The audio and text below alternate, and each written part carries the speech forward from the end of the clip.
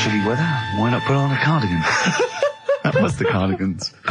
And for what it's worth, a lovely tune there. Oh, that's a joy. We should definitely talk like that more. XFM 104.9, Ricky Gervais, Steve Merchant, Karl Pilkington, alright?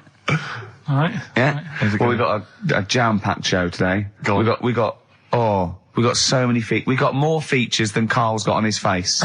which is about the same as Morph. Yeah. Very few. It's just really a head, isn't it? A little. That's where I've seen him before. More. On Take Heart. Yeah. We've got, Rockbusters. That's Have we? still No, going no strong. more feelings on that. No, but he's said he's gonna, buck his ideas up. We've got, chimpanzee that. Carl finds an amusing monkey or ape related story. We've got Carl in a film again. Right, excellent. Yeah, I've had a lot of great response from that, Carl, on the internet. It was my favourite thing we've done. People raving about that. So can we say what the film is this week? Excuse my French, we've got some bloody great music. Oh, pardonnez-moi. Wow, I don't know, I can't speak French. Shall we try and start? Well, I'll just give you a taste. We got Oasis, Cardigans, you just heard there. We got Lloyd Carl, we got a bit of Pretenders coming up, Eminem, Feeder, Coldplay, all the greats. Can I play you some TJ's fan club later? Yeah.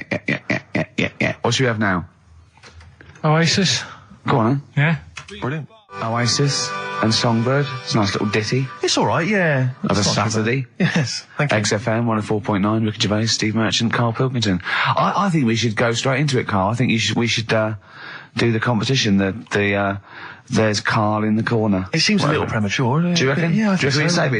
It's so good. We should tease it out of Well, them. it's a big thing. It's just that I've got absolutely nothing to say. Sure. So I haven't really. Well, I mean, like often I know you all have spoken to Carl in the week. This week, for some reason, I've been speaking to him. Oh, right. I spoke briefly to him about Michael Jackson and the documentary. Yeah. Now, of course, I thought that was extraordinary. Amazing, I asked amazing Carl's piece of opinion. work. Yeah. And he didn't mention to me the fact that Michael Jackson likes to climb up in trees. No. He didn't mention anything about his bizarre relationship with children. He didn't mention anything about his obsessive billionaire spending sprees. Right. He didn't mention anything about the mannequins he has in his thing, or the fact that he drives around his sort of 7 hotel suites in Las Vegas in a little kind of old people's scooter. The only thing of note for Carl was he said to me, "Did you notice how big his hands are?" I'll tell you what, though. I did. What? How you look at the man's got like a face that he's had reconstructed. Well, I can't say that. It's libelous. Yeah, but, he hasn't. He's got an he's had two nose face. jobs. Yeah. And you're looking at his hands. But I think it's because you look at him and he looks a bit like there's a bit of androgyny there, but it's sort of like it is quite a petite sort of old lady's face in a way, but then you see these labourers' hands come out. That's always the way with a tranny, isn't it? You know what I mean? Well, you can't accuse him of being a tranny. No, he's not. No, he's not. What are you saying? No, I know he's not. got enough issues now. You're accusing him of being a tranny. I like him. I thought he came out that brilliant. I thought it was really. I really felt sorry for him. No, I think he cleared up a few things as far as I'm concerned. I thought it was a fascinating piece of work, but I did like the shopping spree. That was great. Extraordinary, because he's just got going such around bad just taste. pointing. I know it was bad taste, wasn't it? It was like one of those bizarre shops. Yeah. You know what I mean? There's anything, sort of a gift shop, but they're trying to make it look like Ming. But And it's sprayed gold. If he'd been living in a trailer park, he'd have been ordering, one of those porcelain dolls dressed like a Harley Davidson I know, bike yeah. rider, or an Elvis commemorative plate. It was the kind of billionaire equivalent of that. But the hands were a giveaway. It's the same as those sort of What do you mean the hands transvestites. were Well, giveaway? it's like you get What was it about his hands? I didn't Well, even see you know it. when you get like a cab driver or something, right? And he decides to turn transvestite at about 60, and he goes on Kilroy. Do you know what I mean? Right. That way, he got a twin set of pearls, and he goes, "I've never felt so comfortable." But his hands are still big. He's got a little wig, and he's got the lipstick on, and he's with his teenage kids who are going, "Kill me." Do you think he's been having surgery on his hands to make them larger? Bigger, yeah. Was that why he was wearing that glove through most of the Exactly, because but I think he wants to be a goalkeeper. Right. And they said, well, you can't, Michael, you've got big hands. It would help him climb the trees. It's right, yeah. And he can play tennis now without a racket. Yeah. So what did you make of it, Carl? Were you intrigued? The Michael Jackson thing. It's, it was alright. But, that got a load of attention in the press. But the Trisha programme got nothing. Okay. Which, I know, Steve called me up in the week, right? 10 o'clock in the morning, I was at work. And he goes, I think so at 10 o'clock. Preparing this show. Most people go to work about 8, 9. Are you watching Trisha and that? I said, no, what is it? He goes, oh, you'll be loving it, right? Freaks, was it, Help Me, My Mum's a Freak? Siamese twins. Right, so I couldn't watch it, but he said, it might be on again, because they repeat stuff on ITV2. Right. So I had my dinner late, right, instead of having it at like 1 o'clock like I normally do, Yeah. I had it at like 2:30, Yeah. sat in the office, put the telly on, ITV2, these Siamese twins. Did it blow your mind? It was amazing. You know, we talk about a lot of things on the show quite a lot. The Airy Kids crop up a lot. I was waiting. It's been 10 minutes and you haven't mentioned the Airy Kid. Right, and last week we were talking about Siamese twins, weren't we? So it was weird that this programme was on, but it was amazing. I mean, what I did think you you can't refer to them as Siamese twins. I think they're known as conjoined twins. Why? I think Siamese is maybe considered derogatory or as an old antiquated phrase. Yeah, I think it's because the first famous ones were actually from Siam. Right. And that doesn't exist anymore. No, it's conjoined, Carl. Yeah. Get the phrase right. But you'd think that if that's happened to you, that wouldn't be that sort of offensive. The names that you must get called. Right.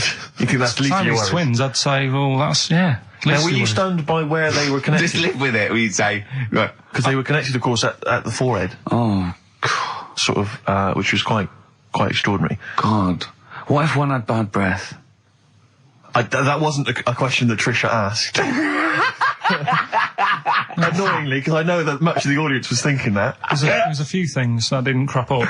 What questions would you have asked of them? Because what things did you feel weren't mentioned? I'd love to just watch Carl watching amazing things. Exactly. Do you know what I mean? It's like early learning thing. Mouth slightly open. Yeah, mouth open, dribble, looking round to see if anyone else has seen it. You know, I mean that. Like when a cat sees a bird land on the balcony. Exactly. It can't believe it's luck. I'd probably say, how do you buy her a birthday present? A surprise gift, yeah. Because everything's ruined. Sure. Right? I'd probably ask... Yeah. Well, did you not think it was interesting that one of them had a boyfriend? Well, that was a bit weird, wasn't it? Uh-huh. But what was the other thing that I was thinking when I was watching it? I was thinking if one got into crime and that was sent to prison... Right. What would happen? How would you handle that? It's brilliant. It is brilliant. If a chimp could talk. And what was the other one? The other thing was, what did he talk about? Because it's not as if you can say, oh, guess what I did today? Do you know what I mean? Yeah.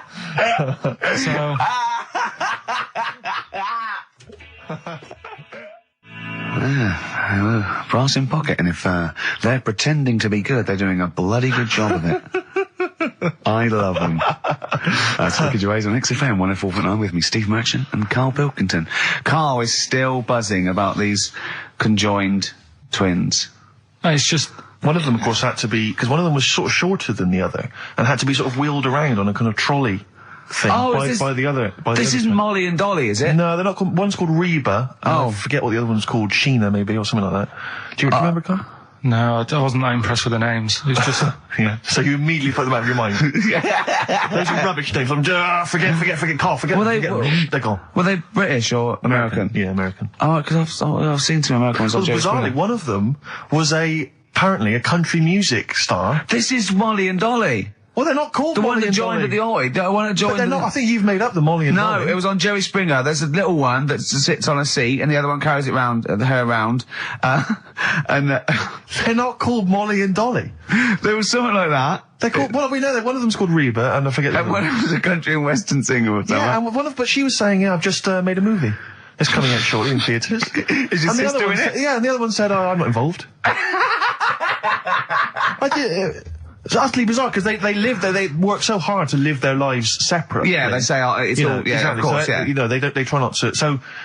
So she's talking about her music career, and the other one's sort of not taking any kind of credit for it, which is nice. I It's suppose. weird though, because when she was singing as well, the other one just stands there. She doesn't join in. She doesn't sort of dance. Offer backing vocals. Do you know what I mean? Make a group out of it.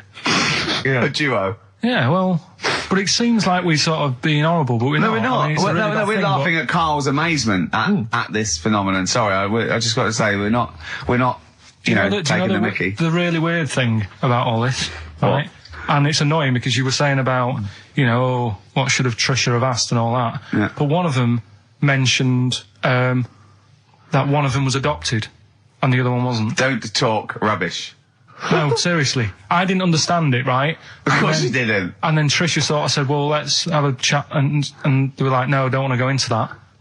What do you mean one was adopted? That's what he said. One of them.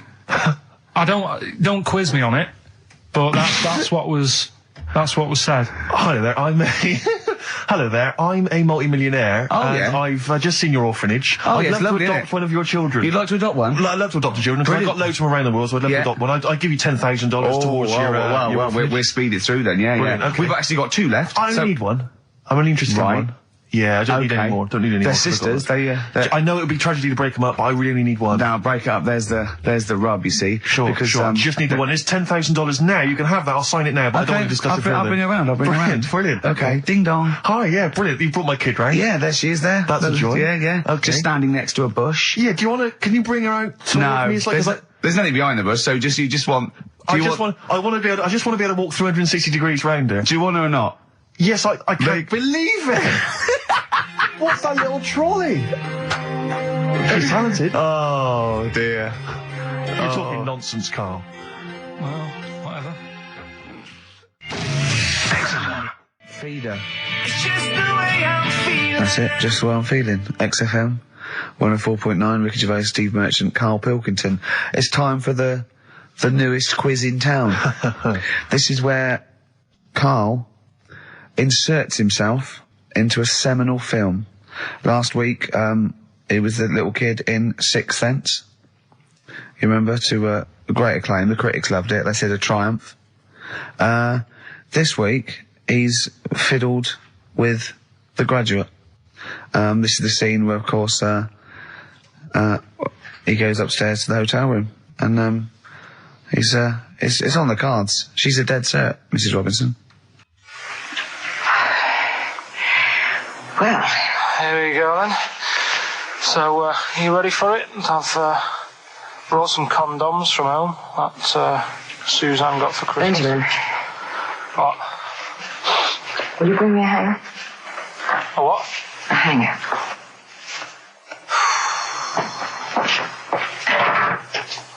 Tell you what, I've got wood. What? Just saying, I've got wood. I've got metal ones as well. What sort do you want? Either one would be fine. All right. There you go.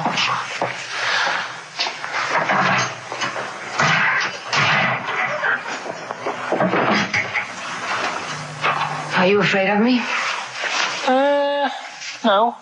No, I've seen weirder things than you. Have I ever told you about the 2 lads I went to school with who had big heads? Webbed fingers as well. Not related, and weren't mates, but both had the same thing, which is a bit weird. I've never found out what was wrong with them. Can I ask you a personal question? As long as it's not about my head being round, because Ricky's always going on about that. He's saying I've got a round head. Well, you can admit that, can't you? No, it's. I'd say it's a normal sort of shape. It's just round. It is, isn't it? Yeah, but what do you mean? So is yours. Heads should be round. It's nothing to be ashamed of. I'm not ashamed. It's just a normal shape. Mm-hmm. And you can talk. Look at your saggy arse. Anyway, get your knickers off. Hello, darkness, my old friend. Oh, that was a joy. Oh, dear. Oh. It was an absolute treat. Now, I should say that obviously the prize is a copy of The Graduate. Now, bear in mind that XFM is giving away these prizes. Yeah. Carl is so cheap that he wouldn't even buy it on DVD. He's bought it for $6.99 on VHS. It'll be panned and scanned. It won't be widescreen. There's none of the extra features that you get on the DVD. Look at Carl's face. He's gutted. Carl, did you pocket the rest of the cash? No. I have to use my own money to buy these. Right? What, you're using your own money to give this stuff away? Yeah. So I had to go and buy that. XFM is so cheap, I understand. Right? I know. And it's not worth having it on DVD, is it? Why not? It's an old film, so... So the quality is do you know what I mean? They can't really tidy it up. Of course they can. They do it from a print. They don't do it from the video. They don't get the video and go, let's make it into a DVD. An old Betamax copy that someone had knocking about. Well, anyway, it's the same film, though, isn't it? Fine, okay, well, you're right, yeah. But anyway, you can win $6.99's worth of The Graduate. The question, and it's email only, Steve, it's not Steve, it's Ricky ricky.gervais@xfm.co.uk. The question is, name the actor that Karl was taking the place of in the film, and of course the actress that he's performing opposite. ricky.gervais@xfm.co.uk. Lovely. Do you want to play something from there? I would love to. It would seem appropriate. Yeah. Dear Mr. Simon and Mr. Garfunkel, please, let's not have the sound of silence. Let's have some more beautiful music. Get that together, please, quickly. That's XFM. I think you should do every single link on it. It's the best bit of the show. That's on XFM 104.9. Are we going to have time to play the clip again before, before 2 o'clock, let's say? Are people not listening to the question? Is that what you're... Some people are not listening to the question. Oh, dear. Okay, we'll play it again at about 2 then. And personally, any excuse to hear it again, because I thought it was I think Karl should go out and get the DVD. I think it's embarrassing to give away the yeah, the you have to get it. You have to go out and buy the DVD later. Karl, on the DVD, it's got a booklet, it's got an audio commentary, it's got behind-the-scenes features, and it's got this pristine widescreen version of the film. You've got some cheap $6.99 version. Yeah, and on so VHS. because you were being mean, because it was your own money, you're gonna have to waste that now because no one wants it. So it's gonna cost you twice as much as it would have done if you just got the DVD the first time round. A valuable lesson learned. Yeah. I've rewound it. There's a penalty if you've not. No, you haven't rewound it. Go and get the DVD later. Were they going to win the DVD? No, I looked at the DVD and it was 18 quid. I'm Go not and paying get 18 it quid for and claim it back. No, you've got to wait. What a cheap station this is. It's outrageous. I mean, Well, do you want to go on with the other prizes with what we're giving away later? What is this for Rockbusters? Well, we don't give away prizes, we throw away prizes. Yeah, it's cleaning out some drawers at XFM.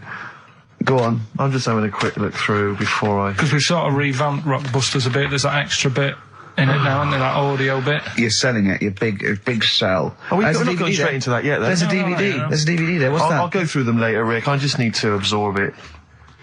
Don't get excited, mate. So, who did Karl play in the clip? What actor's place did he take, and what actress played opposite him?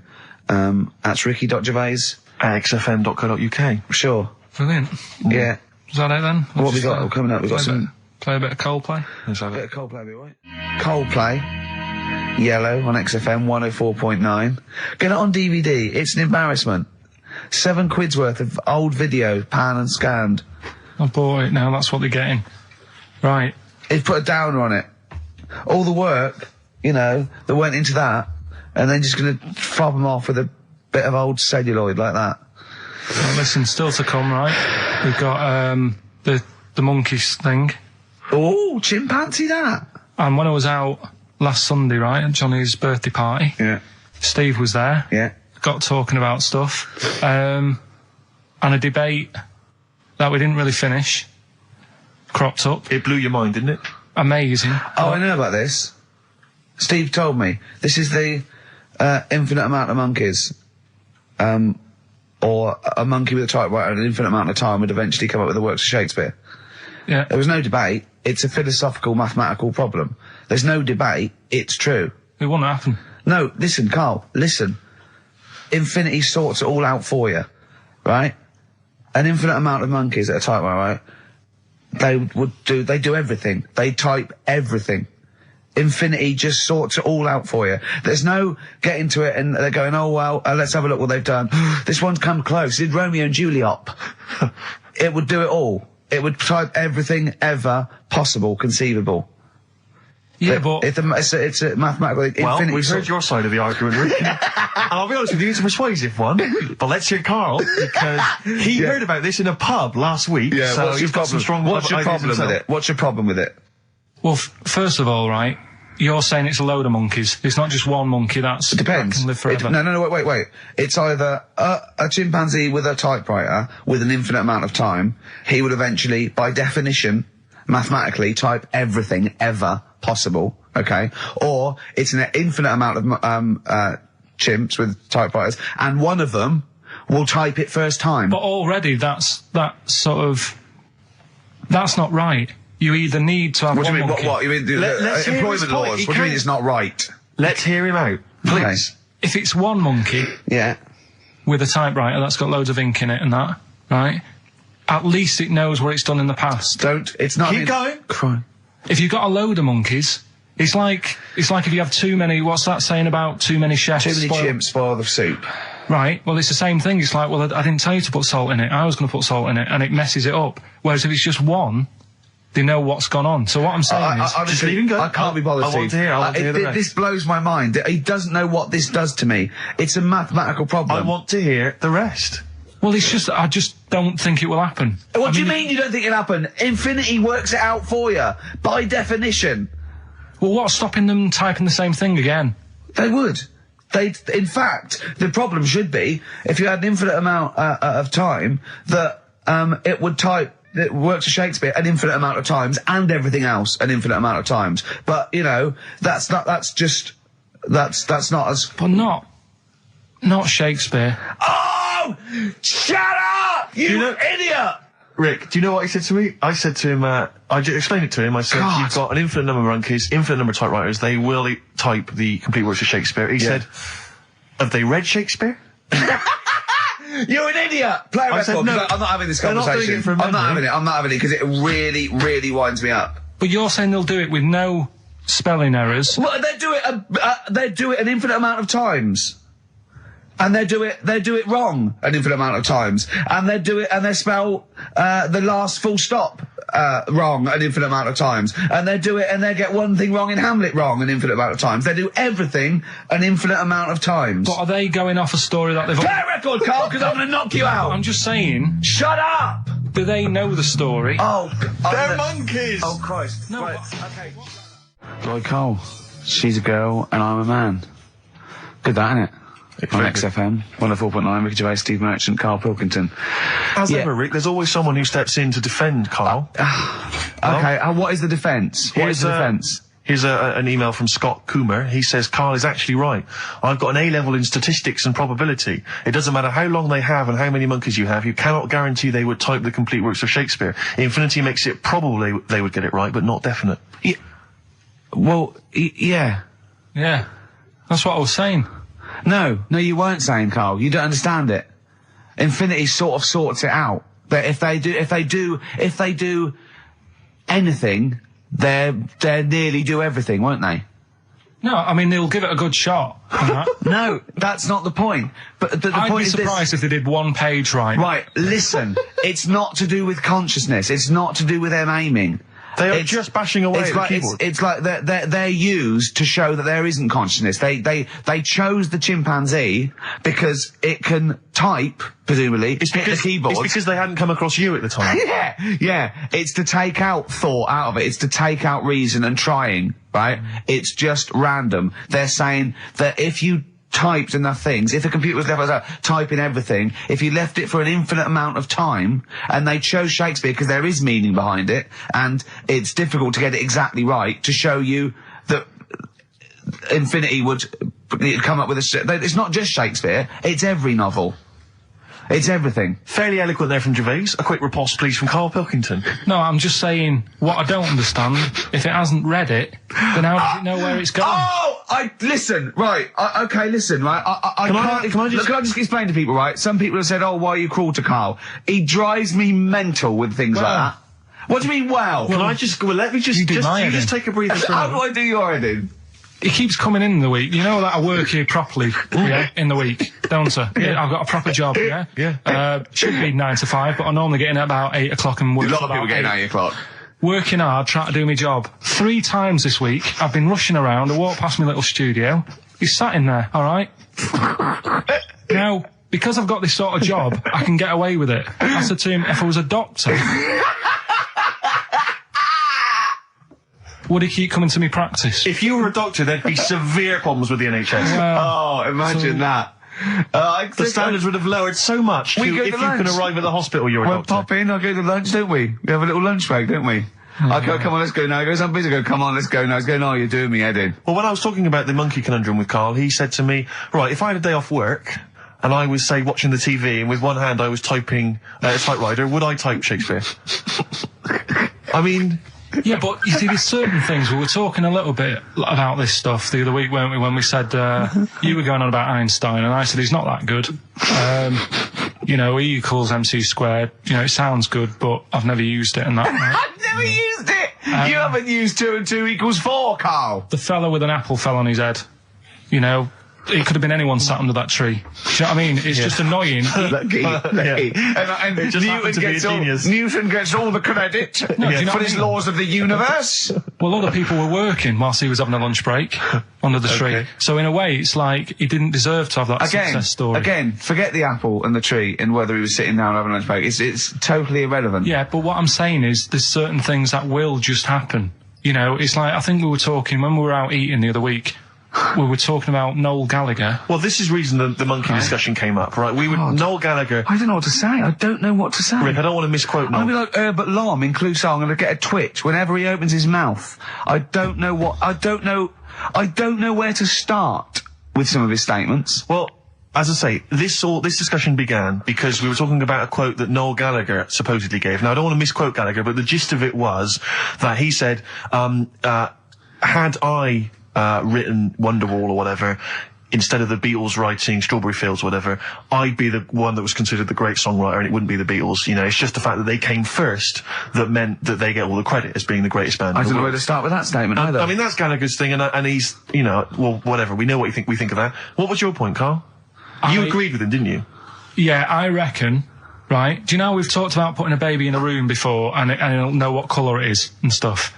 If you got a room that's painted red, right? But forget that, because that's going to confuse Hear him out. Listen to me. Say if they did some new TV show, right? Like, what's that film with Jim Carrey in where The Truman Show. The Truman Show, right? So they make up a little room and some woman has some kids and you say, right, let's put the kids in this room, and they don't know what's going on outside. They don't know anything about, like, EastEnders and that. It's like their little world, right?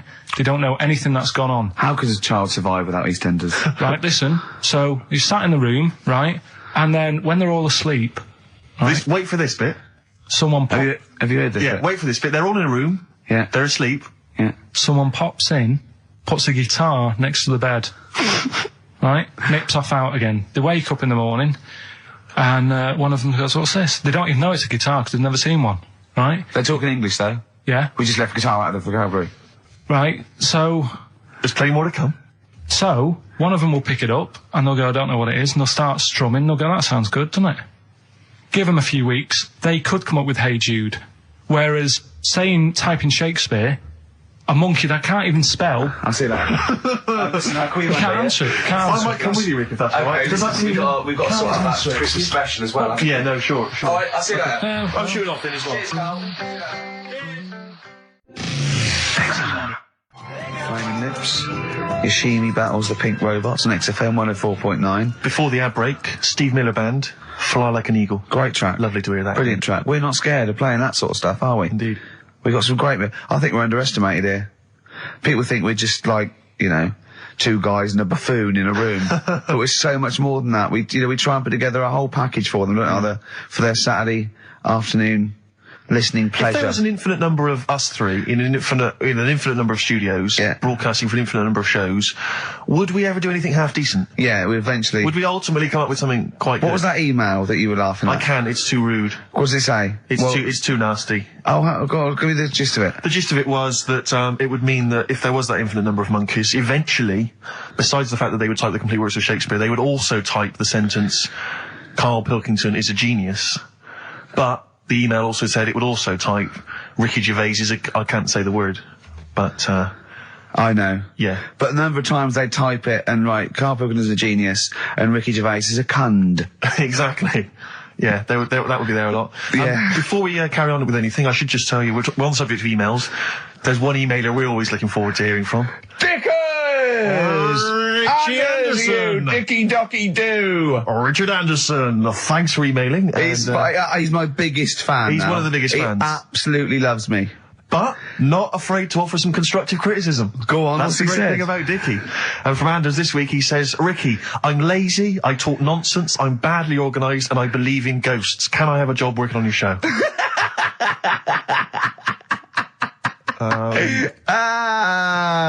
Possibly, Anders. Maybe send in a CV.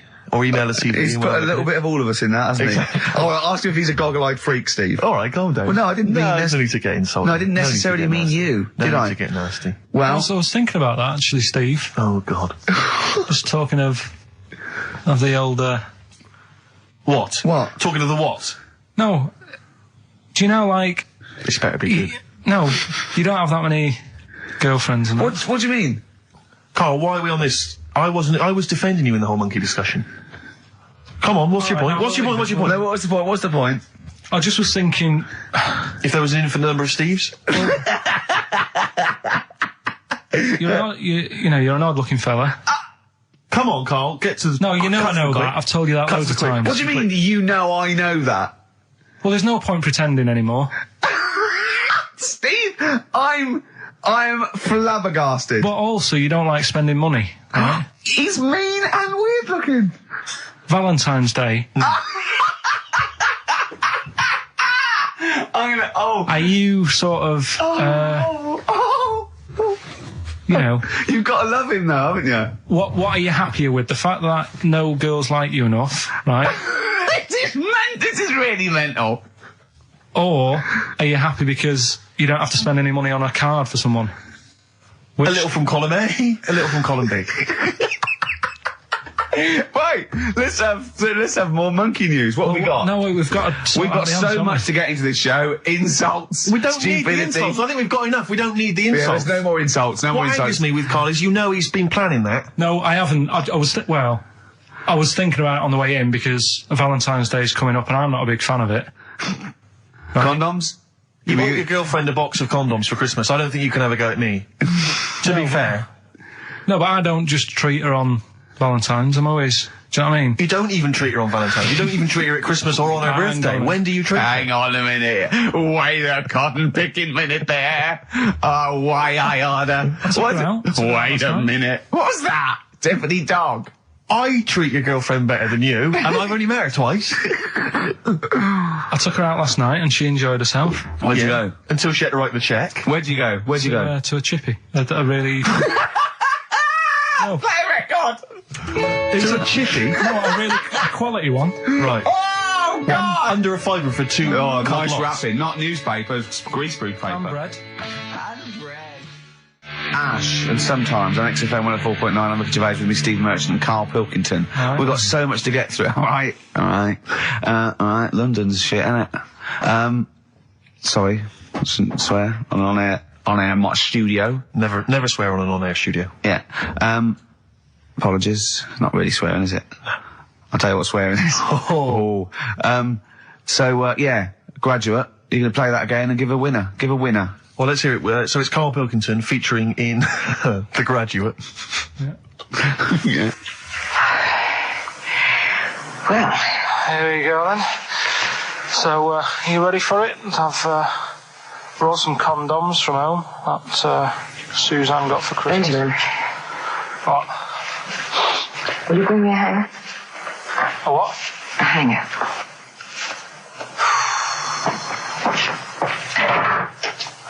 Tell you what, I've got wood. What? Just saying, I've got wood. I've got metal ones as well. What sort do you want? Either one would be fine. All right. There you go.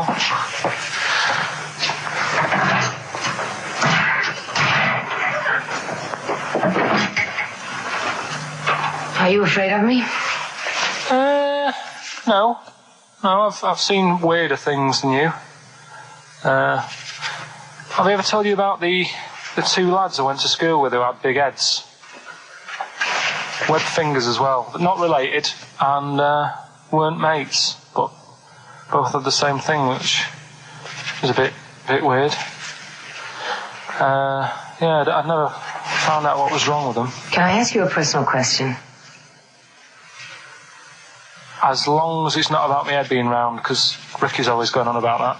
He's saying I've got a round head. Well, you can admit that, can't you? No, I'd say it's a normal sort of shape. It's just round. It is, isn't it? Yeah, but what do you mean? So is yours. Heads should be It's round. nothing to be ashamed of. I'm not ashamed. It's just a normal shape. Mm-hmm. And you can talk. Look at your saggy arse. Anyway, get your knickers off. Hello, darkness, my old friend. Oh, dear. A classic, an Oscar-winning classic. Oh, Karl Pilkington in The Graduate. But what was the question, Steve? The question was, which actor was Karl Pilkington taking the role of? Well, that's easy. Which Everyone knows actress that. was he performing opposite? I know that. And the answer's Ricky? Hoffman. And, Bancroft. Anne Bancroft, Dustin Hoffman, and the $6.99 VHS cassette is going to Laura Gomez because she says that she'd be happy with the VHS, not the DVD. So, best of luck to her. I hope she enjoys that. All right. Yeah? What we do next week? I've got loads of, I quite like hearing Karl in a sort of seductive environment. It gives you another insight into him. It gives you another dimension. I know. E.T. it is then. Exhibit X. and the track X. Have you seen 8 Mile, Rick? I really enjoyed it. You'll notice Exhibit makes a little cameo in there. Yeah, and that last bit, that wrap off at the end, it was lovely. It was just like Rocky or something. Shall we have a wrap off maybe next week? Yeah, The three yeah. of us. Yeah. Let's try and master the art of talking civilly to each other first before we start making it rhyme. Oh, Rockbusters, Karl? Yeah. I'm not a champion of Rockbusters, as you know, but I think it's overstayed its welcome. But I'm willing to go Well, I along think with Carl's just giving the fans what they want here. it. Okay. It's a popular thing, isn't it? Got some good prizes. The press are behind it. Let me tell you what the prizes are. It's a dance music compilation, Cream Trance Anthems 2003. I've been playing a lot of trance on the station. I put that on quite a lot and danced to it myself. There's the original motion picture soundtrack to the forthcoming film adaptation. When you've seen the film, I'm sure that will mean more to you. You like that, don't you? It's a good movie, yeah. Nicolas Cage playing himself and a twin brother. And it's wrritten by it's directed by Spike Jonze. Joined at the, what? No, they're not joined at the hip at all, or at the face. And we've also got the best one-hit wonders album in the world ever. What have we got on there? We've got things like The Crazy World of Arthur Brown, brilliant. Nana, 99 Red Balloons. The Rembrandt. In fact, it kicks off with Nana. Sure. That's followed up by I'll Be There For You, the theme from Friends by the Rembrandts. Yeah. And of course, Breakfast at Tiffany's by Deep Blue Something. Brilliant. Deep Blue Something. Is that the worst name ever? I think it possibly is. No, Sixpence None the Richer. Sixpence None the Richer. That's a pretty bad name. Okay, again, I know we've got a lot of chill-out fans who listen to us, so the best chill-out album ever. Yeah. Bear in mind, of course, all these prizes collated by Karl from, I guess, people's drawers. Yeah, look in your drawer.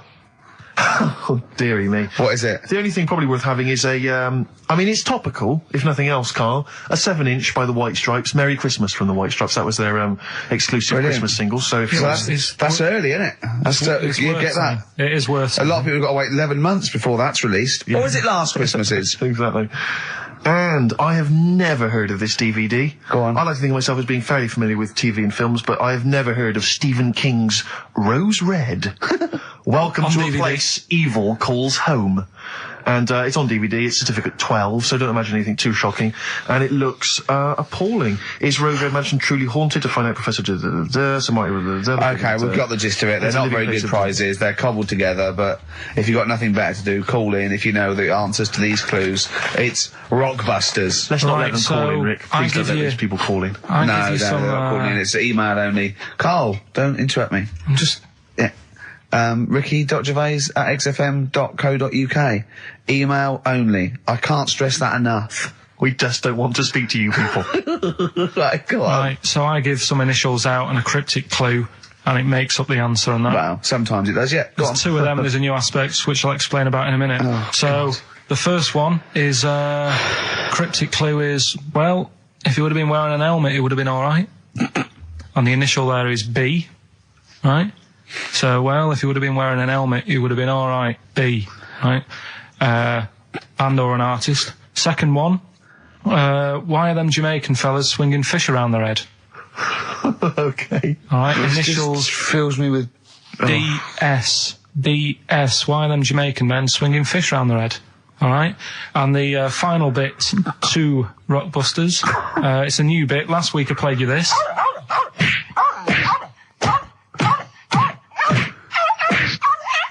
His face goes along with it. That's someone beating up a dog. That was Smack My Bitch Up, right? So here's some sound effects and that, and they make up a song. I can listen to him talk Hang on, all day. let's have a listen to the effects.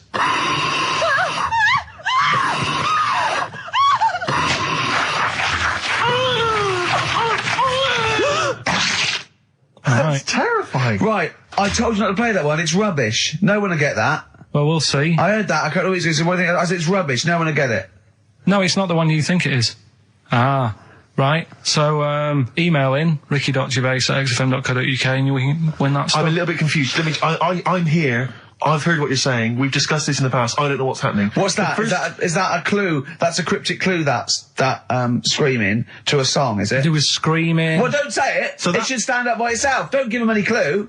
Hang on a sec. So this is the name of a song. It's not a band or an artist. Yeah, the sound effect. So the first two are bands or artists, and the last one is the name of a song. I said we should abandon this. I said we should just pack it in. What, the show? Yes. Come on, someone talk. I'm looking at his face. His headphones are too loud. Instead of turning them down, he's just grimacing, going, "These are too loud." I don't understand it. Yeah, how have you lived this long? How did you make it to 30 without getting squashed or eating something deadly poisonous? I told you I used to choke a lot. We've had an email from... placebo, the bitter end. We've had an email from Andrew Forrest, who has just simply entitled it Karl Pilkington. Oh, Karl Pilkington. What do you think of that? That's got to be your new name from now on. Oh. I had a mate who used to use it. What, he used to call you that? Yeah. Was that your nickname at school, Pilkington? No, it's not my nickname. It is now. No, it's not. It is now. Pilkington. Pilkington. Oi, Pilkington. Oi, Pilkington. Pilkington, do my homework. Where do you live? Where do you come from? Pilkington? No, there's this lad who called Mark, right, who used to go to school with, who used to call me that. And his mum, right, was like obsessed with cleaning. And I was never allowed in their flat. He makes the place look untidy. So she used to, I don't know if it was just me or all his mates, but I used to turn up and she goes, "Yeah, he is in, but you know what you've got to do?" And I used to have to go round the side of his flat, and he had a computer, right, which I used to play. I didn't have one at that point, but he had one. And I used to have to go round the side of the flat and stand at his bedroom window with his window open, and I'd be sort of leaning in playing the game. You are joking. I'm not. His mum... You had the weirdest upbringing I've ever heard. The things you were willing to do. It's the strangest. What is this town like? No, I stopped going once. Was there always music? Right? There's the horse in the house there. Oh, look at these two kids with big heads and webbed feet. All right, Ronnie. All right, Reggie. What was it like? She was obsessed. It is like you've grown up in a cartoon made for children. Yeah. No, his mum was really obsessed with cleaning. Can I play it through his window? I used to... Put Mrs. Ramsbottom, can I play it through Mark's window? Aye, you know what you have to do. She used to be up till about 3 in the morning. Is that Pilkington again? Have you washed your hands? Well, up till 3 in the morning, washing. She used to be up doing the tiles in the kitchen. Washing until 3 in the morning? It was at 3 in the morning. And for ages and ages, that saying that out on the tiles, I used to think that came from, like, his mum. Because she was out, like, cleaning them late. So, till I was about 13, I thought that saying, out late, on the tiles... Yeah. Was... And now you're not confused by anything. Well... There's no misunderstandings in your life now, is there? So he was allowed to walk in and out of the house, was he? Oh, he was alright, and he used to come round to ours a lot, and my mum used to get these pies from Hagenbach's, right? So... I don't know what that is. It's at that bakery where they used to chuck the cakes out the back, I'll tell you about. Yeah. And you at 6? He loved it, but I could never go round to theirs, or if I did, it was like, well, yeah, he is in, and I'd go, alright, and then I'd walk round the side of the flat. Stand outside. Why did you ever knock at the door? Why don't you just go around and knock on the window? Just to check he's in, because he wasn't always in his room. If he was in the lounge, he'd have to go to his bedroom, and then that's where he'd meet you. This is the strangest. And you'd play a computer game through the window. You say it was a flat. It wasn't like a 5th story one, and you had to get in one of those kind of cleaning contraptions and, like, winch your way up. I love the idea of that. So. Oh, Pilkington. So, right, we're done. What have you got me any chimpanzee that? We've got monkey news still to cram in the next. Like, let's do monkey news now. I need some monkey news. I think we've done enough here, right? What do you mean? I think we've done enough here. We'll play a little song, eh? What? Play the verb. All right. Go on, he's getting all stressed because I screamed. Sparky's Dream, Teenage Fan Club. I'll tell you, I'm sick of the screaming, Rick. I'm sick of that. I mean, no wonder Carl hates you, and that is the word I don't use often, but he does, and I've spoken to him in the past, and he loathes you. Monkey news. Give us one of the screams so the audience at home gets to taste of it. I'm taking my headphones off. No, I'm not going to scream. Go on, let's see what... Right, that wasn't what you were doing. Was it worse than that? Yes! Right, come on, monkey news. We're not going to... It's not called monkey news. Chimpanzee, we're not going to pack all the monkey stuff in. We've got a quarter of an hour. What other show can say that? Yeah. We're not going to pack in all the monkey news. We've got 15 minutes where we can't get all the monkey information in. Right, come on. You're going to love this one. Go on. Let's have the jingle. Oh, chimpanzee that! Right, I don't know how recent this was. Oh, God. 17th century? But it happened in Hackney, right? If you're outside London, that's in a place in London. And it's this monkey that's going about Hackney, nicking DVDs. Even the monkey didn't go for videos. Even the monkey knew, well, there's no point getting on VHS. The Graduate on VHS. You're having a... Throw it back. Right, and there's a girl called Lisa who works in our office here, right? And I mentioned it to her because she lives in Hackney. I said, you familiar with this? And she said, oh, I remember something about it, which annoyed me. The fact that a monkey's running riot, but she didn't know the full story, and she lives there. What do you mean a monkey? Do you mean a chimpanzee? Or a monkey? I don't know, is he a zoo in Hackney? Is he a zoo there? I don't know what sort it was, but it was like... Is there a zoo in Hackney? I don't know, that's what I was asking. So, right, get on with the story. So anyway, it's been robbing stuff, and the other bit that really puzzled me, right, is the fact that... And you're not easily puzzled by monkey news? They took fingerprints. What do you think about that? Well, they took fingerprints, presumably because they didn't know it was a monkey to start with. No, they did. They saw it, nicking stuff, and they said, get fingerprints. So that means there's more than just one doing it. I'm gonna have a heart attack. He had to fax them to Interpol. Yeah. We know that is. Yeah. It's Brian the monkey. Yeah.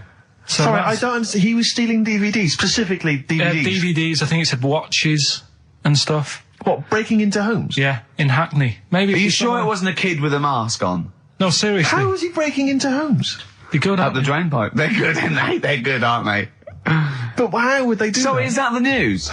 Well, how much do you want? Is that monkey news? For this week? Well, I don't know that it's true. Again, I've got the things... There was other stuff. There was another story that I found about a monkey, but I would like to know from someone in Hackney do you know what I mean? And I missed that one on Crime Watch, which would have been good. Right? But there was another story about one that kept getting on buses, not paying its fare. Not paying its fare? And just sat in a corner reading the paper. Reading the paper, Carl! You're an idiot. Well, that wasn't in London. You're an idiot. That was in America. It wouldn't read the paper. Why would it read the paper? Because its way of sort of going, oh, well, if I'm reading something, maybe the inspector... the inspector will notice my hairy hands. Oh, Carl, you're such a fool! Well... Pilkington. Carl, we've just had a news flash that an infinite number of monkeys in Hackney and an infinite number of typewriters. Yeah. We don't know what for. At this stage, we've got no more information. And they've taken back an infinite amount of Graduate on video. This is rubbish. See the grass, seen the light. I just think of people sort of other Saturday going, you coming shopping? I go, I can't, I'm listening to XFM, there might be some monkey news. And they waited 2 hours for that. What sort of a show has a feature called Monkey News? Well, I have to say, the monkey story has been corroborated.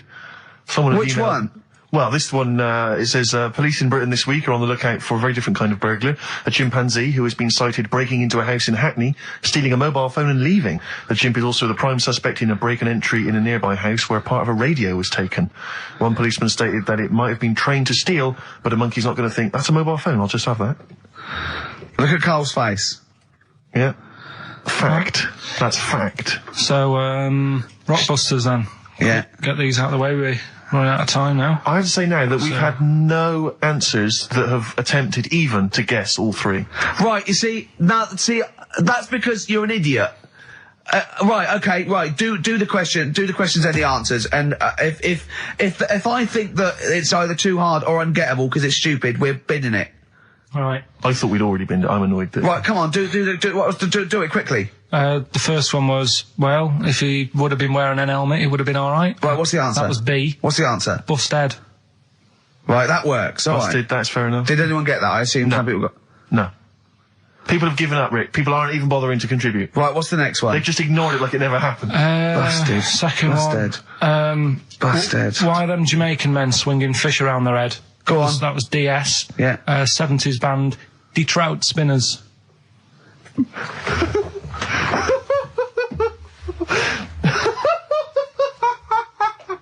The Detroit Spinners have become the D-Trout Spinners. Yeah. Okay. Brilliant.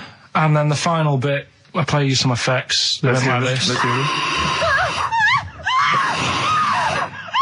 It's terrifying, Carl. It's sinister. Well, what's happened there? What was happening? No. What's the answer? That was Born Slippy. The woman was having a baby. The doctor tried to grab it. It fell onto the floor. That's in your head, Carl. That's just a load of screams. That's and in noise. your head. Oh.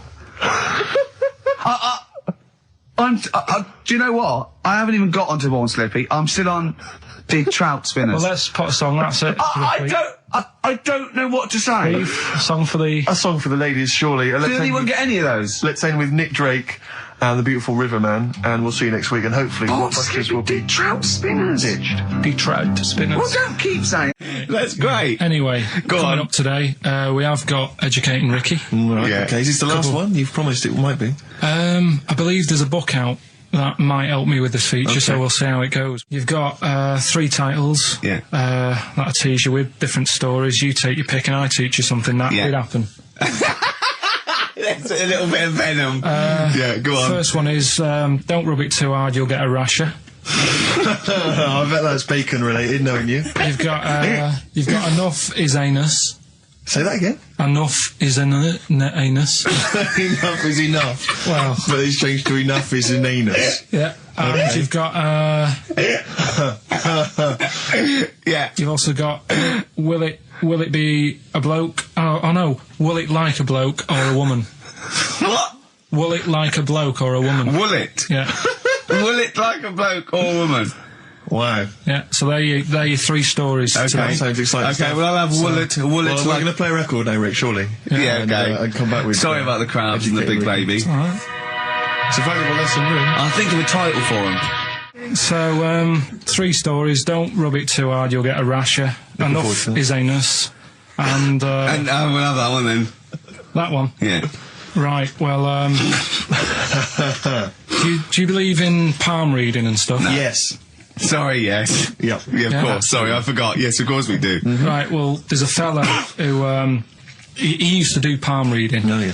But a lot of people, he found that when he went up to him in the street and said, do you want your palm reading? He was like, a lot of them were like, I'm a bit ashamed of my nails and stuff because they're a labourer or they're a cleaner or something like that. I know a lot of labourers are slightly embarrassed by their nails. Yeah.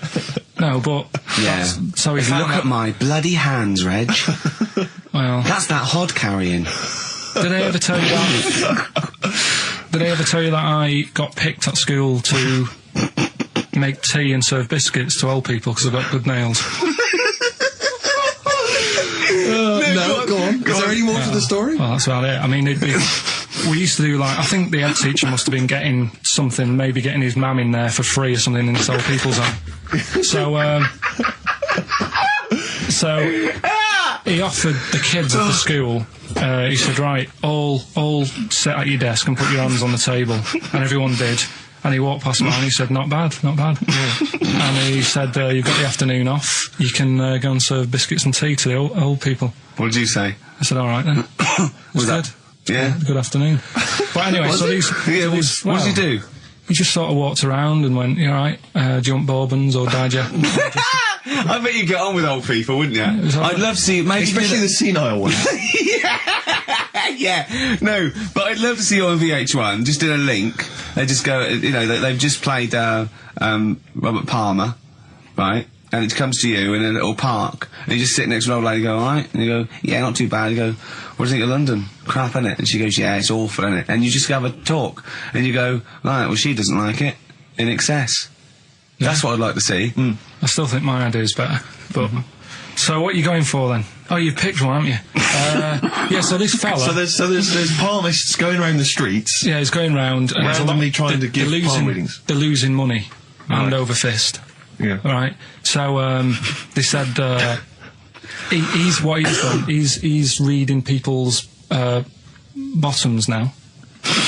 Sorry, whoa. You just, I didn't quite follow that. He was a palm reader, that wasn't making money, so now he's going up to people in the street and saying, can I see your arse? Basically, yeah. So from being a palmist to an arsonist. Well, they just, that's what he does. He said these same sort of lines and that you get on your hand, you get them on your bottom, and he can read them. Right. Yeah, he's not a pervert or anything, or making up as he goes along. No, that's it. That was that. So, sorry, if a man came up to you in the street and said, can I have a look at your arse? Can I read your arse? You'd drop your trousers, would you?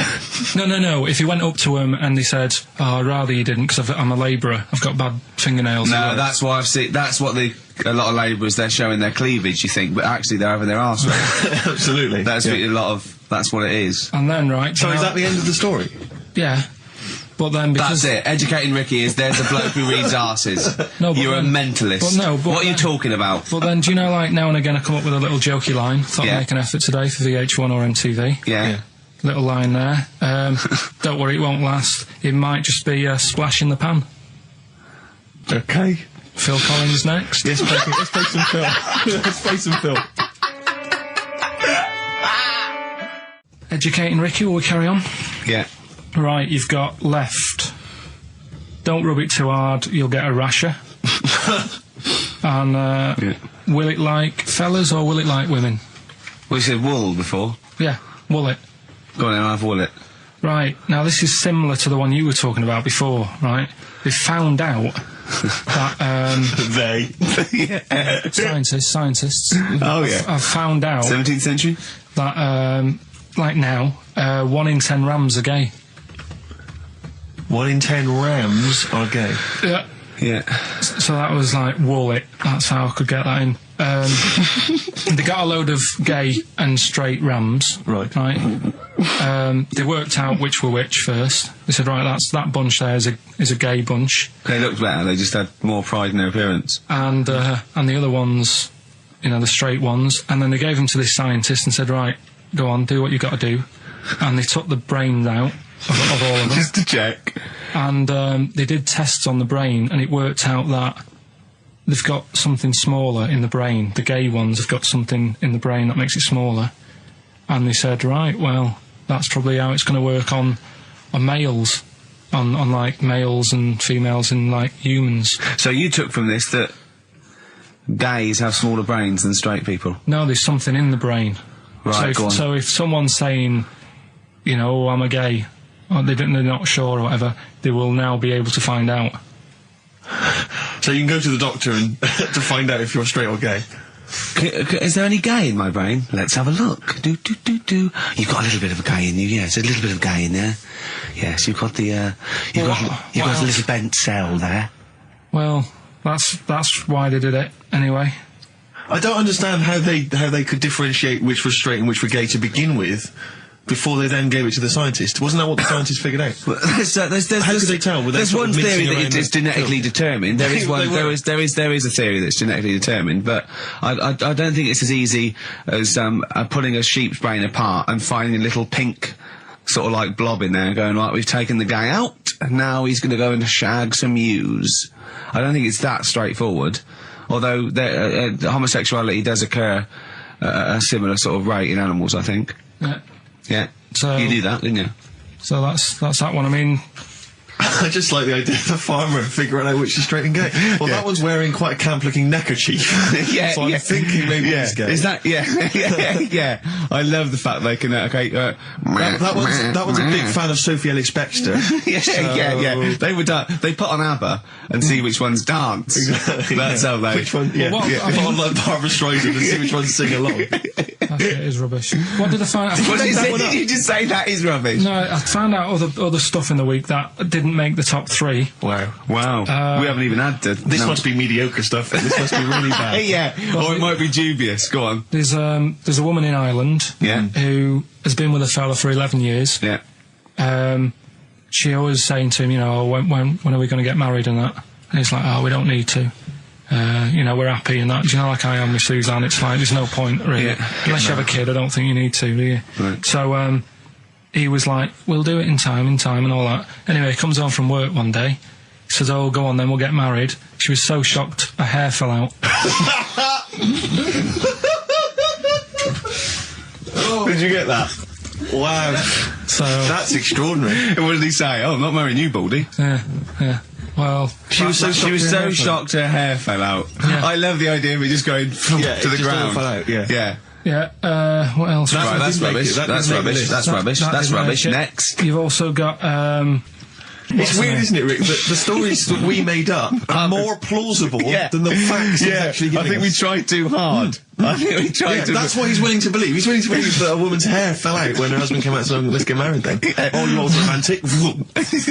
yeah. Then here's a good one. Go on then. Right, in Dubai, this woman went to Dubai for a holiday, and she was over there, and apparently in the markets Bit of buy spider? they sell lizards. Oh, go on. Right, just like for people to buy.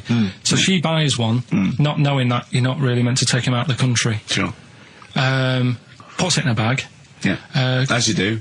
What have you? And then she gets to the airport when she's going home. She's thinking, I can't really leave it in my bag. Yeah. So she puts it on her head. On her head? Wears it as a hat. She wore the lizard as a hat. Yeah. People on the plane were just like, yeah, everything's fine. You know, they're doing the cross checks and that. Yeah. Have you got your seatbelt on? Yeah. There's a woman great. there with a lizard hat. Everything's going well. She gets off the plane at Manchester Airport. Lizard sticks its tongue out. Yeah. The air hostess says, what are you doing with that? She goes, I've had it. Lizard said, I just found her in Dubai. They said, I've had this with me all journey. And they said, well, you shouldn't have done. And they took it off her. Yeah, I think that is true, actually. Yeah. Yeah. So what about that? Yeah, good, yeah. Yeah. That educated me. Right, what, any more? Well, what's that taught you? That's taught you, you know, be careful when smuggling lizards Yeah. back as some kind of hat. Yeah, just say, lizard, keep your tongue in, you twat. Not at the customs officer. Yeah. And, what else have we got? Anyone didn't quite make it? Anything to declare? I've got a lizard on my head. We've got an old saying one, if you want that. Go on then. Are these ones that didn't make the list? These are ones that didn't make it. Oh, right, okay. Because I always get more in than I need to, just in case. Just think if someone's just tuned in now. And I tell you what, actually, Go on. right, it's a bit funny because I was looking on the web in the week at different sayings, and do you know the saying? A round head does not an MTV presenter No, make. yeah, no. What's that saying? Spark in the pan or something? Eh? Flash in the pan? Flash in the pan. Do Yeah. you know that saying? Yeah. That's a bit like what could happen to me, innit? Do you know what I mean? There I am trying to do my normal job, right? And then you bring me in here on a Saturday. Next thing, everyone's after me. Yeah. And then it doesn't work out, and I'm Yeah. dropped. Yeah. And that saying flash in a pan, do you know how it came about? No. Do you know like how years ago they used to dig for gold? Gold. Yeah? Yeah. And they had like a little pan, Yeah. and they'd put the soil in, and they'd rub the soil. Yeah, and it's shone in the sun. Now and again, it shone in the sun, and they get all excited and were like, oh, brilliant, some gold. And then they realised it was just the sun flashing in the pan. Yeah. And that's, do you know what I mean? Yeah. Yeah. So again, that's a bit weird how I saw that saying in the week. Almost Yeah. like a little thing saying, don't be getting carried away. Omen. So, well, makes you wonder. But anyway. Not really. So, last one. Yeah. Don't rub it too hard, you'll get a rash out. It's been a mess today, hasn't it? What do you mean it's been a mess? It's been a mess. What has? This. What? The show? Yeah. How has it been any worse? It's just all over the place. There's no sort of, it's not tight like it normally is. And she'll be going away with this, thinking that's what the show would be like. She listens on to the show. MTV. She knows it's a shambles every week. Go on. Well, don't rub it too hard, you'll get a rasher. Yeah. Do you know the saying, ham it up? Yeah, go on, yeah. Right, well, do you know what it means? Well, it means to overact. Right. Well, years ago, with actors in musicals and stuff, the actors used to look pretty ill on the stage because they didn't have proper makeup and that. Right. Right. So what they used to do to make themselves look Rub their face in pigs? well, they got bacon, rubbed it on the face, and it made the face a bit sticky because of all the the pig fat and bit of lard and stuff like that. And then they'd go and get some bricks. Bricks. Yeah, house bricks. rub them together, make some sort of red dust from the brick, and then put the dust on the face. And the fat and the lard and that would make the dust stick to the face. And they'd look well under the lights. And that's where They'd smell great as well. Yeah, well... Lovely. Everyone likes to smell of bacon. No, but... So that's the old... ham it up. That's where like that comes from. If it's true, I've no reason to think that it's not. So that's your third Educating Ricky today. So, what have you learned? Nothing. Absolutely sod all. You've got your hamming it up. Yeah. Rams are gay. They know which ones are gay now. Now! And At last, thank God. the fella who can hand read an arse. If you missed the rest of the show, what are you going to make of that? If you've just tuned in. You are a maniac, Carl. And you've had your screen test. I reckon we'll be seeing you on MTV or VH1 in the near future. Because I like learning, which gets us on to Educating Ricky. Oh, excellent. We've had a good year of stuff, teaching stuff. Well, yeah, I've learned a lot. Can you remember any of the highlights? Of course I can. There was a deaf girl and she hit her head and she could hear. Yeah. There was also some people who ate tomatoes thought they were poisonous on lead. There was also a doctor who gave a blood transfusion with some parrots from the pet store. Yeah. Because the doctor in America, and it was the olden days when the lines were bad, said give him his parents' blood, and the doctor this side thought said give him some parrot's blood. So that was true, and that educated me. That was fact. What have you got for us? Well, we've only got two, because I've taught you about jellyfish today, that we need them, so we've only got two things to go at, and I'll give them a little headline so you remember them to make them snappy. The two headlines you've got, oh, what a catastrophe. Okay. And the second one is, well, you'd think it'd be Bughead, wouldn't you? What? Well, you'd think it'd be Bughead, wouldn't you? You'd think it beat... No, you'd think it'd be... Yeah. You'd think it'd be Buggered, wouldn't you? Bughead. Bughead. This can't be... If this is anything with a bug living without a head, I'm not interested. Because we've done it. All you've done is fun. Let's just do what a catastrophe. So it is that. Do I do that one first? Which one are we doing? No, do the Bughead one. Right, well, the Bughead one. Well, we've talked a lot about animals and that, haven't we, without heads. Surprisingly, we have. I think a disproportionate amount on it. If you're a new listener and this is the first time you've listened, you'd be surprised. Yeah, we've done all that. We've covered worms, the way if you cut their head off it grows back if you don't cut too high above its neck. We've covered the chicken, the fella who blinked.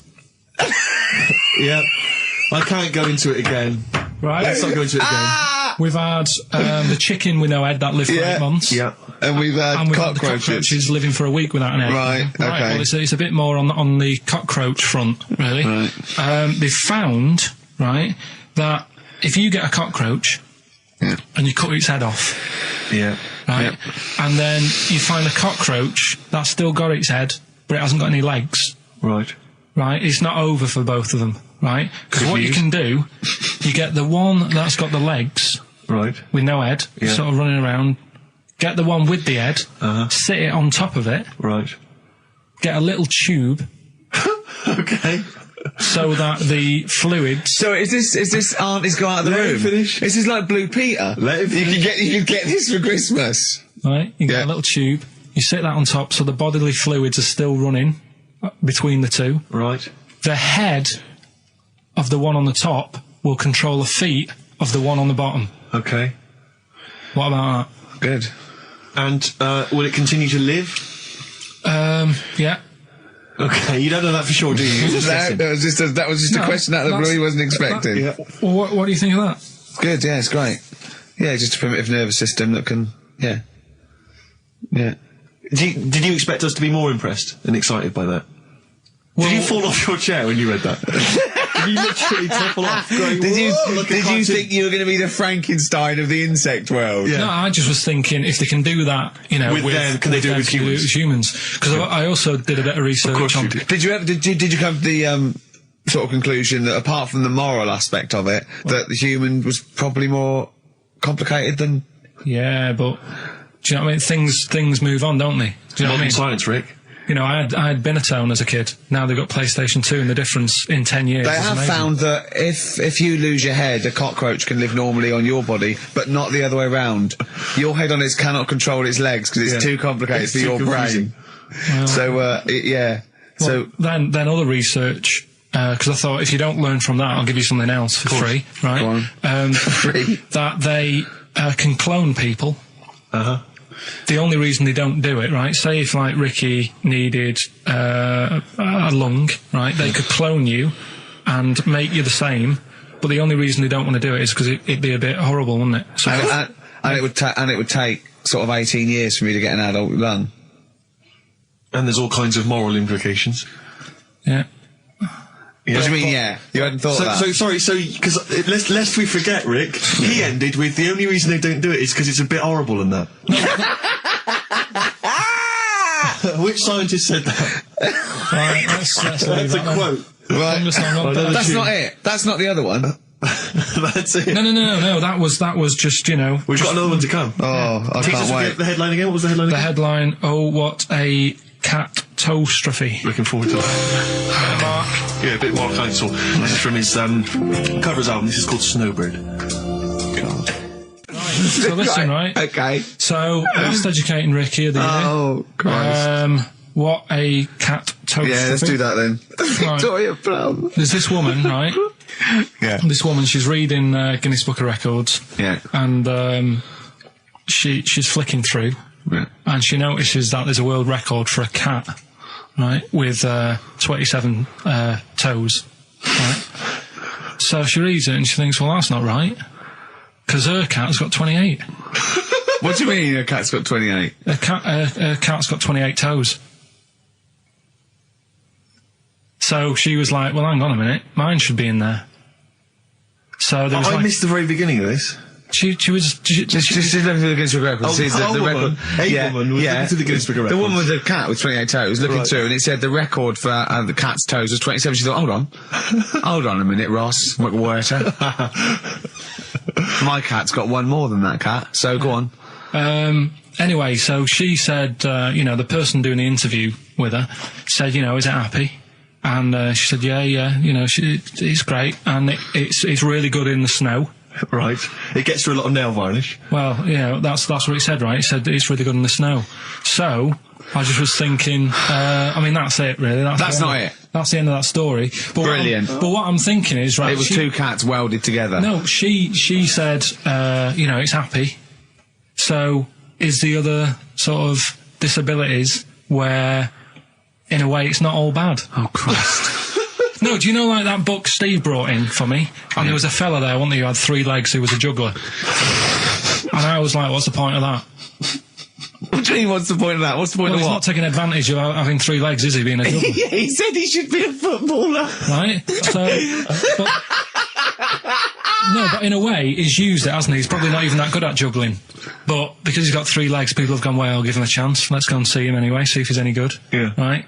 So what I'm thinking is he anything else? We've mentioned the midgets today who are good at robbing cars because they can get through the windows like Dukes of Hazzard. Sorry. So listen. I'd just like to say, this is the Radio Authority listening. We are in no way suggesting that one midget's forte in life is robbing cars, or that if you're a midget sitting at home feeling sorry for yourself, that you should go out robbing cars. I'd just like to say this is Karl Pilkington talking. The views of Karl Pilkington do not necessarily reflect those of XFM or us. Yeah, but it was a TV programme, so it's not me. I'm just saying what I've seen on That television. you didn't see.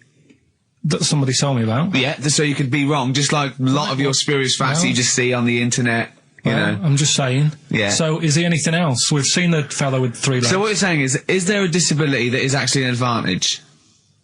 Yeah. Right, I mean, okay. Steve mentioned about the disabled loo. They're always really roomy and like got multi-gym facilities in them. Multi-gym facilities! Oh, do you know what I mean? Multi-gym facilities! What do you mean, Carl? There's always bars everywhere and that, isn't there? That's not parallel bars. Yeah, That's they to help don't them do get up. gymnastics. They're not in there working Yeah, but out. I'm just saying though. Do you know what I mean? So in a way, they've got that. So always, what I'm saying is, when you look on the brighter side, it's like Elephant Man would have never got up and gone, "Oh, look at me hair today." He would have- Nor do you. no, but do you know what I mean? He would never have that problem. You're a maniac. Forget it. I thought we'd be able to like, get a serious discussion going here.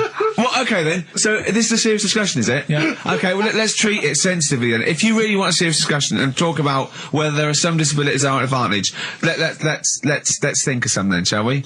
Well, I've said 3 already. Yeah. You can't say if you're deaf, Bobby Davery won't annoy you. That doesn't count as an advantage. Do you understand?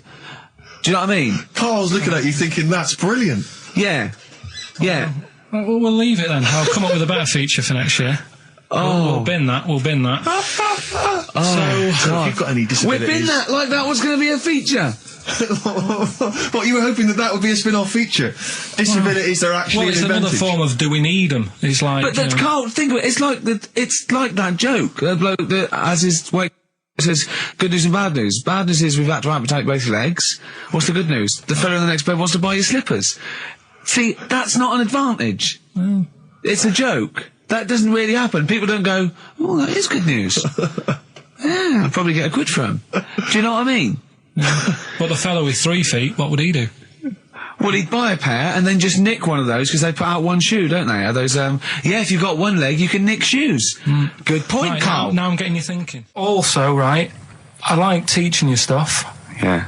And you've done well. So what I'm thinking is, rather than just touching on a topic, sort of giving you a few bits of information on one See, topic. this is what I'd like to do, because the last thing you taught me, I remember, was there was a blind girl, she hit her head and she could see, and that's all I got. Yeah. So if you could go into that a little bit more, that would have been educating me.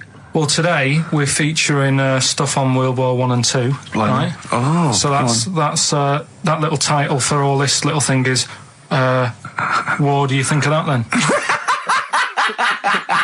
What do you think of that then? Play a record. So that's Rick, that. can I have just thought of a joke? Go on. What's the similarity between Lord of the Rings and this show? They're both rubbish. Sugarcane by Sonic Youth on XFM 104.9. Ricky Gervais, Steve Merchant, Karl Pilkington. Go on, Karl. What's next? Are you going to do your war feature? What is it called? What do you think of that then? You do that now? It annoys me a bit, right? Because we said before Christmas that we'd come back with new stuff. Yeah. Gave you a title to work on, that Ridiculous. Right. You came in today, I said, have you sorted it out? You say no. Steve, you're having a go at me for wanting to get music out of the library for you. Yeah. You haven't got any new ideas. Sure. But you're dissing mine. I'm not dissing yours. Well, I'm a massive fan of them. Good vibe off you. Oh, I think that's very harsh. I just asked you when were we going to have war. Do you think of that? I'm a big fan. I'm excited. Well, it's not that good, to be honest with you. Well, I disagree. It sounds brilliant. Right, well, it's a bit of a tweak of educating Ricky. Right. Just some information on wars. Yeah. Okay. World War II. World War II. All right. The world champion chess player. He helped someone out in the war. It's the detail I like. No, he helped. You know, it's nearly a history programme, isn't it? I was watching those repeats of The World at War. Yeah. That were on in the mornings, you know, incredibly detailed, but they've got nothing on Carl. Did you write a lot of that David Sharma series? He was able to use his skills that he has to play chess, because apparently chess is all about probabilities of like where a piece will be put. Right. Mm. And they got him in, and they said, "Can you help us out?" He said, "Yeah."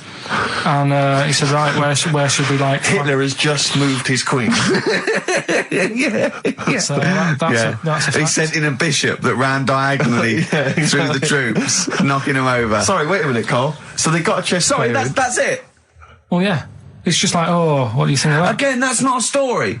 But it angers me that he says that I'm down on the ideas when that's beginning to shape up as quite interesting. I thought you were going to tell me which battle or which event was you... World War II. It's not a battle. But which bit of your World War II?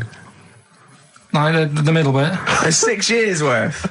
Yeah, well, probably about a bit in. Guessing. Guessing. Well, all right, yeah, there is a bit of guesswork, but it doesn't matter. But that could have been an interesting thing if you told me it had an impact on the when Normandy you look landings. at these things, do you go, bloke wants help chess, oh, use that, and run away from the computer? No, or I run read out it. of the bookshop? I read the first line where I get enough information. I just think, What do you mean you read the first line where you get enough information? Imagine if you were someone's defence lawyer. Exactly. And he was like, he's on death row and went, I don't think he did it. Yeah.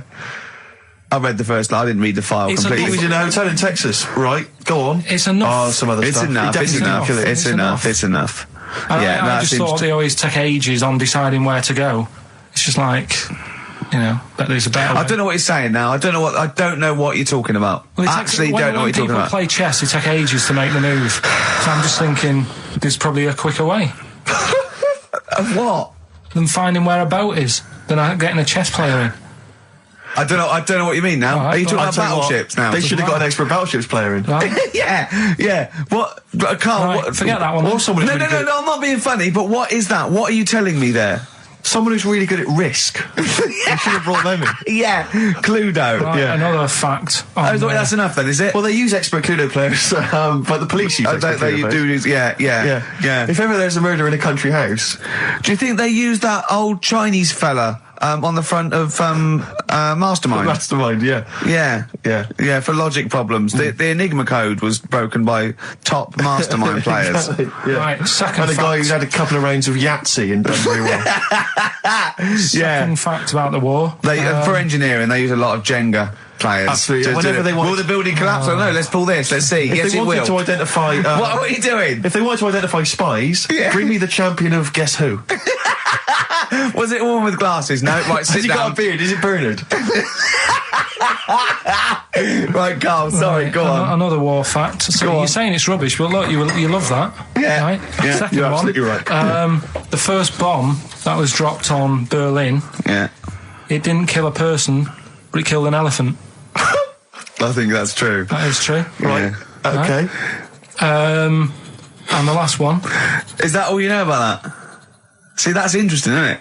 But What that's was the- enough. But no, it's not not though. enough. Because I mean, listen. Most people want to go. Oh, what was the elephant doing there? Did Well, it it's land in a either- zoo? Was it a pet? Oh. Was it a lost elephant? Did they aim at the elephant? How did it kill it? Did Was it hit on the Hitler's head? favourite elephant? yeah. Was it Hitler's favourite elephant? Did it then have one ball? Yeah. I mean, these are the things. You know, why didn't he catch it with his trunk? Did it have an effect on German morale? Yeah. Yeah. Oh, that Yes. elephant is kaput. Oh, Jumbo! I don't want to fight anymore. Carl's getting a little bit stressed, aren't you? No, I just, you know, got to keep focused, got to keep the show good and that. Yeah. You know, and in the Yeah. new year, the idea was come up with some good snappy stuff. Yeah. And today, I just think it's been a mess with you, to be honest. I mean, this is the sort of thing I'd prefer to do after the show as the producer. Yeah. But Do you know what? I think it's a discipline problem. Is I'm it not sure because Ricky's got any. is it 'cause I just put sellotape on your head? well, that's a bit to do with it. But just, you know, let's just focus. Well, I on, didn't put it when there was any hair on your eyebrows. I put it across your forehead. Right. What do you think of that then? Yeah. We've got one more bit left. Brilliant. One more fact. The French, right, when they were at war, David Sharma, I just imagine him just introduced. I think amazing. Which war was this? it was still the World War. One or two? World War Go II. on, it's 50-50. Go on. yeah. Right, World War II. What the French did, everyone needs a code. Everyone needs a code. Yep. A code when you're in the army. This is and a that. Disney song. Right? And you know, to sort of give the go ahead if you want to go into battle and stuff. Okay. Right? So, Everyone needs a code. but the weird thing Game is, show. right? The weird thing is, do you know what theirs was? Go on. Do you? Yeah, I know what it is. It's So what a was bit weird. the French code? For what? To sort of say, right, yeah, go on But they had more than one. on this day. But I don't know what day it is. On All this right. day. Oh, it's like saying, what am I thinking of? What was the battle? What was the... Okay, so all right. What? Look at him, look at him. Look, he's genuinely confused that I've asked this question. Right. It was No. If you ask me a question, ask me the question correctly. What was the code for battle during what battle? World War II. No, that's not a battle. That's a war. Yeah, it was in a war. Yeah. I don't know what to do. He confuses people. All right. Okay. What was it, Carl? What was the? Yeah. code? What was are the you French thinking code? of? Right. John's got a moustache. What are you talking My about? lungs are going to burst. That was a code that the French used. You know, like I mean, I just think it's a bit daft, right? because you could come up with that by mistake. yeah. Two French blokes talking in the trenches, and they see a major walk past, and they go, "Oh, look, John's got a moustache," and they all go and go, "No, I was just talking. What are you talking about?" Well, the way I don't think that's a good code. I'm not. I don't believe it is the code. No, it is, seriously. And what? It's would just it, like would it what have we been, talked would it have about been it. said in French? Yeah. Okay. Yeah. But Yeah, the weird- yeah. Guess in. Yeah. No, but What? you see, I can't even be bothered What are you saying, Carl? because it's not a very good code. Do you know, like we've talked in the past about things you don't see, and I said an old man eating a Twix. Yeah. If they use that's safe. Because no one is ever going to see a man having an old man having a Twix. What do you mean? Well, use that as a code. Don't use a saying, John's got a moustache, that could crop up. And it's like the war's kicked off. How did that happen? Well, I said John had a moustache. Oh. Two French folks would never be saying John's got a moustache. Why would they? Because back then they were fashionable. He nearly makes sense, doesn't he? I assume it would have been Jean. Yeah. No, probably John. And how would this code have been?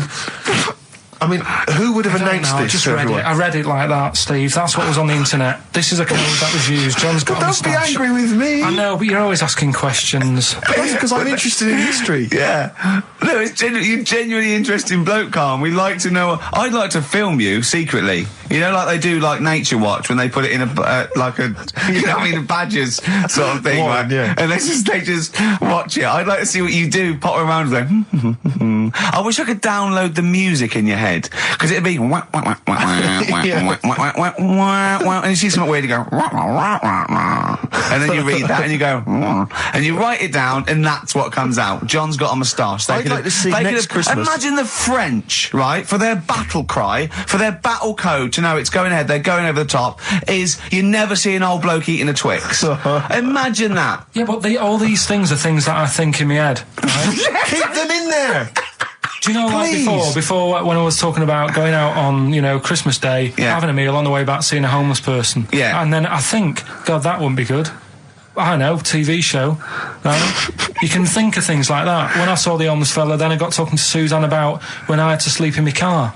What do you mean? Go on. Let's play a record and come back to any sleeping in the car. God, I can't wait. Play a song for the lovers. I was watching last night on cable TV 1987's amazing Sign of the Times Prince in concert film. It was dynamite. I thought to myself, how brilliant he is. It reminded me of the gig I went to see last year. He played this tune. It's from the album Parade. Okay, I don't want to discuss whether or not Prince is acceptable on XFM or whether he's a genius. He is a genius. That's the end. That's the end of the discussion. Play the tune. He's dynamite. It's a song for the ladies. I remember, I'm going to tell you, I was on the way here. Do you remember John? He's got a moustache now. I can't believe it. Lads, no! It's not on. It was... The battle's not on. Look at your face, Carl. The elephant did die. Yeah, no, I believe that. Yeah. Last week, we sort of changed educating Ricky a bit. Just a little Don't bit. say we. I don't want to be incriminated in it. Well, changed it in the sense that rather than giving you too much information about different things, it's hard to sort of keep it all in. Yeah. I'm giving you sort of information on one thing. So last No, week, because some of your stuff was a little bit too intense for me. My favourite story was there was a blind girl, she hit her head and got better, and I couldn't take all that in at once. So you should really ration some of the education. We sort of started Wasn't last week war-related stories? Yeah, it was War. Do you think of that then? What do and you it was think of that? Sure. three things. And it was the French battle. Going over the top was John's got a moustache, which you think was ambiguous because someone might have said that anyway. Well, look, you've remembered it, so it's working. So Yeah. we're doing that, and last week Loads you of said French people have just gone to war who were listening to this. Yeah. you said you wanted to learn some science this week. Did I? Yeah. so the title this week for that is I said I would sort you some science out. Acid. 'Cause that's How long did that take you to come? Listen, look, people love Carl. There's comedians come to me and go, Carl's the funniest man. They absolutely love him, right? But I think we're only seeing half of it, right? If we can get him on television, his face then, when he's told me that title, was like a child at Christmas. Yeah. It was so proud of it. He was excited what I was gonna. It was brilliant. It's a bit like when a child's drawn a picture in art class. You know you've got to stick it on the fridge, but you basically think it's crap. Yeah. It's very much like that. All right, Carl. Is that good? Yes. So we'll be doing that. Well, I'll teach you some stuff now. Right? I've always been fascinated by the donkey fact, because it is an extraordinary fact that more people are killed apparently by donkeys than they are by airplane crashes. Well, I suppose in countries where they're used and use a lot, that they go a bit mad and squash it. But my concern is that there's when you go on a plane, there's so many checks. I mean, it takes 40 minutes to go through all the checks: the air pressure, the cabin pressure, the fuel, checking the flights, the takeoff, all the rest of it. Our checks for donkeys. Nothing. Did someone close the gate? I think so. Exactly. That's our is he donkey annoyed? checks. Is he annoyed or not? Yeah. You're not working him too hard, are you? Yeah. He's got his hand. Is there two holes for the ears? Yes. Well, I think that's what's happening. I don't think it's accident. I think they're picking us off. I think they're so annoyed that a nickname for them is ass. Yeah. And they've got to wear the little hat. They've got to ride give kids rides on the beach. And I think they're just sort of annoyed. Yeah. Maybe they're sort of just picking us off one by one. Yeah. Teaching us a lesson. If we had the same stringent checks on donkeys as we do on international flights, maybe there'd be a little less death. Exactly. Wise words. Cheers. Wise, if slightly incoherent words. Go on, Carl. Got that right. Acid. I would sort you out with some science. Brilliant. I forgot the puns in mind, didn't I? I forgot the puns. Yeah. Go on. Right, so, you asked to sort of be taught some science and that last week after being taught about war. So, did some research. And, there's a few things. I think we'll just cover one of them now. Go on. We've talked a lot about hairy kids. We have discussed that a lot. I love the fact that Simon Sharma has never started a programme like that. The Jacobites. We've talked a lot about hairy kids. Go on. It's a little bit. I mean, it's not your traditional science stuff, but it's still interesting, and it's a little bit. It's still. Yeah, we talk about hairy kids. We have disproportionately, honestly. I think this show's talked about hairy kids more than any other radio show. Well, it's one that. Sorry, I noticed both of you there dropped the H or the H or however. I had to. So airy kids, hairy, hairy children, not sort of airy, kind of light-headed or. Yeah. Well, there was the case of the one who lived in China. Yeah. And which was weird for two reasons, wasn't it? Yeah. Well, go on. One was like he was covered in hair. That's already weird. And the doctor sort of checked him over and said, well, yeah, he is hairy, but he's quite healthy apart from he had a little bit of eczema and a boil. That was the main bit of the story, wasn't it? Yeah. But this one, right, we have sort of talked about it, and you weren't having any of it at the time. What? This next bit of science I'm telling you about. Go on then. Right? Remember when I told you about a lad who was living at home with his mum and dad, right? Everything's, normal life, go to school, that sort of thing. Yeah. Then, I think his mum and dad had an argument, and it kicked off a bit, and he thought, I'm sick of this. It's happening all the time now. They kept having arguments, so the kid ran off into the woods. Mm-hmm. Oh. Yeah. Right? God. Now, he left, he went and ran in the woods, and he ended up living with some monkeys. Right. Right? And he thought, this isn't a bad life, there's no arguments going on. Sure. He was getting on with them. And the weird thing bananas. is, this is where the science bit comes in. Oh, sure. He grew a load of hair on his body. That's not true. It's not true. It is true. It's an acquired characteristic. I bet someone will back me up on this. But no, you can't. You can't grow hair like that. You might get a little bit more down here. They might the erectile tissue might, they won't fall out as much. That would, but you don't actually grow a big mane if you're cold and you're a human. Well, he did. This lad did. I know it sounds a bit strange and that, but he was living with the monkeys, and because it was cold, his body reacted to it. Listen. He was no hairier than he would have been if he was walking around naked on a cold day, with or without living with monkeys. The fact that he was living with monkeys makes no difference. No, I know, but I'm trying to get, picture it in your head what it's like. Although Mickey Dolenz was always pretty hairy. Right? So he was living with them, and he went into town or something one day to get some food, and the people there were like, hang on a minute, that isn't a monkey. He went in naked? No, he was there covered in hair. Yeah, but naked, but covered in hair, so it was decent. It was. Yeah. But that was a weird thing. They thought it was a monkey in the shop. And then presumably he had a big long beard as well, because he couldn't shave, could he? No, he just covered. He looked like a monkey. And they were happy to serve the monkey, were they? There's a monkey, he's buying a newspaper and some milk. How did he walk, Carl? Did he walk upright or whistling along? The picture that I saw on the internet, he was on all fours, but I don't know if that's when he was running away after they'd sort of, realised he was a kid. But this was a picture. So he was a kid as well? He wasn't even like an adult with the beard? No, he was a kid. Brilliant. Brilliant. And the beard kicked in a little bit. So the people caught him. You're an idiot. The people caught him, shaved him, right? Got it all off, didn't grow back again. Right. You're an idiot. Well, like I say, people will have heard this story or read about it. You're an idiot. And they'll email in, they don't let me down. And they'll agree that you're an idiot. No, they'll have seen the story. You're an idiot. So that's a little bit of science. You're an idiot. Libertines, Time for Heroes and XFM 104.9. Right, okay, so have you got anything that is science as opposed to nonsense? Well, Kid went off with some monkeys, grew hair, came back, shaved him, it didn't grow back. I mean, just think. Right, something else. There's a few things I found. Yeah. There's a fella... Oh, God. Who had hiccups for 69 years. That was a bit annoying. Yeah. There's the dog with the wig that we've discussed. Imagine if you just tuned in. Yeah. There's the dog with the wig that we've already discussed. Did we discuss that? Not really. Did I not tell you what he said? I did, didn't I? Yeah. Oh, yeah. What else have we got? Well, there's something here that you sort of know. Is this going out live? Yeah, this is happening, right? Right, go on. But remember when you talked about sponges? Yeah. If you get a red sponge and a blue sponge... You liquidise them, pour them back into a tank. After a few hours, they know which was which, and they reform as a red sponge and a blue sponge. Yeah. Yeah.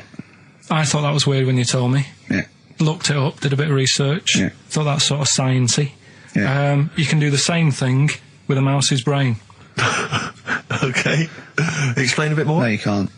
If you get a dead mouse, put its brain into a blender, blend it up, leave it standing for a bit. Making that up, aren't you? You're confusing this. You've watched Nigella Lawson make some sort of pudding. No. What do you mean? It won't work with the brain. Well, it does with I mean, not human brain. Don't be trying that. Although... No, a mouse one. A mouse one. And what happens? It sort of reforms. Goes back together again. No, because apparently it's made up of the same stuff as... But it doesn't, does it? Because if it's dead... If it's a dead brain, the cells can't act anyway. The fact the sponge is that it doesn't kill the cells, it liquidises them, it doesn't kill the cells.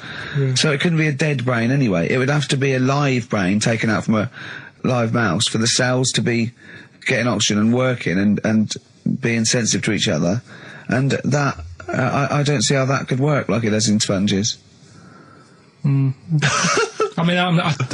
do you know what I mean? You're not a scientist. I've just sort of read it and gone, oh, that's interesting, I'll tell Ricky and Steve about it. Yeah. You're quizzing me as if I've come up with it. Yeah. Someone else has done it and said it works. Sure. So I'm not... Do you think ghosts are behind it, or do you think there's a scientific explanation for it? No, it's just one of them weird things, isn't it? Yeah. So that's what you sort of science covered for this week. Well, that was another barnstorming feature from Karl Pilkington. Is that it? Is that the two things you got this week? Thanks very much for that. Well, I mean, there's nothing behind them. Do you know what I mean by this? There's not like a weight of intellect behind these facts. Why don't you make that your science project for this week? Find a dead mouse somewhere, Carl, and a blender. We'll bring that in next week. We'll do it live on air. See what happens. Oh. Well. Do you feel sort of let down a little bit sometimes with our reactions? Well, what are you expecting us to do? What are you expecting us to just look at you, open-mouthed, staring at you in awe? Just like, oh God, yeah, where did you find that out? And like, but we know. Tell us. We know where you found it out. You looked on the internet and a strange homemade website by a maniac somewhere, who puts on stupid things that he heard through Chinese whispers. That's where you get your information from. I doubt that anything you've ever come up with is verified. If it is, it's luck. But what do you expect me to do for you? Do you know what I mean? I'm just... I'd like to know what the source of the information is. I'd like it to be, a research study by the University of Columbia, rather than, a guy who calls himself Mr. Pickles. on a website somewhere. www.lunatics.com. I mean, oh God. Some kind of evidence. Do you know what I mean? I must warn you now, you know that Steven Spielberg thing's coming, Taken? Yeah? About alien abduction. When you watch it, just remember this, it's not a documentary. Okay? Alright. Alright? You remember E.T.? We were discussing that earlier. You know that's not fact. It's actual fact. Brilliant. Black Star Radiohead from the Bends on XFM 104.9. Rick John has emailed in. Yeah. It looks here like he's maybe trawled the web himself. I mean, I don't know if people just immediately leap onto the web every time Carl says something in his defence. I think our listeners are always on the web. Yeah. Anyway, he seems like he's reprinted here a news story, which seems to confirm Carl's Monkey Boy story. Yeah, what was the news Doctors story? baffled by boy 6 covered in ape-like hair. Doctors in Kazakhstan are baffled after finding a 6-year-old boy covered in ape-like hair. Yeah. The boy, called Ablay, was found in a remote mountain village close to the Chinese border. He's covered in thick hair from head to toe and has an oval-shaped skull. Doctors suspect nuclear radiation or a genetic disorder may be responsible. Fine. But there's an interesting bit here. But sorry, it's not that you could have genetic defects. I've seen lots of people born with long noses, 5 feet, etc. I'm saying You've that been he to wasn't Bristol, normal. he wasn't normal, and then went to live with monkeys and grew the hair. Well, that's no, my true. point. But it says his mother and father are distant relatives. Such marriages are common in the Kazakhstan mountain hamlets. Now, the village elders were consulted as to what to do with him, right? Now, these are the village elders. These are the wise men of the village. These are the people, presumably, that all year long are telling the village how to live, how to survive. Yeah, you're what in to charge do. because you've lived longest. Yeah, exactly. You presumably are solving any kind of moral conundrums, Yeah. any sort of awkward things. Do you know what they suggested that they do with their hairy son? Go on. Send him to the circus. The Carl's nodding. Put him in the circus. That was what they suggested, and the mother actually wanted him to go to school. Instead, there's a, I instead don't know, of a school circus. or circus, I don't know. We don't know what's better for him. Exactly. I'm not sure. We must consult the elders. What do you think, Carl? It's not a bad life, is it? What, the circus? Yeah. Well, you ran Kids away will from love it. Yeah. Love it. But remember that thing that I saw about that fella who, I don't actually talk about it really, it's a bit... Go on. Tell us now. You've hooked me. Come on. You can say it. It's okay. What, are you worried that it might be insulting to someone? Well, it's not nice, but... Well, you're not taking the mickey out of it. You're telling us... Go on. It's just, it was in that book again that you got me. You know, the book full of weird people. Go on. And things that are wrong with them, and airy people, and Yeah. lad with 3 legs and that. There's a fella, basically just a head and a little body on a skateboard, Yeah. right? Picture of him having a shave. And he was shaving with his mouth bit. With his tongue. Like that on the radio. Yeah. Carl is now doing an impression of a man shaving with his mouth. Yeah. Well, it's just a head, bear in mind. He's doing an impression. Imagine a head with a very tiny body on a skateboard shaving with its tongue. That's what Carl was doing. And he was depressed because he kept getting hats for Christmas. But if you were him, you would just grow a beard, wouldn't you, rather than... Oh, Well, rather than go through all But that he get hassle. it caught in the wheels of his skateboard. The what's the name though? Do you remember last week I was talking about the airy kid? And I think that's every week, Carl. That doesn't narrow it down. alright, well we were talking about that airy kid in the woods, and did a bit more research this week. Okay. Found a good story out about a monkey, Right. which I'll told Ricky a little bit about it. Tell me, but- come on, tell it now. No, Right. no, Well, tease I me reckon with we it. should keep this. It sounds exciting stuff. That's got 'em, right? So we'll be doing that. we've Don't got put the audience. we've got Rockbusters again this week. Yeah. We've got Doing Edom, Yeah. What Right. are you trying to get rid of this week? cockroaches. Right, I good one. can't think of a reason to keep them. Looking into that, well, let's sort the matter out. That's coming up. Excellent. We've got, I'm teaching you some more stuff. Oh, yeah? Yeah. He phoned me up today. Yesterday it was. You know, he's been researching, like, just educating Ricky. He said, what do you want to know about? I don't know. He said, you interested in space? And I went, yeah. Phones me 3 hours later. He went, no, nothing about space. I went, what? He said, I couldn't find anything interesting. I said, you couldn't find anything interesting about space. Yeah. It's big. It's pretty interesting, Carl. He went, It's big, but there's nothing there. That's it's like the Millennium Dome. So what I'm looking at, right? But no, wait. He said, is there anything else you want to know about? I went, alright, I went, anthropology. He went, what's that? I went, study of man. I sent a man. He went, like what? I went, like, our roots from caveman through and all that. He went, And I said, Australopithecus, Neanderthal. He went, well, you know all that then? I went, no. He went, right. He went, do you want to know how a lung works or something? How a lung works. And I said, well, tell me how a fridge works. He went, oh, I said, it's just the gas, isn't it? I went, brilliant. I went, tell me how a microwave works. He went, I know. I said, fella walking past in a laboratory with a bar of chocolate in his pocket, went past some sort of ray thing, it melted it, and he went, hold on. That's it. That's explained to me how a microwave works. Right. So today we're doing sort of medical-ish type things under the banner of colon then, educate me. Oh, God. Do it again. Colon then, educate me. Brilliant. Brilliant. So that's like go on then. So colon. Brilliant. So that's a little heading. You're going to be learning 3 things sort of medical-ish before 3 o'clock. Yeah. Is that it? Yeah, do you want to... Pretty much, yeah. A bit of suede? Go on then. How many O'Reillys are there, do you think? No, little task for you. Right, educate me, Carl. Right, well, Go like on, I then. say, right. Educate me. Well, what we're looking at this week, we've done war, we've done We've nailed that. We've nailed war. We summed up war with a little French bloke whose battle cry was "John's got a moustache." Right. So, and last week we did science. What would you do on science then? Airy kid. Brilliant. Right. Yeah. So this week we're looking at medical problems. I'm sure we do Airy kid every week. Medical problems. Then I've got a couple of things under the banner of colon. Then educate me. Yeah. We've got this is interesting. Right. Do you know if you have an operation on your brain? Right. What they do is I mean, this is why I'd never go to the doctors. I don't like doctors because this sort of stuff freaks me out. Right? They can operate on your brain, and what they do is they put you to sleep first, cut your brain case open. Your skull, yeah. The brain case. Yeah. yeah. And then wake you up and operate on you. So you sat there with your head open, messing with your brain, and you don't feel anything. Well, there's no nerve endings, is there, in the brain? But still, it's not right, is it? What, you think they do it for fun? No, they but go on, Reg, wake him up so he's all freaked out. well, is it necessary that you're awake, do you think, or... Well, they need the brain active, don't they? Yeah, but it is when you're asleep, you're having mad dreams. I had a mad dream the other day. Go on. No, I might tell you about it later, but there's no sense to it. But, so your brain's still... So is this conversation. Yeah, I mean, it'll turn out, I go, no, Carl, I was there, that wasn't a dream. Yeah. No, but... So, I mean, if I had an operation... On your brain, heaven forbid. Well, operation anywhere, I'd like to sort of think, well, I'll have an injection, I'll go asleep, but when I wake up, it'll all be sorted. Yeah. The fact that...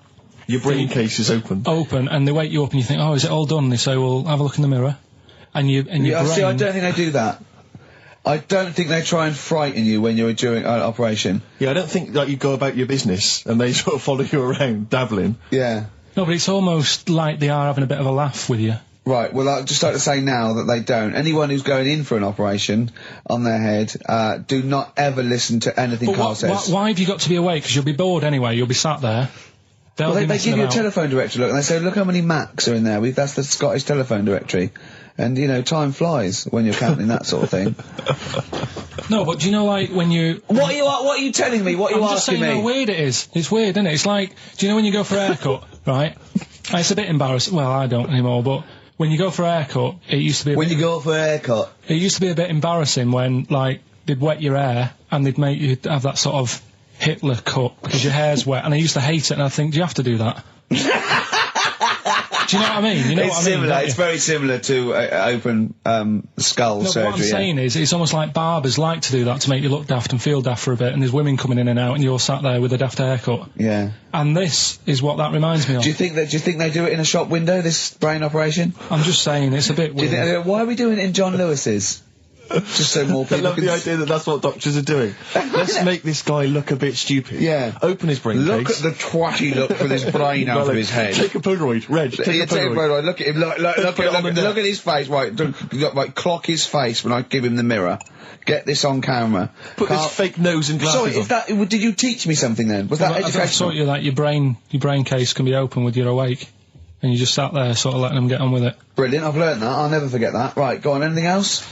You'll love... Let's play a song, because the next one is amazing. What, even more amazing than that? Yeah. Play a song? Yeah, bit of Bowie? No email still, by the way. No, I don't think it's working. It's not working today. Lady so Stardust. we'll have to do a phone-in for Rockbusters. Off the Ziggy Stardust album. All right. Karl Pilkington is in the middle of educating me. Colon then, educate me. Right, so, I've learnt that you can, you know, fiddle around with your brain when awake. That's brilliant. I've never been a fan of doctors, though, so this was a good one for me to look up, because... Yeah. Did I tell you the time when the doctor said I was going to die? All right, keep talking. Right, ages ago, must have been about 15, right? And at lunchtime there was this... We used to have a choice of stuff to do at lunchtime, right? We used to have like a burger place that had an arcade machine in it, right? So we used to go there and play on that and have a burger. Or there was this baker's, right, that my mum worked at, and did great cakes and stuff, right? So she used to like bring some home and that, but she couldn't always bring them home every night because, you know, they'd cost money, and she used to get them for free. And they used to say they'd rather chuck them away than give them to the staff because there's a chance that the cream might be off. Right. Right, so they used to chuck them round the back. So I used to go round the back with my mate and eat a load. Brilliant. Scavenging, eating out of bins. No, it wasn't out of bins, they were still in trays, but they just stacked them up near the bins, right? So this got out, I mean, it used to be chocker. Once the school found out, everybody used to go there, and it'd be like, well, have a cake. Headmaster crawling through, fighting the kids off. Right, so I'd have, you know, you'd just eat, I don't know, 6 jam donuts or something, and then you'd spend your dinner money on the arcade machine. Brilliant. Right? So it was a good afternoon, really, right? So you'd do that, and this one day I must have had 6 or 7 jam donuts, a few Congress tarts. What's a Congress tart? I love them, it's I can't get them in London, right? So I'd have some of them. And if anyone can get a Congress tart for Karl in London, please let him know. So anyway, this day, that was just a normal day. Do you know what I mean? You'd once, twice a week, you'd have a load of cake. In your life, yeah. So normal day in your life. Were the frog boys there with the webbed hands and the big heads? And the horse in the settee? Yeah. But the day after one of these days, I had really bad cramp in my belly. Right? Yeah. I was like in agony, could hardly walk. So I said to my mum, you could hardly stagger to the free cakes. So, I was in absolute agony. I said, I don't like doctors, but you'll have to get a doctor in because I don't know what it is, I can't walk. She gets the doctor round, I won't say his name, but he said, well, doesn't look like he's got long left. Blimey. So I was a bit like, hang on a minute, I've only had a few cream donuts. Yeah. My man was panicking. Sure. He went, my dad came in from work, she said, something's really bad with Karl, I think it's serious, you know, the doctor said he ain't got long left. So he said, what? He said that and just left? So she said, yeah. He said, I'll have to call him then. So he called him up, said, what's all this about? You know, Karl hasn't got long left, how long's he got? So he goes, I was only messing. He's just had some bad cream. Can you believe that? Well, the thing is... I like the fact your mum didn't ask any questions. I know. She didn't go into detail. Can you explain more, Doctor? No, I got a shoe off. No, but she doesn't. You know, I don't want to diss you or your family, but I imagine if I was there, I'd have known the doctor was joking. Yeah. That's all I'm saying. I mean, I sound very arrogant there, but I imagine he went, what's he been doing? I had about 6 cream grains. Oh, right. Oh, wow. He hasn't got long to live then. I'll see you later. Yeah. That's what I think the doctor did. Yeah. I just love the idea your mum just let him go. Yeah. Terrified, thinking, well, I'm not going to probe him. He's that's it then. Dad comes in. Hi, honey, I'm home. Anything happened? The doctor said Karl's going to die and then left. Did he? I'll call him. But anyway, that's why these sort of things fascinate me. So we'll move on to this next one, right, which is brilliant. Dead short story. So, right, old woman, about 70 years old. Yeah. She's normally fit and healthy and stuff. Nothing wrong with her. She's having a good life.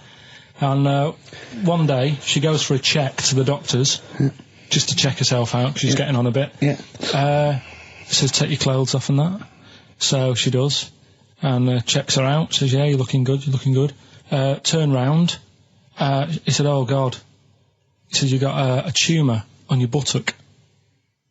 Right?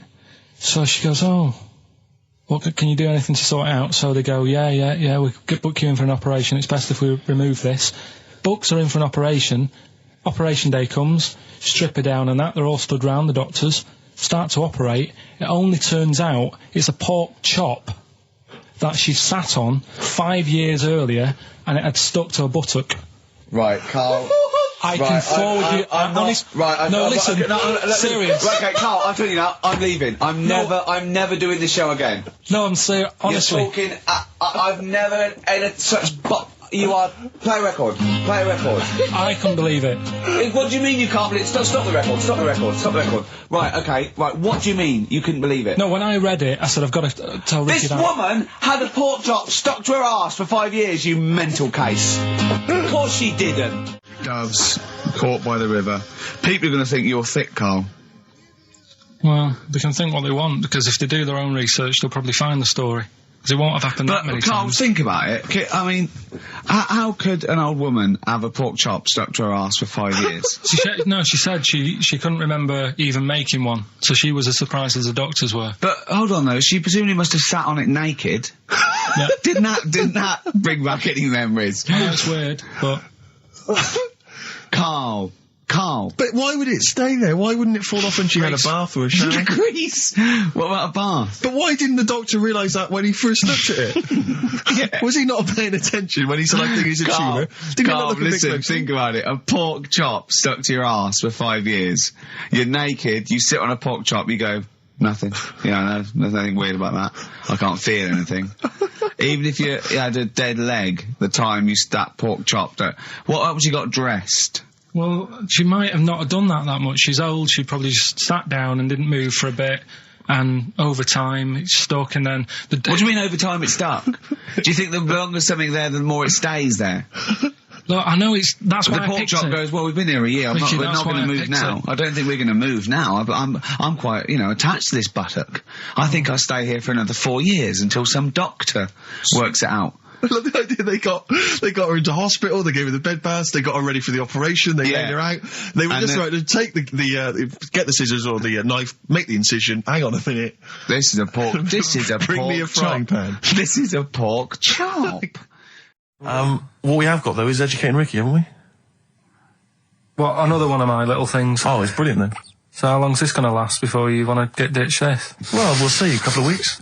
It's not like that, Carl. It's all one. It's one love, man. We're on the same team, man. Yeah, we're just one voice, man. One true voice. Like those lads. Yeah. They could play. Right, well, the educating Ricky, They could play. Well, why don't we play a record and come back with educating The Ricky? Wind, Cat Stevens, We need to get the jingle queued up as well. Yeah, I'll get the jingle queued up, No, yeah. I haven't got Neil Young lined up yet. No, not you, young Cat Stevens. I gave it to you. I know, we're not playing that yet. Can we just play a record? No, This is just sounding rubbish. Well, I told you to. See, so why aren't you playing the record I told you to play? Because we've just had something chilled, right, from Tupac. Let's lift it up a bit now with a little bit of blur. Right? Come on, play it. Oh, I'm not sure. I just have. Crazy beat there on XFM 104.9. Right, we're gonna do Educating Ricky instead of Rockbusters. Incidentally, on the subject of Rockbusters, we've just had an email from Phil. He says, I could do with this week's rather shoddy array of prizes, as I'm doing a car boot sale tomorrow and need a bit more tact to fill the table.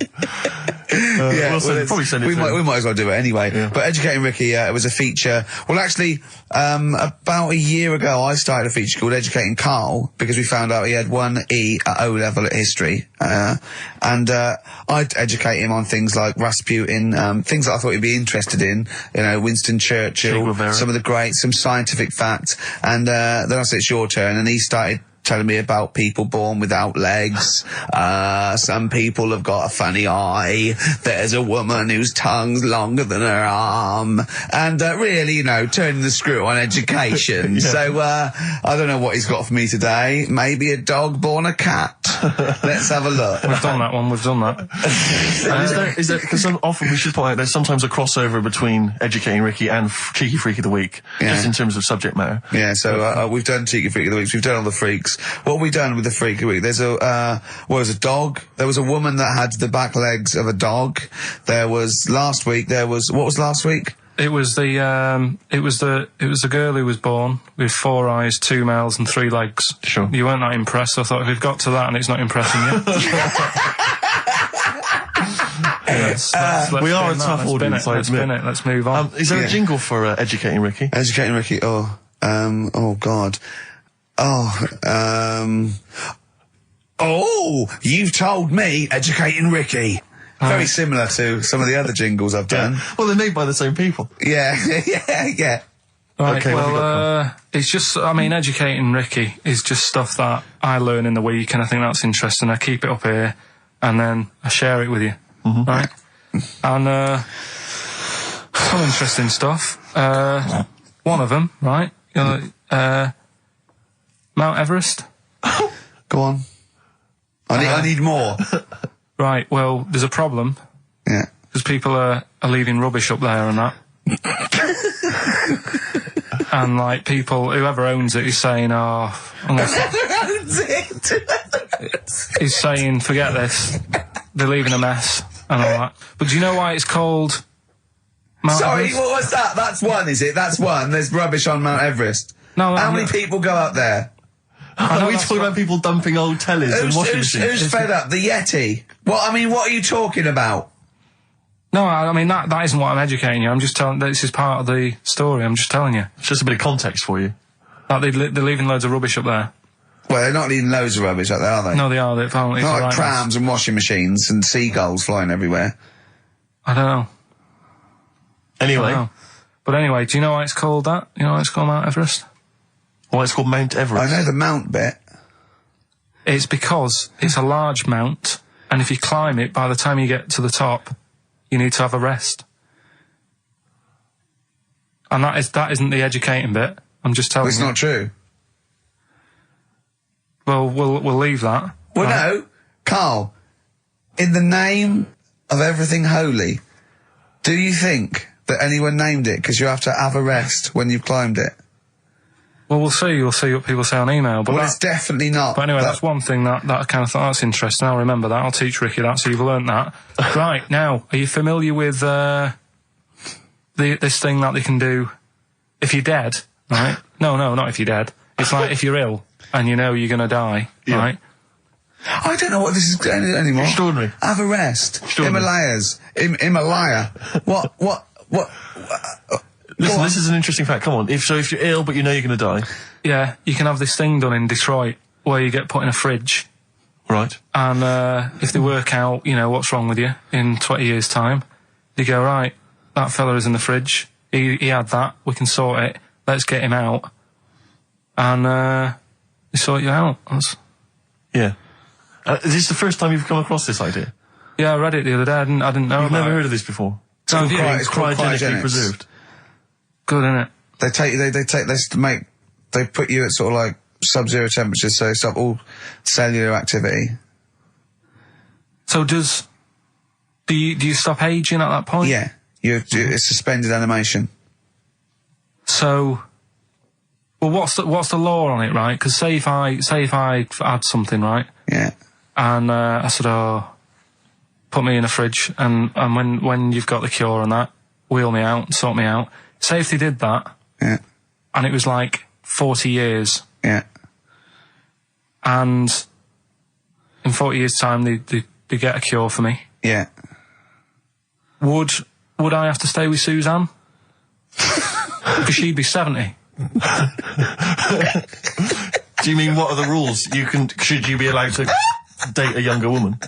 Well, it's not fair, is it? It's like good news, we sorted you out, but... I don't think she'd mind. I reckon she'd she'd have the best 40 years of her life. Yeah. And plus, they're never going to find a cure for what ails you. That is genius. That is brilliant. You come out, you're cured, and you go, oh no. I love the fact that's what he'd be lying there. If you could think while he was in that state, you'd be thinking, oh God. She's losing her looks. Yeah. Just, oh dear. But everything else as well, like, my job wouldn't be here. No. No. Although the figures would have gone up a little bit. Flat's probably gone or knocked down or whatever. Sure. Yeah. Most of my family would be dead. Yep. So what's the point? What? How do you know about it? Who's done it? Well, famously Walt Disney, apparently. I mean, Walt Disney actually did die, but had his body preserved so that should they one day be able to bring back people from the dead, They need Walt Disney. hang on, who do we have? But with him, nothing is going to change, because when he comes out, Mickey Mouse will still look the same. Sure. Unplug and all that. Play a record. I don't know where your mind is. Play a record. It's brilliant. You just say words. It's the Amarette. Yeah. They've cloned a man moth. No, but that's the sort of thing I think we need now, right? We've covered a lot of stuff. What, education? Teaching, yeah. Well, okay, what do you want to know? Don't know. Have you got something? Can you educate us on anything? I've been reading bits So and could we bobs. bring back just for one night only, educating Ricky? Oh, I'm excited.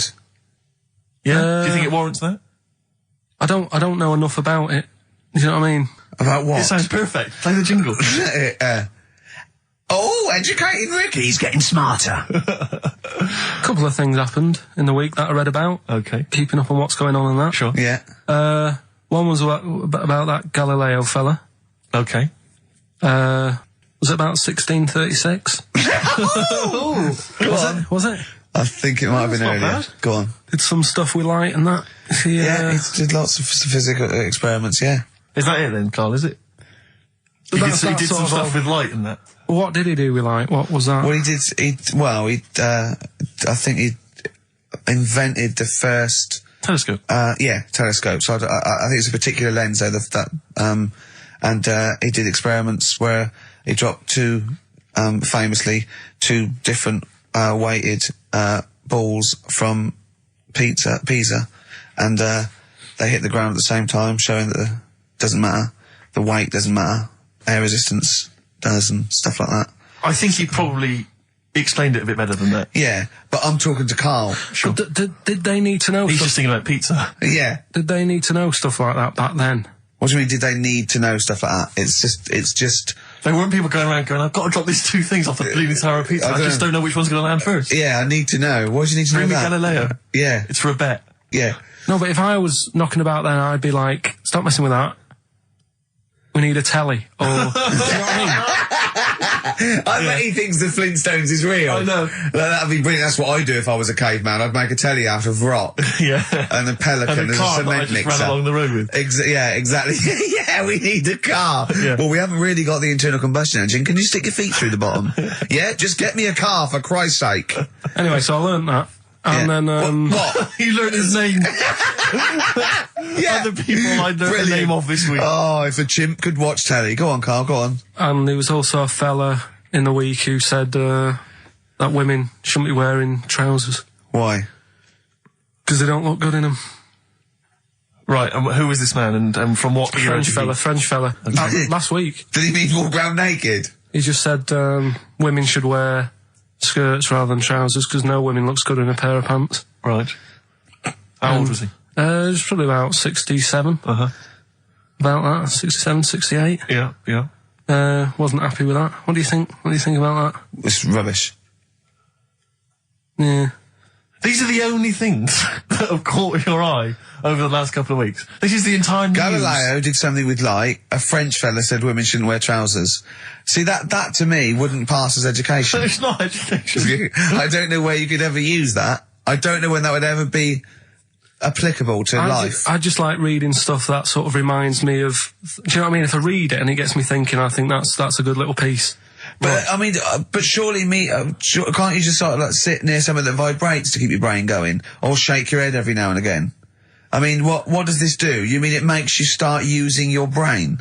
But what aspect of a Frenchman said women shouldn't wear trousers got your mind working? What questions were you Because I asking? thought after that? that's a bit daft, isn't it? Right? Yeah. Okay, I it was ends there thinking- with me. There's nothing else. There's nowhere else for me to go on that. He closes Your the mind's gap. still whirring. Yeah, go on. What did you think? Let's go through this. Oh, I wish we could download his I know, thoughts. I know. Just watch it. Yeah. Wouldn't it be great, like a DVD? Like a cartoon. Imagine that extra footage on the Office DVD. Yeah, Carl's brain. That would be With a commentary. amazing. Oh, with What I a mean is- commentary. Go on. Women wearing trousers and that, right? On the estate that I grew up in, Yeah. on right? There was a woman about 4 houses down, right? Right. Rough. She's the She one. was, or the estate. She was, right? Yeah. She's the one whose kid took a horse into her house. Yes. Right. Right. Now, we won't go over that again. No. If you're a new listener, I think we covered. I think they get That's the all you idea need to now. know. Right. Yeah. Now, she used to wear leggings. Yeah. No, they're a bad idea. They are a terrible idea. I agree with you there, Carl. If you're a lady of What the colour? normo persuasion... Were they pink? No, they were sort of black, but with all bits on them. Oh, right. You know what I mean? What, toast and Just horse bits. droppings? Yeah, go on, yeah. And she used to, she's quite a big woman. Sure. Pauline Quirk, I think, Yeah, would describe her as. Look like a light bulb, which It is those kind of women that are attracted to leggings. Yeah, I know, yeah. They are drawn to them like a moth. Sort of flame. Yeah. She used to wear them, and that's what I remember when I read this piece. She used to work on one of those sex line things. Right. She used to do that. But What, was she an engineer? the weird thing with her was, she had big eyelids. Right. Go on. That were too big, and this is what I was thinking. What right? do you mean she had big eyelids? How big do eyelids have to be for you to go, they're big eyelids? What was she shoplifting with them? Would she come out of Dixon's with, like, radio stored in them? What do you mean she had No, big eyelids? It was another one of them popular things around our way. Do you know, like, What do you mean popular things? They think didn't people go, have they go, oh, that's how all the rage. Can I get some big eyelids, please? No. It was just like one of them things that people suffered with. Just big eyelids. They could hardly open their eyes. What do you mean? What do you mean? That's one of them popular things around where I grew up. People had big eyelids. They could hardly open their eyes. What does that mean? What sort of freak town were you born in? You had webbed feet people with big heads. You got women with big eyelids. What does big eyelids mean? Are you confusing her with the horse? Yeah. Did she have hooves? Look, what? Just too much skin. It was like the neck of a chicken, but on the eyes. What's your point? Anyway, so there's this big eyelidded woman with the And leggings. that's what I'm saying to you, though. That's when I read that story with people with trousers. Yeah. I went from that. Yeah. To into a that. woman who used to have big eyelids. I still at the point. But then, and also the other bloke who had the eyelid problem was a mate of mine. Yeah. His dad had it, and same problem, massive eyelids. I don't know what that means. I don't know what that means. I used to say to my mum, I'm going round to Dave's house. Yeah. And Or to say, Droopy, well, as you call it. that's all right, but make sure his dad doesn't take you out in the car, because he could hardly see. He had to have his head. He gets to tilt his head back to keep his eyes Make open. sure! Did he have a couple of matches with him at all times? Oh. What a load of gobbledygook. I know. But this began as educating Ricky. I know, So it's what, like he was people thinking, with eyelids. But it's like you're supposed to make that leap as well. Yeah. If I mentioned the trousers, Ricky will probably be thinking about people with big eyelids and women wearing leggings. Play a record, Carl. Got nonsense. Adverts. No. Oh, all right. Before we move on, was the Sharks article interesting? Did you learn anything? It's pretty good. Was it? Go on, Yeah, what I'll was teach it? you something about that later. Oh, okay. Is this educating Ricky? It wasn't, but I can teach you a bit. Yeah. All right. That's good. Play some ads and that. Play some ads on a tune, and then have we got maybe a competition? Yeah. What have we got? We're all looking forward to that. All right. Fortune Faded, Red Hot Chili Peppers, and XFM 104.9. I'm Ricky Gervais, with me Steve Merchant and Karl Pilkington. Back for 2 hours a day, then a Monday off. Conning the management, baby, and sending this station spiraling down into the depths for his greed and selfishness. Yes. Okay. Tell you what I read about. on the Sharks, way. monkeys, or jellyfish? It's 10 past, isn't it? We haven't done a little bit of knob news. No, we haven't done no news, no. But It's been 3 months. there's It's been been- 3 months coming. there's this thing. I don't know the full story. I don't know how it happened, right? But little Russian fella. Yeah. He was sort of having sort of emptying his bladder, right? And Yeah. somehow electrocuted himself, Right. And sort of did a bit of damage. How did he slashed I don't onto know. some I don't live know. wires or something? Something like that. So Did anyway, it damage to himself or to an electric fire or something? no, to himself. To himself. Yeah. And so the doctor. Didn't slip and took curling tongs went up his arse when he was pissed, because that's happened a lot in Yeah, we've all been hospitals. We've all shoved the old curling tongs up the arse when having a piss. Right. So I can't even be bothered. No, go on, we're interested. We're interested. Come on, we're interested. Don't You give up. can't be bothered. You get Mondays off. Do some work. Right. So anyway, so the doctor says, "Oh, it's not looking good. We'll have to take that off." What? I was like, Novectomy? Yeah. Really? But the funny thing is, right? Nothing funny about that. They've done. You're doing me head in. Just tell the story. Just do me head in. Oh, you can chill out on Monday. I've only got 15 minutes, but I'm going to talk to you every Saturday. I'm going to get the money's worth out of this, because you get Mondays off. And I can't bear the fact someone getting away with something like that, because it's terrible. So you're going to stick this out, or you're going to have to work Mondays. So take it on the chin, right? Okay. Just finish the story. Yes. I command you. Just do it. Anyway, so they said, he said, you know, will you be able to sort me a little knob out? A prosthetic Right? cock, yeah. Yeah. But they put him out for the operation. Yeah. He woke up. Yeah. Right, and he's thinking, oh, thank God that's over and done with. Yeah. They've only grown it on his arm. What are you talking about? You twat. Shut the you're an idiot. What do you mean they've grown it on his arm? Apparently, like, that's the way they do it. Oh, yeah, but to then put it on, that wasn't a mistake. It wasn't Dr. going, did it go there? Some bloke I didn't do a degree. Are you a real doctor? Yeah, yeah. No, but why put it there? Because it's got to grow, it's got a graft there, so they can control it. To skin tissue. But on your arm. Well, But they're going to your remove it back from the arm itself. What do you mean on the back? on your back. Somewhere, well, we can't wear a t-shirt. Yeah, but you could have a ridiculous. He's in hospital. But this way you can still have a little tug, can't he? But they'll leave it there for quite a bit. It's not... Do you know what I mean? It's not going to be like, oh, it's just there for a few days. Yeah. It's there for a bit. That's not good, is it? So he's got a cock on his arm. Yeah, what's up with that? What do you mean, what's up with that? Well, I mean, we could say it's a thumb or something, couldn't he? Yeah. But they remove it. Be good And for attach hitching. it down below later. If you had a knob instead of a thumb and you went hitchhiking, just tickle it. And they can see it like a mile down the road, couldn't they? Posting. Yeah. If I'd lost my knob, I'd go, oh, I'm not going to have all that stuff. Just whack a pair of tits on me. Do you know what I mean? I think, oh, just forget it. But why not just put it where it should be straight away instead of messing about? Where should it be straight away? You know. On the forehead.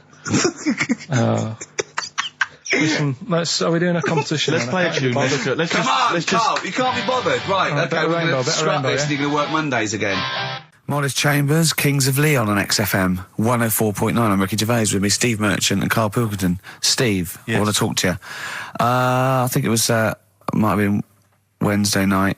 I was in the pub, phone goes, Carl goes, you watching that thing about parasites?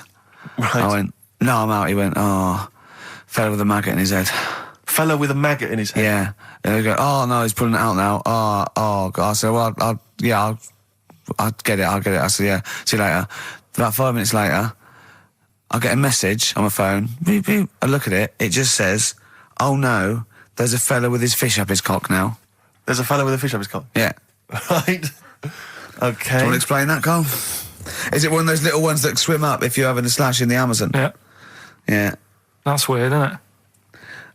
But it was still like stuff like that. It started off with What does the fish do when it gets in there? just sits there. Why? Well, what else can it do? No, but why does it go up there? Don't know. I didn't listen to that bit. There's a bit. It started off with a fella who had a bit of meat and got a tapeworm inside him. Yeah. And he grew it for however long, and then it came out at the end. It was about 7 foot long. On purpose? Yeah, he did it on purpose. Yeah, for the program, right? I think yeah. Probably slimming, isn't it? Well, I was thinking that could I mean, you're a fan of Waller. Could he purposely have about 8 of them? What, Rick Waller? Yeah, It's a good idea. because they were saying how they eat, a lot of stuff when they're in you. They just eat all Well, of it. they take enough so you don't die, and nor do they. Yeah, but I mean, you've got to keep taking them out, haven't you? Because you'll still have the same weight because it's got to go somewhere. So you'll have them in you. What you got to do is like let them eat your meal and then take them out. Do you think worm watchers will catch on? Yeah. So anyway, so that happened, right? And then there was a woman with a maggot in her head. A woman with a maggot in her Yeah, head? she went on holiday, it got in there somehow, and Stowaway. it just it was massive. And the thing is, she had a hole in her head, and she's there being interviewed with the doctor, like, and you can see it just sort of sticking its head out. Like, do you know when you see a cartoon with a maggot in an apple, Yeah. and it looks around like that? Yeah. Why didn't they just take it out there and then? I think they could have done, but the doctor's messing about. It's like, well, it's good for the show, isn't it? And they left it in there. Right, that's libelous. Well, That is libelous. but I found it weird. Why not just grab it? Because there must be a reason. There must be one of those medical reasons that you don't really know about, Carl. Right. And another bit. This was the best one, right? Grab it! Right. There's this fella, and he was on his bike, right, Yeah. cycling to work or whatever, and he sort of sees this thing in the corner of his eye. Right? Literally in the corner of his eye. Or you mean he saw He just said he something saw in his something. peripheral He vision? saw Okay, something yeah. and thought, what's that? Yeah. So he thought, oh, doesn't matter, whatever. And he stops off at a cafe, right? Get a little scone, a tea or whatever. And he goes in there and he's sat down, and the waiter comes over. He says, yeah, what do you want? He says, I'll have a scone and a tea. He goes, all right then. So he goes to get it, comes back. As he puts the tea and the scone down, his face is like, what is that? Right? Like a look of frightenedness on his face, right? Drops the tea and legs it. So the fella's going, what? So he legs it after the bloke and goes, what? And he says, oh, something came out of your nose. That was massive. Sorry, something came out of the Listen, guy's this is all serving. true because people would have watched it, so don't start saying it Sorry, didn't but hang happen. on, I just need to clarify. The guy I on the don't bike... believe he ran away. Wait a I minute. don't believe he legged it. I don't believe he had a look of frightenedness on his face, and I don't believe he said something massive came out your nose. Wait a minute. And I don't even believe he had a cup of tea and a scone. These are the things that I think are embellished. But who had something coming out of his nose? Was it the guy serving the scone? The one who was on the bike who ordered the scone, Yeah, but what was came it? out of his nose. Yeah, what was it? Came out of his nose. right? So he goes home and he thinks, I've got to sort this out because it's not good and that. So he But what? No, it was out of his nose. So you mean it poked out of his nose? It didn't come out. It just said hello and then it... It was like the maggot in the head. Yeah, He just yeah, popped, it just- popped his head out, had a look around and went back in. Why Like, did the bloke drop the tea and run? well, it's weird, isn't it? All right, so he goes home. He goes home and he goes, oh, God, you know. So he sits in front of the mirror and he's sat there waiting. This thing comes out. Again, sort of looks round, goes back in again. So he goes, oh, No scones. right. No, he's- So he goes, I've got to sort this out. He goes to the doctor's, says to the doctor, I've got something up my nose. It just keeps coming out and having a look round, going back in. Didn't say So that. the doctor's like, oh, I haven't heard of that before, right? Didn't say that. So sat there. He does it again. The doctor looks, frightened again. Runs away. yeah. He, No, he he- didn't run away. Well, he's got a look of frightenedness on he, his face. he had a look of medical frightenedness. Yeah. He dropped his stethoscope and legged it. No, he said, I know what it was. He said, what? So you got a leech up your nose. He had a leech about that long. What's radio? Well, how long's that? 4 inches. 4 inches coming out of his nose. Next time it stuck its head out, he grabbed it, pulled it out. That's horrible, though, isn't it?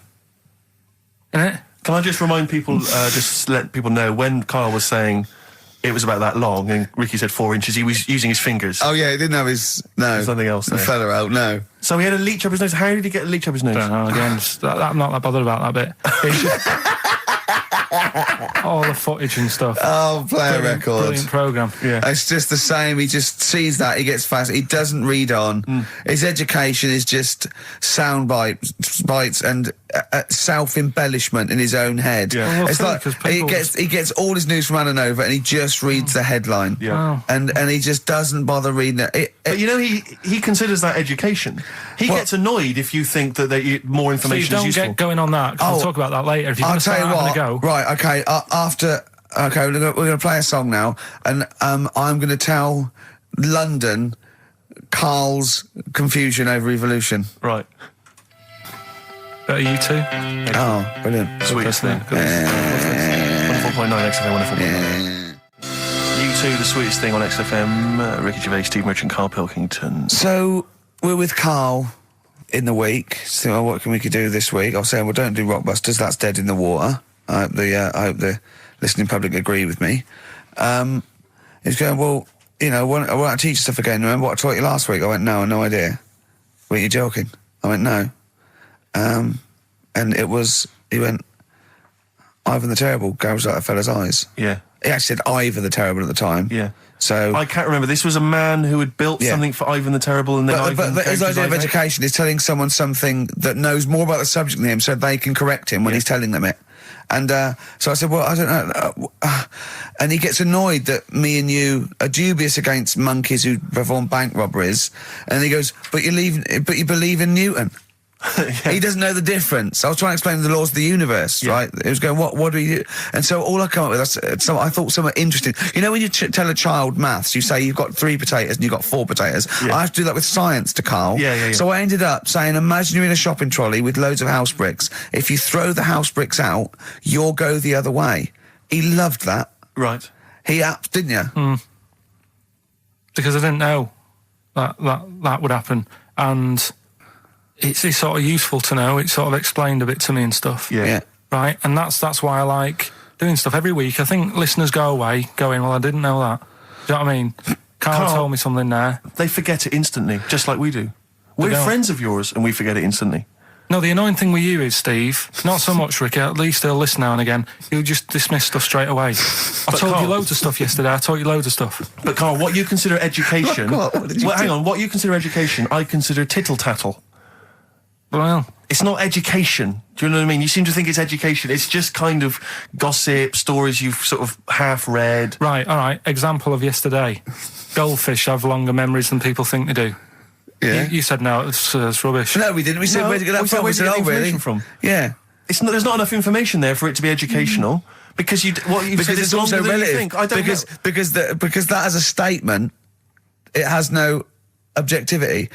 Goldfish's memories are longer than some people think. That isn't a fact. Exactly. Because we don't know how long do people think a goldfish's memory is. Do you see what that isn't a fact? Whereas Newton's laws of physics and the universe are. Right. Yeah, but it was just a little thing. And I taught you more than that. I said about there's loads of Chinese people, if you put them in a line, you can't get to the end of it. I don't know what that means. I don't know what that means. There's loads of Chinese people. We know that, but what? If we put them in a line, we can't get to the end of it? We just say there's about 1 billion Chinese people in the world. But what really annoys me is, right, I read something on the internet the other day, because I'm always trying to learn stuff. Yeah, no, you are. I know you are. Right? Yeah. And you're having a go at me because you're saying, well, what does that mean? Yeah, there was a report on, I think it was Ananova or BBC News website. It said, the world may end in 32 million years. Right, first of all, it says may, it doesn't say it will. And 32 million, who's going to argue with that? And yet they're allowed to put that on a website. You're not having a go at them. No, but Karl, you didn't read on. There's more information. That wasn't meant to be a newsflash to worry people. That was like, oh, scientists have discovered that possibility. That was just like. Yeah, but again, possibility. No, but Karl, but there's the 8 other paragraphs that you haven't read. You see, that'll have to give explanations as to why they think that might happen. So therefore, it becomes a news item. It becomes educational. It's not just the headline, the bullet point. The headline's just supposed to draw you into the story so you read on. That's not all the information. But then I was trying to come up with things to excite you, and I realised that I was opening a can of worms. I was trying to come up with facts for him. He was going, give me facts. So I said, oh, okay, why can't an owl, why does an owl have to turn its sort of head 180 degrees? And I said, it's because the eyes are so large, it has a huge focal point for its sight, that they can't move within the skull, right? And he went, well, why'd they do that? Why don't they just do it, give them normal eyes, and then not have to have turn their head? I went, what do you mean? Why didn't they? He went, well, whoever did that. I went, well, it was evolution. He went, it's like giraffes. I read that giraffes grew their necks to eat food. So they didn't grow their necks to get the food.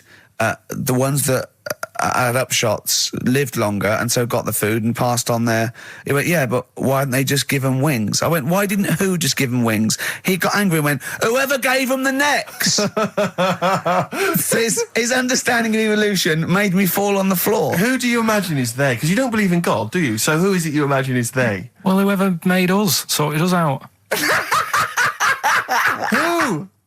I don't know, it just happens, doesn't it? Yeah, exactly. Well, there's no will to evolution. It's natural selection, isn't it? I still don't get it, though. We talked about an hour, didn't we? I know. Yeah, but to be fair, I watched as Ricky tried to give you actually what was quite a concise and educated version of evolution. He tried to explain it to you, and I have never seen a person lose interest quicker. But I tried to use actual fact, then I tried to use metaphor and analogy, then I showed you some computer programs to show what biofeedback is and everything. I tried all these things, and Steve's right. You were looking out the window. Have you ever spoken, Karl, to someone who's got Alzheimer's disease? And you try to explain who you are, and they're listening, and then that's what you're like. It's extraordinary. But listen, seriously, I went home, I found this book, I found a couple of facts which I think are more up your street.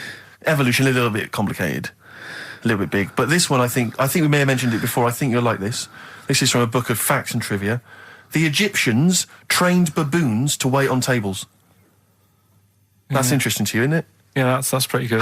Yeah. Have you got any more there? I'll see if I can find Oh, he's it. interested. Yeah. Can get the staff. That did happen, You yeah. pay peanuts. definitely happened, You get yeah. monkeys. And then what did they go off and do after that? Well, it doesn't say. So I this is love it. the fact that he thinks, right, okay, so in his mind, it's now the monkey going, it's 5:30, I'm off, you know I was going early today, and they go off maybe dancing or something, or they come in late. No, I assumed what you meant there is that was their first career move. And Yeah, then they well, went they- on. It's like actors waiting to be discovered. Play a record. Just one more before you play a record. Go on, then. You'll like this. Peter the Great. You ever heard of Peter the Great? No. Okay, well anyway, Peter the Great had his wife's lover executed. You'll love this, Carl. Right, so his wife had a lover, he had him executed, and he put his head into a jar of alcohol, and his wife had to keep it in her bedroom. Do you understand? That's every time every morning she'd wake up, and there was her lover's head in a jar. Who took his head off? He took his own head off. Play a record. Play a record. She had a lover, and never mind. Never mind. It couldn't be any more concise. Mad World on XFM. We just had a text, Rick, from Andrew Barnes. He says he watched the same documentary, it would appear, as Carl did in the week. And he says here, just to clarify, the leech nose man got it up there when drinking from a muddy stream. And he goes on, one can only imagine the frightenedness he experienced. Carl. Explain to him once more what happened with Peter the Great. All right, so we've got Peter the Great, Yeah. okay, and his wife had a lover. That's on the another side. man. Another man. Not Peter the Great. She was having an affair with someone else. Right. And Peter the Great, he found out about that. Okay? Yeah. So he sliced off this bloke's head, he killed him, he executed him. Right. Were you with me so far? The fella who Oh, she Jesus. she was seeing for a bit. Yeah, there's only two fellas involved. There's two people there, though. involved. One's Peter the Great, the other one's Right, not. right. The guy that's not Peter the Great... Derek the Terrible. Derek the Rubbish. Yeah. Right? He's having an affair with Peter the Great's missus. So Peter the Great slices off his head, puts it inside a jar of alcohol to preserve it, and puts it in his wife's bedroom. So every morning she wakes up, she sees her dead lover's head. You'd have thought he wouldn't have wanted to remember, wouldn't you? Oh. Best bury the head so she don't remember. Well, it was a reminder so as not to put it about. And did it work? Oh, I don't know. I love that. Again, that to me is an amazing thing to do. And you go, did it work? I mean, you've got quite an interesting mind, actually. I mean, you are, in some ways, really, really bright and intelligent. I love the way you think. You're one of the cleverest blokes in some ways that I know. Hello, it says I've got common sense. Well, Yeah. And that's more important than knowing about, But it's it's like you follow the subplot, which is quite an interesting thing. Do you know what I mean? It's like you tell you a story, you'll always pick up on something that I didn't even think was an important bit. It's like you're looking out of the window all the time. So what's important about that head thing? What do you mean? The head in a jar. It's a grotesque thing to do. It shows ego, power, cruelty, and revenge. although I think it probably did work because he is called Peter the Great. Yeah. So you'd assume he got it right. Yeah. I don't see how you can query that. That's the sort of facts you give us. You see now, you're on the other side of the fence, and you've got questions just like we've always got questions. No, but in Carl's thing, it would have been, turns out, some weird happened, right? And he was still alive. And so she was still having sex with body. And his head was watching. Yeah. And Peter the Great didn't even know. See how he's perked up? I understand what you're saying. Now, I've learned some other stuff, so I'll see if I can, educate you a bit before 3. But I want to know, to see what, I'll tell you what education I want. I want to know what sort of things I can buy this weekend. Butt plugs. No. Have you got any adverts? Oh, yeah. Yeah. I did Pandora's that time, though, didn't I? box. There's some sort of lesson there. Yeah. What happened? All the evils of the world, wasn't it? Pretty much. What? Yeah. Oh, don't try to explain brilliant. it to Carl. No, Pandora's box. Go on. Well, told not to open it, opened it, released all the evils that are in the world now. But did the person say if you open it, loads of evil will come It's out? not true. It's not true. It didn't really happen. It's not like evolution. It's not the truth. But you remember that? Yeah, you won't listen to some of my stuff, like goldfish and stuff. No, it's not that we don't listen to it. it's that you would pass off how all the evils in the world got here. Because on Ananova it would be, Pandora opens box. Actually, speaking of headlines. Oh, here we what's go. going on in the Okay, world? look. Yeah, imagine if Pilkington was on News at 10, okay? We should just explain, you cannot be bothered to read an entire news story. You get everything you need from a headline, don't you? Well, I think it's enough. I think if they did... Well, the let's news- see if this is enough. Let's see Right, okay. if Trevor McDonald just read this on the News at 10, it'd be short and you get back to the football, whatever. Yeah, or the There we go. And here is the news at 2:15 with Karl Pilkington. Bong. Man who walks backwards around lake falls in. Bong. Chinese woman eats dirt. Bong. Man lives in rubbish dump for 10 years. Brilliant. Bong. Czech family says they've got a rabbit with 3 knobs. Right? Right. Done. Sorry, can you just read a little bit more of the Czech family with 3 knobs? Just about a family. Not read it to yourself. Read it out on air. Just about. Well, he can't read it to himself. I tell him to read it to himself. We still hear it. No, he was, because I could see his lips moving. Go on. Just this fella who had 3 rabbits. Right, just think of this is Trevor McDonald. Yeah. Okay, carry on, Carl. Okay, well, here's the news. Right, good, brilliant. Go on. There's a fella. He's got 3 rabbits and that, and then he checks them out. Right. Yeah. 2 of the rabbits have got 2 knobs each. Right. And he goes, "That's a bit weird, isn't it?" Sure. And they're throwing them around, sort of chucking, showing them around the family and stuff, saying, "Look at that, that's weird." Picks up the 3rd one. It's got 3. Yeah. So they ate the 2 with 2 because they thought they best keep the 3rd one because a little bit lucky in that. Yeah. It is lucky. 3 knobs there, yeah. Now here's the sports news, and that's how it would work. Yeah, okay, brilliant. Well, read about the Chinese woman who eats dirt. I'm interested in that. Said. That's it. That is the story, isn't it? What more do you need to know? It's Well, just I want to saying, know a little bit more. Can you just embellish it? 78-year-old Chinese woman. She says she's 78. Makes you wonder. Yeah. With my theory. Carl's theory is that Chinese people don't age well. And so those Chinese people that are saying they're 112 are really only 33. That's why he doesn't want to be recognised, because he doesn't want to walk out from here into Chinatown. Yeah. It just says she's been eating soil for 70 years. She's ate about 10 tons of the stuff. And it's done her no harm. Kept her grounded. It's probably all right for you, isn't it? Because it passes through, doesn't it? Yeah. Well, they say, don't they, if you're having a kid, let it play in soil and that, because... Well, that's to get it immune, yeah, to get yeah. But lots of, things with sort of birds and reptiles sometimes swallow soil and stones because it grinds up stuff, breaks down cellulose for them. Doesn't do you any harm. All right, then. One more fact from this book for you, Carl. Apparently, officially, the Second World War is not over. It's not actually over because there's never been an official treaty signed between Germany and Russia. So it's still going on. Interesting or not? Not as good as the monkey one and the woman who eats dirt. and the Peter the Great and that. Sure. But yeah, it is over, isn't it? Isn't it though? That's what I mean about you annoying me with stuff that you go, "Oh, that's interesting." I don't think that is interesting. Okay. Okay. There was what was it I learnt? What was it I learned? Think of that as a question. Well, we're all trying to figure that out. Yeah, go on. Leonardo DiCaprio? the painter, Da Vinci. Da Vinci. He could write with one hand, draw with the other at the same time. Right. Yeah, that's good. It's all right. That's interesting, isn't it? Yeah, it's all right. Well, if you have an interesting fact for Karl Pilkington that you think he might be intrigued by, email ricky.gervais@xfm.co.uk. What have we got coming up? What have we got coming up? More education stuff, some good tunes and that, Yeah. and a bit of Outcast. Yeah. I've got another fact for you, Carl. Might be of interest to you. This is the final one. The ancient Babylonians had few... What? And just stop you there. What's a Babylonian? My head's gonna burst. What do you mean, what's a Babylonian? I've never heard of one. No, but we'll work out, what's an Evertonian? Someone who supports Everton Well, or from. from Liverpool. Yeah, so what's a Babylonian?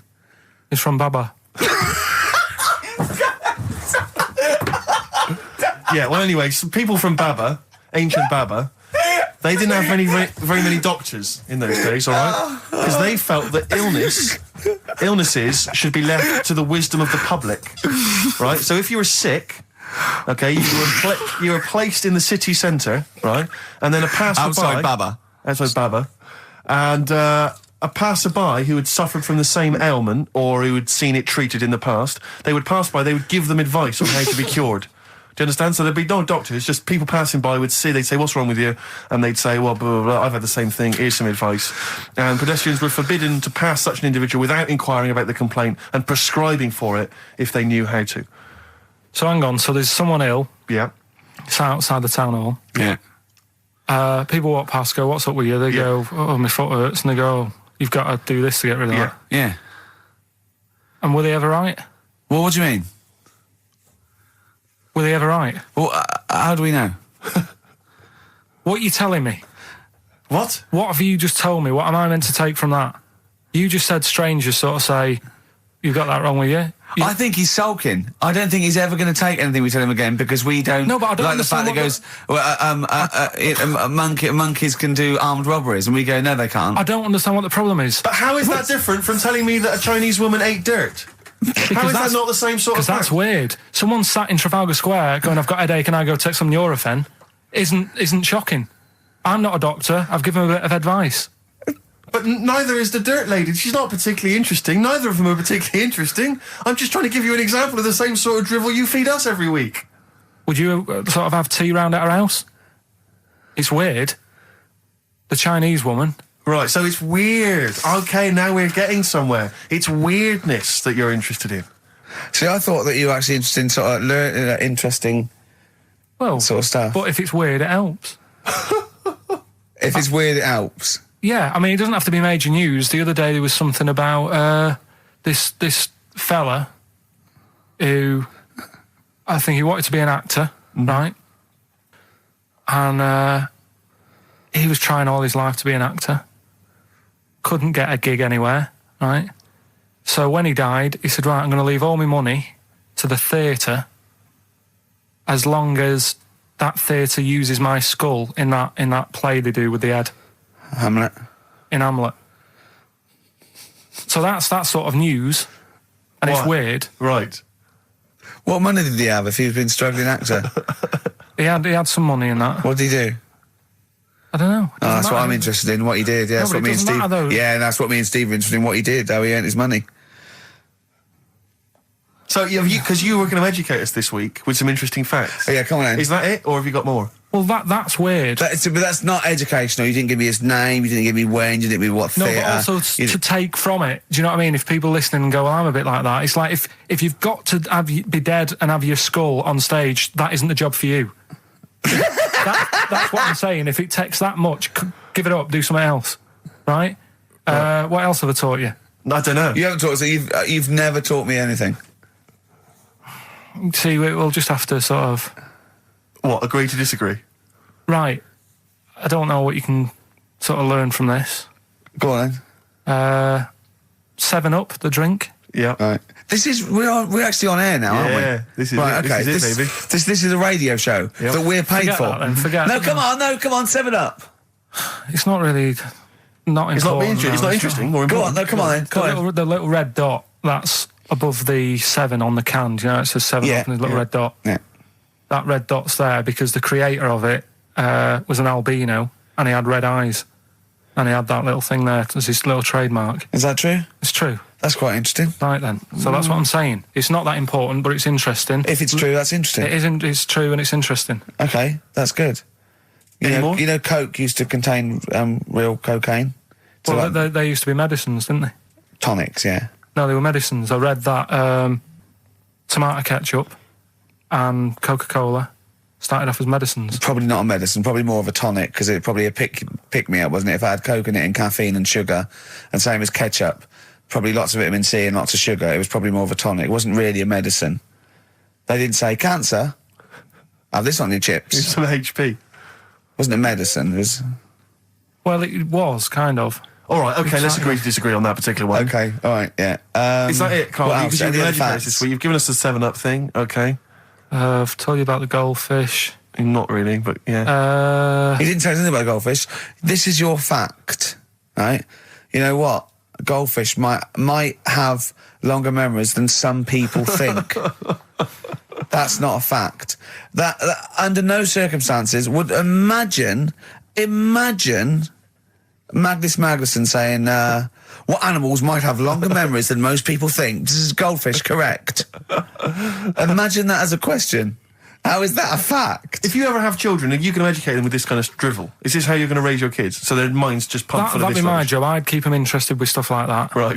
Yeah. Suzanne does the proper stuff. Yeah. So you agree there is some proper stuff? Yeah, but I wouldn't make him do it. I'd just sort of leave the book there, and then if he read it, I'd go, that's good. That is. What book would you think? What, the 50th freakiest people ever to be born? Give him that to start with. What would you tell me your favourite was? The little fella who was playing the keyboard? That or the three-legged fella. Yeah, okay. So he's learnt that. That's the first day at school. What would you teach him the second day at school? I don't know, because Why do owls have to turn 180 degrees to look the other way? Because they've got big eyes. Yeah, and what's that mean? What do you mean? What's it mean? Can I just... I don't think you should have children. Well, Suzanne's always saying, she'd like to hear tiny feet running around the flat. Stuff. Yeah. I just said, let's get a little midget cleaner. Can I just give you a little fact here? Someone's emailed in for you, Carl. They've sent an interesting fact for you. I think you're going to be interested in this. Don't read it on the email. Let me read it for you. I think you'll be excited. An interesting fact from Carl. That's from Toby. He says, Attila the Hun punished some fella who annoyed him by cutting off his arms and legs. You'll love this. And stitching his arms back where his legs should be. And vice versa. Look at his face. Look at the little smile that's just cracked on his lips. That is the kind of fact you've been waiting for all day, isn't it? So go on, again, so... Attila the Hun, right? Some guy didn't like. He cut off his arms and his legs, and he stitched his legs on where his arms should be, and his arms where his legs should be. Look at him looking at his body, trying to picture it. Yeah. I'll let it sink in for a little while, then I'll ruin it for him. Carl, what are you thinking? I'm just picturing it. Right, he would have died. It would have been tokenistic. There's no way that person could have lived through it. So it was just for Attila the Hun's fun. He probably put him on a stick outside his gate or something. There's no way in those days that he could have gone through complete limb amputation and... So would he have wore a jumper for pants? Placebo, special needs on XFM 104.9. Email in where Lanzarote is. I don't know if it's Italy or Spain or Europe or maybe Africa. You know, these are the sort of things, these are the reasons I come into it, to at least learn something, innit, Carl? We've stopped educating Ricky, so I've stopped learning, you know, about things like the woman who ate mud all her life. I told you something before when we were in the office. What was that? What did you teach me? They've just counted how many fish are in the sea. No, they haven't. They've just done a census. A census? What, of fish? Yeah, some fellas have gone in the sea and they've got to work out. There's about... Mrs. Spratt, is this your son? No, he's a lodger. Okay, well, let's mark him down. That's 2. Oh, I've lost count. 6,400,000. Oh, darn. So how many are there? About... There's a lot. Oh. Well, there are more species of fish than bird, mammal and reptile put together. Can I ask a question? That's on my DVD of animals. That's still available in the shops. Probably find that online. You'll get that slightly cheaper. $15.99. What? Go on, ask me a question. Features of Ask me a includes question. Karl Pilkington's also on the DVD. Yeah. That's a perfect Christmas gift. Yeah. Go on. Yeah, this is a question. I was discussing this yesterday. This is not a bit of shit. This is not a joke. I genuinely have always been slightly perplexed, and we were discussing it last night.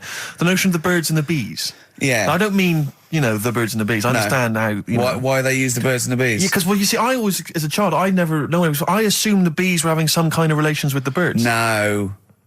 So what is there anything to do with the birds and the bees, or is it literally, just like a euphemism? It's just, the birds and the bees. No, but they... Do the birds do anything with the bees? No, not at all. It was where they just take them out? They it was where smooze them? parents used to sidestep the issue by saying things like, when a lady blackbird and a man blackbird, they meet, right? They make a little nest. And then because they're in love, they have an egg. Yeah. And that was it. I understand that. That makes sense. But why the bees? Why the birds and the bees?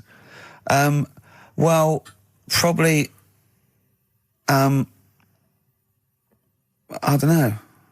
I don't know. You see, within nature, forgive my ignorance, within nature there is no relationship between bees and birds, is there? No, not at all. No, not at all. Nothing's going on. But probably what it was, if the parent found it hard to say, Daddy puts his penis at Mummy's vagina, it was much easier to say, like in the insect world, billions of them queue up and just fill the queen with spunk for about a day. Sure. Thus avoiding the embarrassing intercourse. Exactly. That's what I think, Carl. What do you think?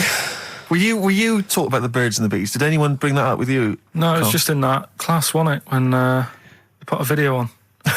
That's what we had. No, we had a film. And they just said, I watched that. And then... what film, though? Basic Instinct? It was just like, two people. And all sat round the telly and watched it. One girl fainted. And they said, right, that's that. Next week, prisms or whatever. And did it teach you everything you needed to know? Well, how much do you need to know? Yeah, true. No, true. Except one kid in my class still thought a baby came out of an arse. Afterwards, he didn't understand. I think what they should have shown on those videos is technique as much as anything. Yeah, I suppose so. Because it was largely just instructional. Wooing. Wooing. What it didn't tell you was how to get into a position where this might be of some interest. That should have been the first 4 weeks of the course. Yeah, well, obviously that baby who had the kid who had a baby. What was going on there, Carl? That was weird. Did you see that? Yeah, that was going to be your favourite programme, wasn't it? Yeah, it wasn't that good in the end. Why? You told us about this story ages ago, didn't you? Ages ago. I told you about a year ago about a baby that had a baby. Yeah, it's a bit different, the baby that had a baby, isn't it? Whereas a Siamese twin with a breech actually just, developed inside him for, it wasn't even developing. It was a twin stillborn that just was inside, enveloped in the other one's body. So it's a little bit different to a baby, what had a baby, isn't it? Yeah. Actually disappointed he was. Do you know what he said to me? He went, well, I thought it was going to come out. And go, oh, bloody hell, I'm 7. What a waste of my life. Like he'd been in there going, oh, hello? Hello? I'm 7. Idiot. Yeah. Yeah, a bit disappointing. But there was a programme on after that, right? At 10 o'clock on Discovery, and I haven't got Discovery. Oh, right. It was about... Good? Well, I didn't see it. This is it. I was yeah. going to say to people, if they've got a copy of it on tape, if they can send it in. What was it? About a baby with 4 legs. Right. That was on... At 10 on... It wasn't a puppy? No. Just,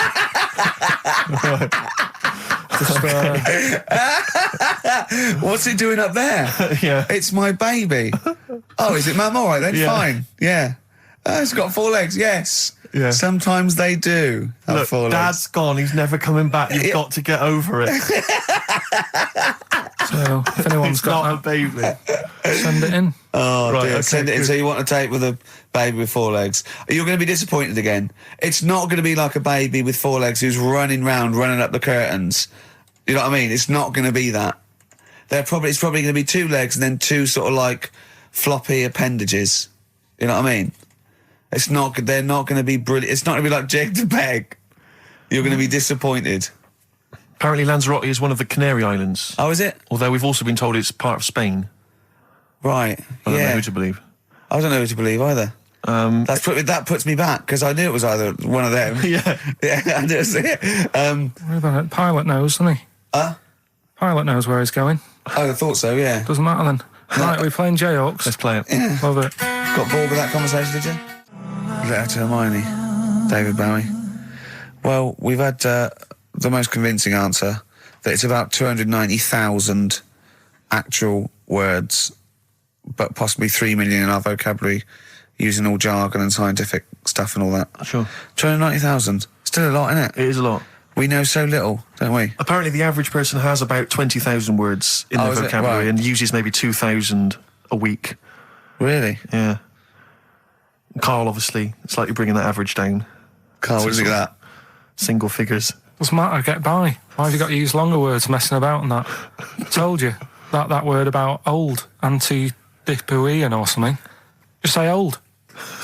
That's a bit old, isn't it? That's a bit anti-dipuian and that. What's the point? Yeah. Get to the point. Sure. Busy.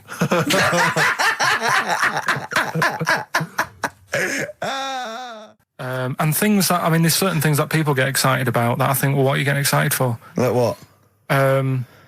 News, just news. Do you know I normally do the headlines and that? Yeah. Have we got any headlines? Not really, because there isn't that much going on. Isn't there? This is what annoyed me, though. There was something about a woman who's going up Everest on a bike. Do you know what I mean? And they were like, oh, brilliant. But I don't think that's that good. When someone's done it walking... Carl, you're going to do some news What do you stories, I want? think. Well, like I said, there hasn't been that much going on. There's a story about a fella who hasn't eaten for 70 years. Right. He hasn't eaten. Is that all that's all the information you're going to give us? Yeah, hasn't eaten for 70 years. Hasn't had a drink, but he's all right. That's rubbish then. Next. It's not rubbish. Yeah, it is, yeah. Next. Well, what is it? How is that? How is a man not eaten or drunk for 70 years? It's that thing, isn't it? Your belly gets used to it or something. Steve, has he misinterpreted it or is it rubbish? Well, it does. To be honest with you, it doesn't actually offer any explanation. It just says that that's what happened. Right, so that's rubbish. It doesn't go on to Next. anything else. A woman's had 6 organs transplanted.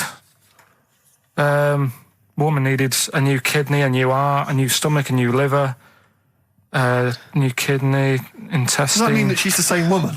I know. You'd Yeah. just say forget it, wouldn't you? Yeah. Wouldn't you, though? Well, not really. You know, the organ is just a lump of tissue. If you're that knackered, call it a day. And don't waste time with that. Yeah, And good advice. there's a woman who hasn't slept for 8 years as well. Well, that's impossible. Again, you want to see that, Steve? Yeah. So that's the news for the week. Yeah, all rubbish. Turn off now. Next. Do you want to apologise once more for anyone you might have offended over the year? Yeah, like I say, I never want to upset anyone. We're just chatting about stuff it's just chatting. It's from the heart. You see something, you say, "Oh, it looks a bit like so and so," or "Isn't it a bit?" You're not really, you don't really try and hurt anyone's feelings, do you? But I think most people know that. And I've got to apologise for laughing at anything you say. I actually can't help it. Again, it's not vindictive, but when Carl comes out with some of the things he says, it's impossible for me not to laugh or react. So, have a Merry Christmas, everyone. Well, before that, Rick, is there some final, for the year, monkey news? Tell you what, let's play a good song. Okay. Right, we'll have a bit of monkey news, and then that's it. A bit of Amy Mann, then. Perfect. Brilliant, this one.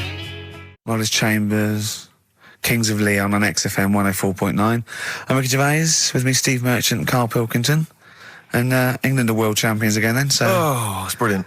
It was amazing, wasn't it? See, I'm not a rugby man at all. I never watched rugby. I think the last time, was when we won about 12 years ago, whenever it was. And I got into it last week because I realised we were doing so well. I'll watch England win anything. Yeah. Do you know what I mean? I don't care what... In fact, I wasn't into war when I was little until I realised we were so bloody good at it. We are really good at it. It's brilliant. But, yeah, fantastic. Yeah, it was great. Right, that's the rugby thing over. What dealt next? with. That's it. That's all I've got. That's all I had today. It does steam me. Sometimes I watch it and it does remind me of when I play rugby, because one of them will boot it down the field and then someone will catch it and boot it straight back again. Yeah. Which is essentially how we I was play made rugby to at play school. rugby. We had to play rugby. Yeah. And I don't think I'd get rid of the ball so quickly. Yeah. I don't think I ever got tackled or fell over. Yeah. I think I touched the ball about 20 times in the 2 years it was compulsory. Yeah. I was terrified.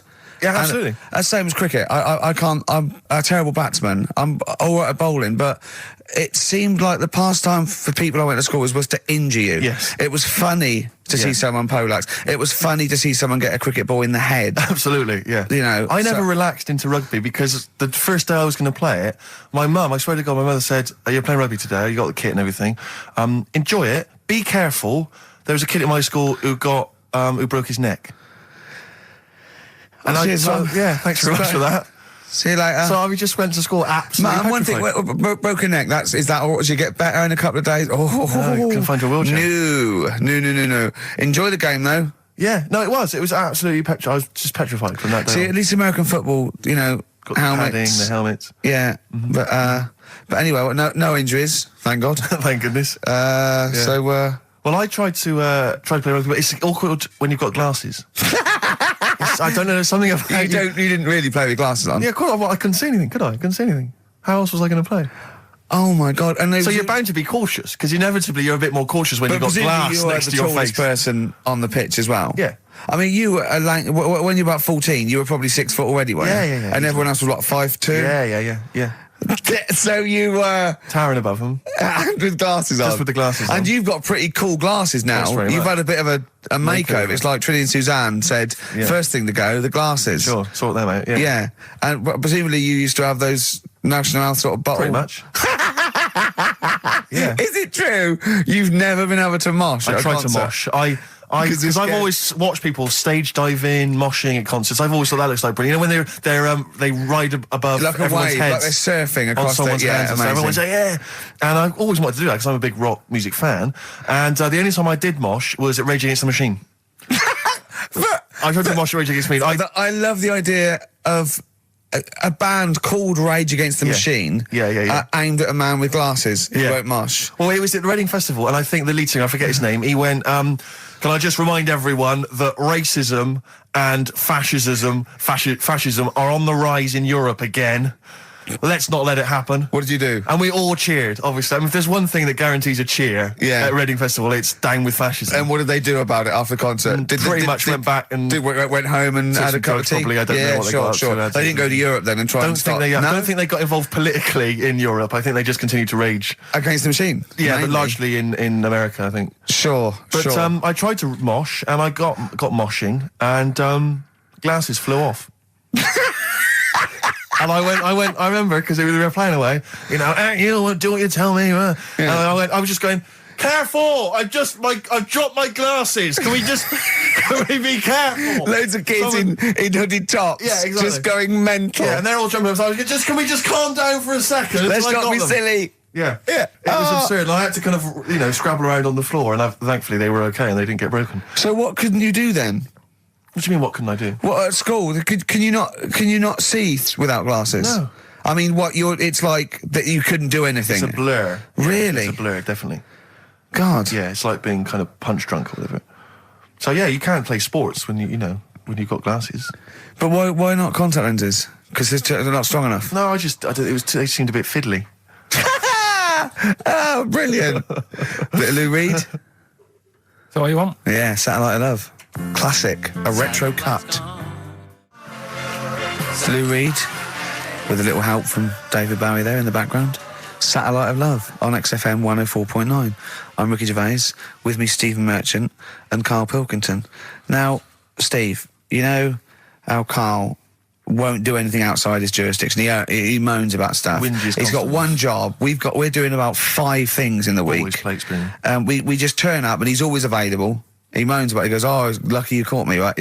He's chatting. He just He's one of those people that whinges enough and people think he's overworked. So he got Mondays off, right? He's just a whinger. Yeah. I haven't got Mondays off, though, have I? Yeah, well, anyway, 2 hours on a Saturday. This is what the phone message he left me Wednesday on my mobile. But I just is chatting about certain things that are going on at the moment. What he does need to know. Duncan, who mentions, is my agent, and you understand a few other things. But this is the sort of message I get from Karl, right? Whinger. Old messages. Alright, 12, Wednesday. Just getting loads of people calling me all the time about shit. Yesterday, DVD's signing for BBC London. I don't work there, but I've been dragged into that. I've got a woman on leaving a message from Talk TR going on about do you want to go and see Pop Idol again? Right? They're just saying you and some listeners can go. So I'm sure you'll love that. I've got Jim Benner wanting you to introduce the tin buckets at the Astoria. So can you just let Duncan know that I'm doing his job whilst he's sat on his arse with his thumb firmly up his arse? Can you let him know that I'm running around like a here sorting shit out for you? Alright, see you later. Message left So, at 12. do you know what I mean? I know, but that's the kind of phone message he's leaving. But Do you remember who he was before you? But he's started working even with him? annoyed that he gets a phone call. I remember he got a phone call for you to do a voiceover and didn't pass it on. You missed a voiceover. That was thousands of pounds. No, I did pass it on though. I told you. You I did. said a You woman. said someone had phoned. Yeah. That's not good enough. But who's that? Well, she didn't say, and I didn't ask. But Of it's course not my she job to do it. said. She didn't say. Rubbish. So you didn't take the number down? Just when she went, oh, can you tell Steve to call me? And you went, yeah. Yeah, well, I just thought you'd know her already. I should have known. It was a woman, so I should have known. He's having a go, you see? Unbelievable. I don't know how it's come back on me. You're the one who was picking on it. Yeah, exactly. I'm saying. I'm defending. Why is he having a go at But you? he never Because picks on Ricky because he knows you are his bread and butter. Seriously, do you know what I mean? The only reason he's got Mondays off is because you're still doing this show. yeah. That's why he's scared of you. That's why he's like, he has a go at you on the phone, but he always picks on me because he knows, I'm a pushover, I'm a nice guy. He's scared of you. I don't know how it works. Is that true? Steve, I'm always sorting you out. I look after you. I'm not Sorted you saying out you with don't, tickets. but I'm not sorted saying you you out don't, but I lager got out. you today. Why are you picking on me? What do you mean you're sorting about tickets and lager? What's this? Right, whenever you want tickets. Yeah, sorry, lad. I don't want to use this as like moaning time and that because I don't like to moan. I'm busy and that, right? But I've sorted you out tickets for gigs, Yeah. right? What somebody doesn't even turn up to. Yeah, we won't even go on about that, Yeah. right? Lager, He was sorting out the Cure. He complained it was boring. yeah. There was that big drum of lager that you had, and you said, "Oh, put that in your room for me, Yeah. because I don't want to carry it home." Right? Lazy. So I said, "All right, then I'll put it in my room." It goes missing, it gets nicked. Then you have a go at me because it got nicked. Yeah. I get you another one. You make me carry it around town for you for half an hour. Then you say, "Oh, I can't be bothered taking it home. Can you take it back to work for me?" Yeah. But interestingly, this is like a year ago, so it's obviously it's still pressing on you. Oh, isn't hang it? on. And I forgot the one when we had an argument over 50p. When we went You out didn't for a want to coffee. give me 50p back that you owed me. That was the same day you'd given him about 40 quid worth of lager. But see, this is my problem. This was my point at the time. It's not the 50p in terms of money is not what's important. The fact that you think you don't have to give me money back because it's only 50p, that was the point at stake. It's me who makes a decision. Oh, don't worry about the 50p, not you. It's only 50p. I'm not going to give it to you. Do you know what I mean? There's got to be rules, otherwise it's chaos, Carl. Come on, mate. All right. Don't want to fall out about No, it. that's not all right. Should we kiss and make up? Do you want that? Do you want to do It's that? all right. Yeah. Well, should we play a little record and come back to this? Because I can't believe it started with you slagging him off, Rick, and I've ended up I know. as the monster. I know. Bit of R.E.M. Yeah. R.E.M. and Animal. To sing like animals would be R.E.M. and their animals. What are you talking about? Well, no, I'm just thinking. I wonder if they've done a video for animals and the animal What? on a DVD, an animals DVD. Huh? What are you No, I'm talking just about? saying. I'm just it's R.E.M. there. It's just a good link. R.E.M. animals on a DVD would be. I've got an animals DVD out. My got an Animals yeah, my DVD DVD, my live stand-up's out. Buy it.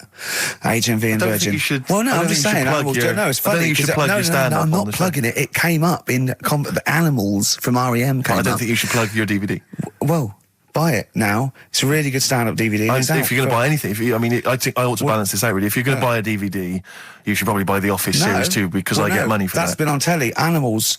See, Animals hasn't been on telly. The Office has been on telly. It's involved with it. But I don't get any money for No, the I know, Animals but that's DVD. what I mean. I get wasn't everything involved. from Animals, whereas I've got to share The Office royalties with you and some of the other actors, whereas I get the lion's share, lion's an animal, the lion's share of Animals. It's all mine, you see. So, The truth of it is that it's not. I mean, it's your stand-up, and it's Yeah. not great. It's a bit no, but weak. nor's my A acting. lot of the observations Nor's my are quite acting or poor. writing. No. You're but a great actor. I'm rubbish in The Office. One trick pony. Well, I I just agree with touch my that, tie and I look at the camera, bored with that. Yeah. Animals, whole new side. Yeah, but 15, frankly, you've been 15 quid. doing so much publicity on TV that if people have seen it all, they'll have probably seen all the best clips. No, yeah, And, but I mean, The there's only a Office, couple of decent It's gags. only really the dance, and you can get that on a JPEG. So I Some other wouldn't- great stuff. Don't in buy there. The Office. There's some other great stuff in there. No. Phoenix Nights is better than The Office. So buy Phoenix Nights. Don't buy The Office. Okay. Well, right. Let's get on with it. That's yeah. that. Right. What else is You've happened? probably heard most of the stand-up observations on this show, so. Right. What have we got for us? Available in HMV. Go on. Oh, wow. I'm annoyed. Office.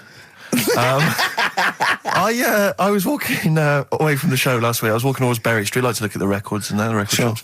And I was on my mobile phone, and I was chatting away to someone, and what can only be described as a prostitute Go on. Stood on the street corner. Was she a woman that gives you sex for money? Yes. That is a prostitute. Yes, that's what I thought. Go on. And as I was walking by, she said, "Do you want to buy sex?" Now, You sure it wasn't a market trader giving 6 plums or No, it something? was definitely... 6 for a quid? No, it was definitely Go a on. prostitute. Yeah. And what annoyed me about it, what I wanted to pick her up on something, was the fact that I was on my mobile phone. It's like, can you imagine? She was rude. Who would what, am I going to hang up? Sorry, Mum, can I call you back? I've You just know, had an you know offer. you say you want me to meet more women. And you know you sent me that 30 quid Exactly. for my birthday? Yeah. Sorry, Mr. Johnson, I'm really excited about the job. Can I call you back? I'm just going to negotiate with a whore. And it was just sort of, you could tell that she was clearly probably desperate for crack or a latest fix of smack. So she was literally the normal etiquette of prostitution. You know, that they hang around, they show some thigh. I've seen this in They films. will ya? Yeah, They exactly. will, yeah. Take you out for a meal, that sort of thing. know, That straight had sort of into gone it. out of the window, and she Yeah, was just sure. there, desperate, running around Did the she go out of a streets window? like a Because doll. that's another thing they sometimes do, specialist ones. But I was shocked because I've never been propositioned before like that. Really? In London. I was That's weird, isn't it? Carl, thoughts? I think you'd be sort of approached a lot because they tend to sort of go for people who look like they haven't got much chance. Sure. And I'm not being mean. No. I've known you a long time. and Sorry, stuff. I'll let you go back to it. In what way aren't you being mean? By saying that No, Steve... Go on. Steve knows is a little bit odd looking. I don't think... Well... No, he does. Do you know? Yeah, before, no, but it's not what he thinks of his looks. Yeah. It's what he thinks of you talking about his looks on... No, but it's on. like how you were talking before about, you know, your eyes are bad. It's nature's little way of saying, look, nothing to see here, right? Don't get that! I don't know what you mean. But when you look in the mirror and that, they've gone, look, he hasn't got the looks, let's make his eyes bad, right? Yeah. Nothing to see here. Yeah. That's what I'm saying. See, They're I- balancing it out, right? Yeah. And it's funny, right? Now we're on the topic. Sorry, Right, I wasn't- Johnny Depp. No, listen, but I'm gonna... My chest is gonna burst at this moment. Whenever we get because- onto this conversation, I always think to myself, Carl, do you know what you look like? I'm gonna burst. You know, seriously, can I be honest with you? You look like, you know, if you've got like a balloon, a hot air balloon, right? Just a little balloon, like a party balloon. If you drew a little face on it, right, and inflated it about halfway, that's what you look like. right, I wasn't... No, play a record. I don't want to get into this. Listen, It's too now intense. you've got onto this. Let's just nip it in the bud now. I'll tell you something that I wasn't going to tell you because I think it was I don't want to hear it. I don't want to hear it. Right, it was on the tube. Right, well, I wasn't. Someone told me they were on the tube. Right, and the tube pulled into a station. Right, and one of the women saw the poster that's out at the moment with you and Rick on it. Right. Yeah. So this woman apparently goes, "Oh look, there's Ricky. Ricky's on the radio." Right. And the other woman goes, "Oh yeah, don't you listen to it?" So she goes, "Oh, I didn't know it was on the radio." And she goes, "Oh, I'm sorry, Steve. look, Because he didn't make it sound this bad. She said, "Oh, look at that person he's with." So she goes, "Yeah." She said, "That's Steve." She said, I was sort of aware that he looked odd because Carl mentions it on the radio. Yeah. So it wasn't as much of a blow to me, but I can see how it was a bit of a shock to you. Yeah. So that's weird, isn't it? Yeah. And that isn't me sort of telling this woman to say anything. That was all happened without anybody else sort of bringing it on. Yeah. Do you know what I mean? Yeah. So... Was it... Sorry, you seem to be relishing this. Was it because of the little balloon story that made you... I honestly, Steve, I wouldn't have told you, but if you're going to start, having a pop... Yeah. Do you know what I mean? Yeah. I can't just sit here and take it and that. No. I mean... All mates. Yeah. It's just... Yeah. Well, I mean, I was Shame, mistaken to for be Johnny honest. Vegas. Steve's got a story about that, if you want to have a go at me. Well, someone just thought you were fat with a beard, which is true. Well, don't have a go at me because he said you look... Well, you started it. No, I didn't. Yeah, you no, I did. didn't. You were milking it. You were I egging him on. was laughing. You were egging him on. I sort of was. Yeah. But let's not, Oh, it's a good job you've got lots of good mates like Jonathan Ross you can go and hang out with. You don't need other friends, people who've helped you in your career. He's good-looking bloke, isn't he, Jonathan Ross? He's a good-looking fella. Play a record. New single from Evan Dando, that's called It Looks Like You. Out of Time by Blur. Luckily, we're not out of time. Got another hour and 25 to go. So it's not over yet on XFM 104.9. I'm Ricky Gervais, with me Steve Merchant and Karl Pilkington. We've had quite a lot of emails as ever, Rick. I should just say, because we're very lazy. It's a much listened to show. We're very lazy people, and we rarely reply or read out the emails. But I never read the emails. Absolutely. So I rely, if I haven't replied to them, or my mail, Steve opens my mail and reads my emails. So if I haven't replied, it's just because he hasn't passed it on to me. Yeah. Okay. But I haven't passed it on to you because I know you'll never reply. Sure. So, I'm just cutting out that. But I just want to say thanks for the emails. We do read some of them, and we do appreciate the fact people send in jokes. I appreciate it. I love it. We've had have to do anything towards it. Sure, we had an email from Jack. He just said he missed the last 2 weeks' shows. Has he missed anything? Not really. No, it's the same stuff. I think last week Karl was having a go at Chinese people not aging well. He had a go at the gays, and he came up with a ludicrous story about a monkey that was impossible. Yeah, exactly. So I don't think Jack's missed much. Go on. We've just had an email from the Pringles people. Oh, right. Good, because it's finally started to happen. I hear these stories about people getting given cars and Armani suits and trips abroad, and we haven't had no, but finally people are starting to, realise what we're doing, our impact on society, and we've got a whole box of Pringles sent to us. Not on those little tubes, the proper tubes, the foot-long tubes. Yeah. So... and what have they said? Well, the Pringles guys want them said, back. No, they've said they like the show, and if you want more Pringles, give them a call and they'll send you more Pringles. More Pringles. Yeah. I bloody love Pringles. Yeah. Pringles are... The thing about Pringles is, they're Moorish, right? Yeah. But how would I put it? You know the sort of thing when I open them, and by that when I pop, right? Yeah, I have to eat the. Well, okay, how can I put this? When I pop, I can't stop. What do you mean? I don't. Well, when I pop them open, I can't stop eating them. Right, when you pop, you can't stop. Yeah. I think that's because of the chemicals.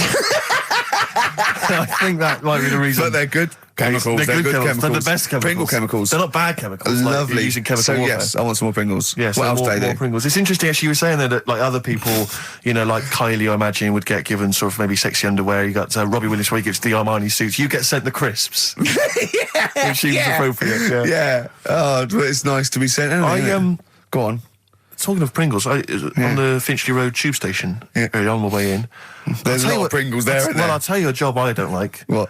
I wouldn't want to be doing. The woman, there's a little woman who sits in the little snack stall on Finchley Road station. Yeah. And I don't know how to describe it, really. She is surrounded by snacks. She can't move for snacks. It's like... look like American Beauty, but with different... Not dissimilar to that. Yeah. It's a little hut on the station. And it's like, if you go to the seaside, you can put your head through one of those cardboard cutouts and it looks like you're a big fat person, whatever, and you can have your photo taken. It's like an equivalent of that, but it's just snacks everywhere. She's got bananas up to her chin. She's got chocolate coming down to her eyes, crisps either side of her. She can't move. She can't do 360 degrees. She's like packed in there. I don't know how she gets in there. I think they put her in there first, and pour in the bananas. Yeah. And then they go pour in the nuts. She has 2 hours of makeup before they open. Dressing her in there. Because I'll ask for something from the fridge, and she cannot turn her head to see. She has to go by feel alone, just to feel the fridge and get stuff out and pass it. And often I'll say, that's not what I wanted, but she can't. You've got to let her off. It's extraordinary. Dear. But there's no music playing. Does she have nothing. To sell her way out of it? Exactly. If it's a slow day, she's stuck there till the next day. Yeah, it's like a world-breaking attempt. Yeah. Oh dear. First Finchley Road. So if you're on Finchley Road or just want to pop down there, have a look at the snack woman, because it is. How does she get refills though? I don't know how it works. I don't know how she goes to the toilet or eats. I don't know what she does. Yeah. But God bless her. That's one of the jobs you wouldn't have. That's jobs I would not like. I've always worried about working in one of those big photocopying places. Sure. Because it's just that constant taste of toner. Yeah. You know what I mean? It's so dry, and I just imagine going to work with a hangover. Yeah. 8 hours in that sort of environment. I think it's those jobs where what's the best that can happen that day? Do you know what I mean? The photocopying shop. What's the best? Well, they probably have interesting things, like people going and photocopying porno mags. Can I have 30 copies of my art? Right. Yeah. Exactly. Yeah. I couldn't make it to the staff party. Yeah. But I wonder if I could do that in here. Yeah. Karl, what job wouldn't you want to do? Well, any job. You're a lazy. You're joking, aren't you? I've done loads of stuff. I'm quite happy now doing what I'm doing. Yeah. You look happy. Trying to think. You sound happy. Yeah, I mean, calm down. You on drugs? I'm all right. Are you on E? Before England have won and that. I'm happy for them. Yeah, go on. Happy for them. I'm happy in that. Yeah. What do you mean happy for them? We are England. Happy for us. Yeah. I mean, we didn't play. I did very little towards it. No. It was mainly Johnny Wilkinson. Yeah, I and the barely other- contributed. Switching on the TV was about as much as I did. Exactly. And shouting, "Come on!" Yeah. Talking about jobs and that, though, I was reading the other day about, like, you know, rubbish jobs that people have had and I stuff. haven't got time when I'm at work, man. I just get on with it. I'm not squiddly diddly. Fingers in pies, different jobs. Go on. Do you know Ivor the Terrible? Ivan. He, His Russian. Yeah, that was the Welsh fella. It was bloody awful, but not as bad as his Russian cousin, Ivan. Go on. he had a fella doing some work for him, right? This fella built his house. After it was done, right, the terrible fella was like, Fella Ivan. he was going, "Oh, it's brilliant. You've done a good job there. Yeah. I don't want you to build another one like that." Took his eyes out. Just stopped him making an house like that. Another again. one. Blimey. That's bad, isn't it? Why didn't he take away his trowel? Then he could have seen, but he couldn't have built a house without a trowel. You can't build a house without a trowel. Yeah. Makes you I think, suppose he probably later thought that once he'd been nicknamed Ivan the Terrible. Yeah. He Go, thought, why? Because you I- gouge people's eyes out. Yeah, but I didn't want to build another house. I know, but Take his trowel away. What would I have been then? Ivan the crafty at most. exactly, yeah. Ivan the jealous, Ivan Yeah. the spoilt brat. But Yeah. Ivan gouge someone's terrible eyes. is That is bad. bloody terrible. I'm surprised you're not called Ivan the. Do you know what I mean? Yeah, you're going to go down in history like with Vlad the Impaler. Yeah. He's mainly remembered for impaling people. Yeah, he did a lot of other stuff. Did a load of great charity But work he did. The Not impaling remembered. is the thing that's really gone down in history. When were you reading about Ivan the Terrible? No, it's just or little Ivor stories. the Terrible is the thing you remembered from this informative article. No, it was just little bits like that. Talking about him, there was a thing about someone who worked for that fella who painted the ceiling. Sistine Chapel. Yeah, Okay. there was a thing. A woman who worked for him in his house, and I love how you assimilate information when it's just bordering on the academic, or just the interesting and true. It's wonderful. Ivor the Terrible gouged someone's eyes out 'cause built him an house. That fella who painted that ceiling had a woman work for him. Imagine if you wrote that down in an essay. Imagine if you wrote that in a school essay. Well, you'd probably end up with not getting a grade or... or thinking you turned out to more than you had. Exactly. Anyway, the Go woman on. who lived with... Yeah, the woman who lived in a shoe. Go on. yeah, there was this woman who lived with him, and she used to go out and do all this shopping and that. Yeah. But because she couldn't read or write, he used to have to draw everything that he wanted. Why couldn't you just tell her? I don't know. No, Well, but no, wait. That's an excellent point. Could she talk? Yeah, but if it's a big list and that, loads of different coloured paints. But why and couldn't stuff. she draw on a piece of paper? Why did he have to do it? Because he's a better drawer, isn't he? That's the point. That's it. That is. We were just looking for the logic of the story. You found You it. done it. Play a record.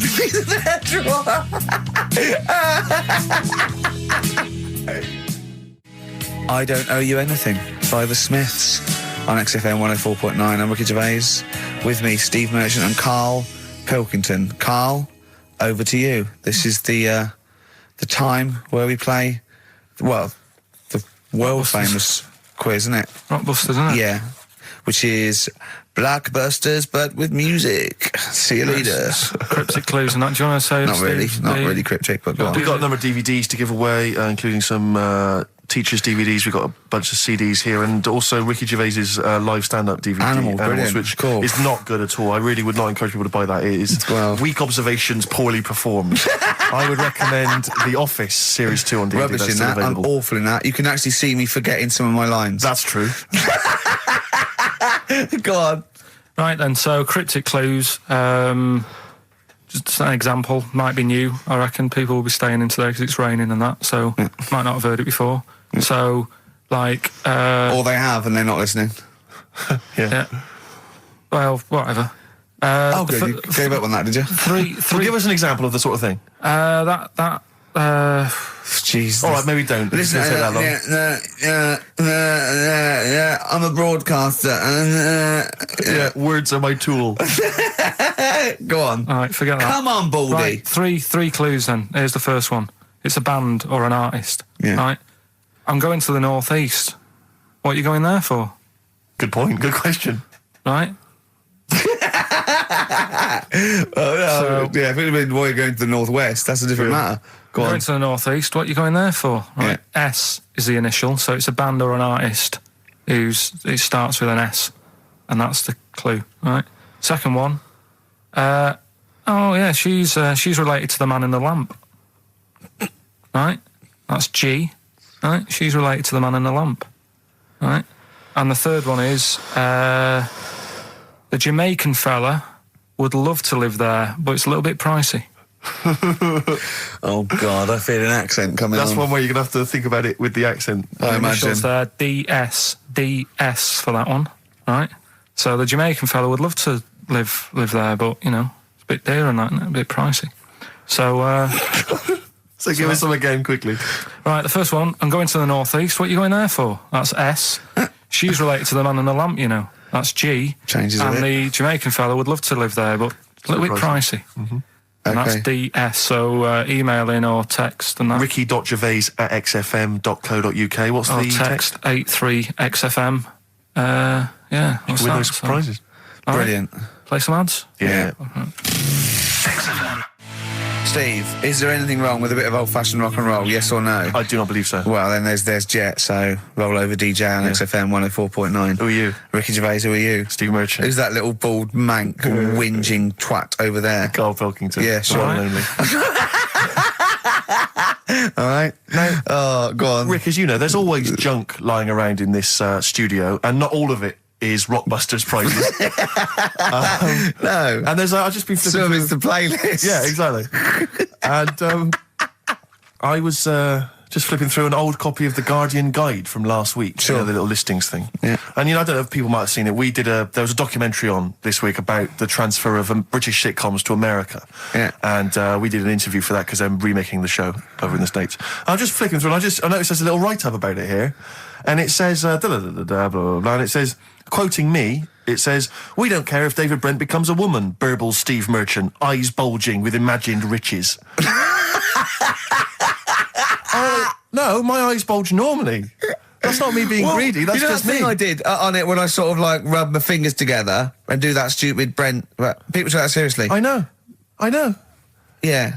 It's extraordinary. Oh, some people got it, but I think it was something in the paper the next day said Gervais's mannerisms could have been transferred as dollar signs. Well, I was doing it sarcastically. I was doing it like that. I was pretending that I just cared about the money. Yeah.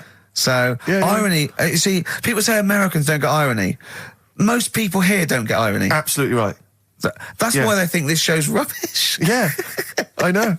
We fooled them. Yeah. We've had the last laugh. We Exactly. think it's really good. Exactly. Carl, come on. That was. Let's have some news. Let's do some proper radio. Have you? All your news comes from Ananover, doesn't it? That's What will where Dr. Fox I got do that. about now at 2 o'clock? He'd do some Some amusing news. too. It's coming up for 2, and here is the news with Karl Pilkington. Well, like I said, it's just headlines and that. I don't bother reading on if I No like point. the headline. And it's all from You get the Ananover, story, not from yeah. a newspaper or. It's not made up or anything. These No, are real okay then. Well, headlines, so- let's see. Okay, imagine Trevor McDonald doing this. These are real news headlines. Okay then. Wow, they're real to Karl. Okay, here we go.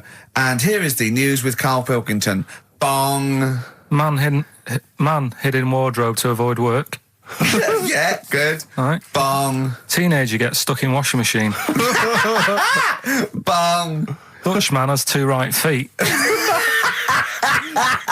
Bong. Cow hit by train lands on farmer's wife.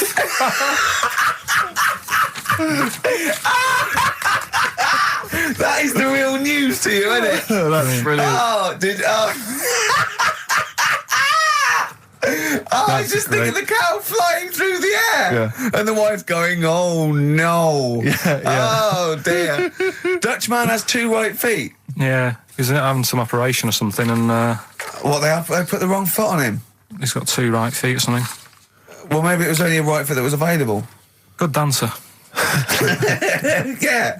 Oh dear. What Well, else? in real news, I was I followed that thing with it was that fella that got into the palace when Bush was there. Right, an The undercover journalist, yeah.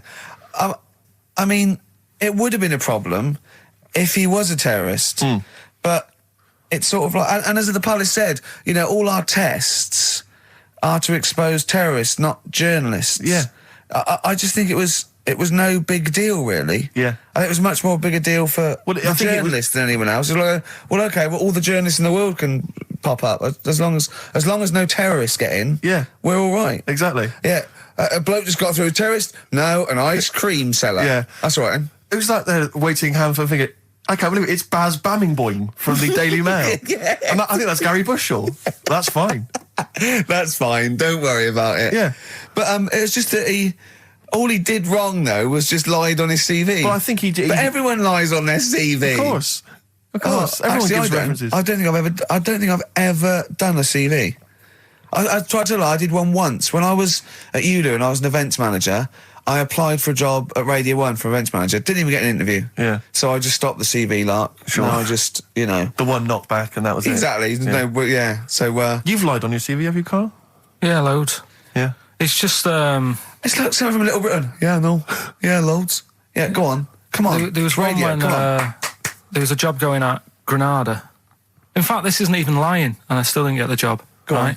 But Well, you Granada, don't get a job just because you don't lie. It's not, have you lied? No, you got the job. Yeah. no, but there was they ask you loads of stuff, don't they, that you think, oh, that's got nothing to do with the job. I don't know why you're bothering me, asking me certain stuff, right? Qualifications, things like that, yeah. Yeah, But, well, it was languages, yeah. right? What did it say? It just said, you know, put your name, put your address, languages, right?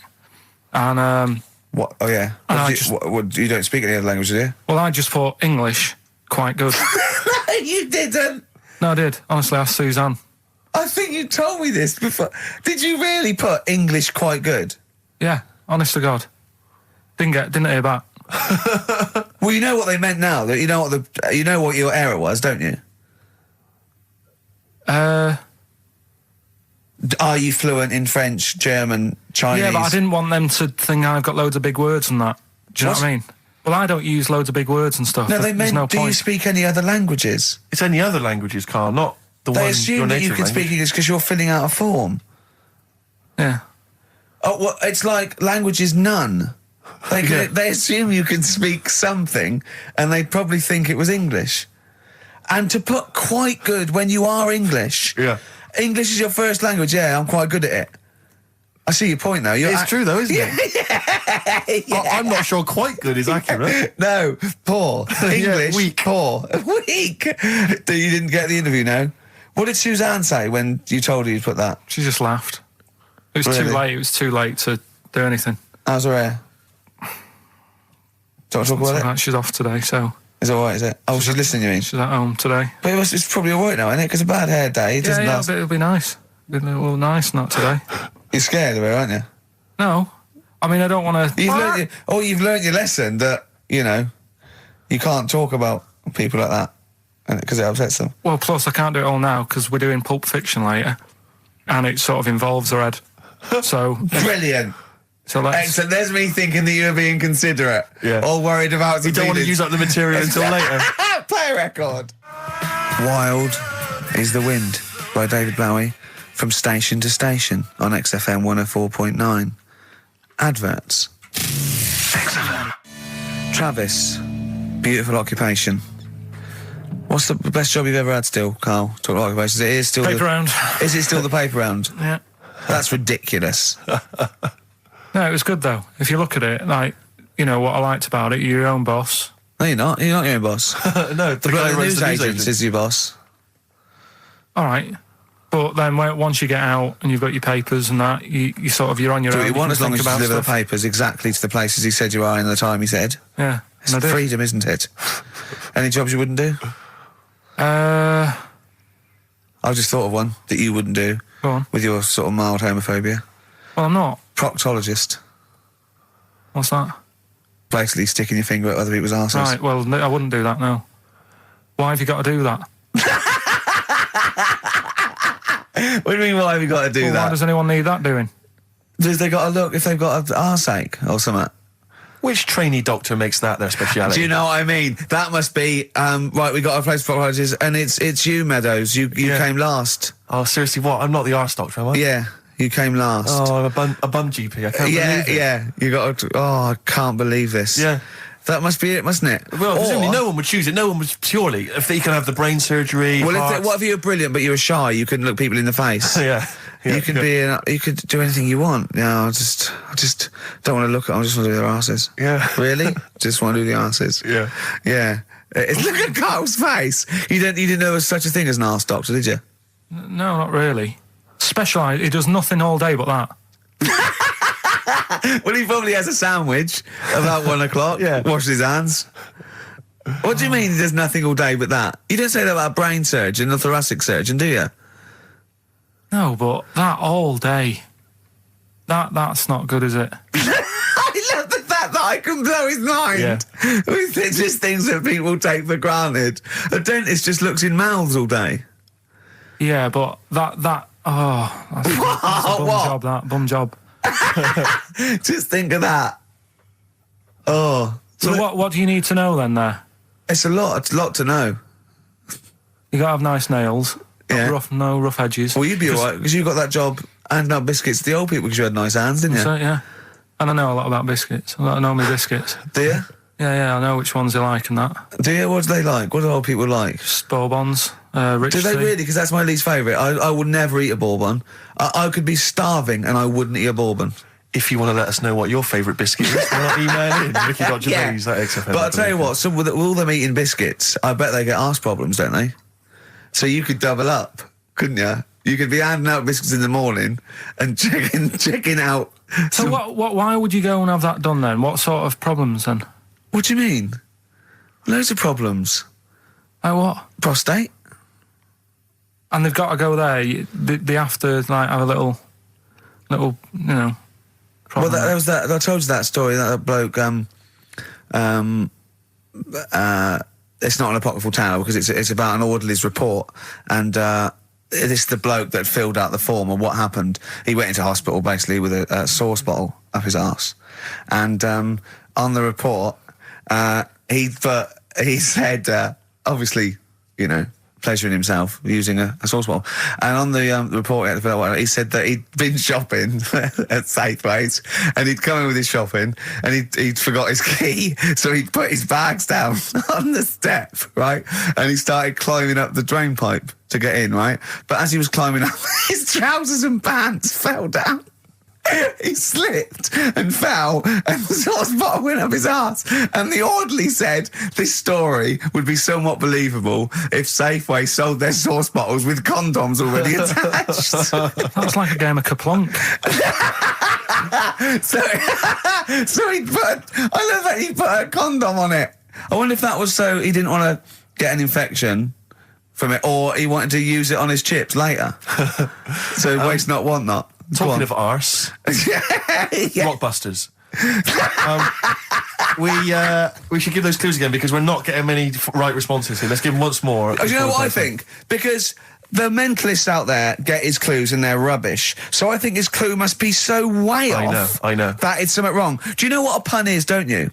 You can't change the word. You can't have, he's bald and he rides a bike. Who's that? Bicycle Stipe. That doesn't count. It's got to be Michael Stipe for it to be correct. It's got to be Michael Stipe, yeah? All right, well, the most we've got two right, right? So let's hear the clues again. All right. First one was, I'm going to the northeast. What are you going there for? S. It's a band or an artist that starts with S, right? I'm going to the northeast. What are you going there for? Second one, she's related to the man in the lamp, right? That's G. Band or an artist. The last one, the Jamaican fellow would love to live there. It's a bit pricey though, right? DS. Right? DS. DS. Email in or text in. Ricky.Gervais at xfm.co.uk. Or on the text, 83XFM. Right? Bob Dylan. Dylan's, of course, playing in London this week. Yeah. And good luck it's to a him. classic. Bob Dylan, It's All Over Now, Baby Blue from 1960-something. Bit of trivia for you, Steve. Go on.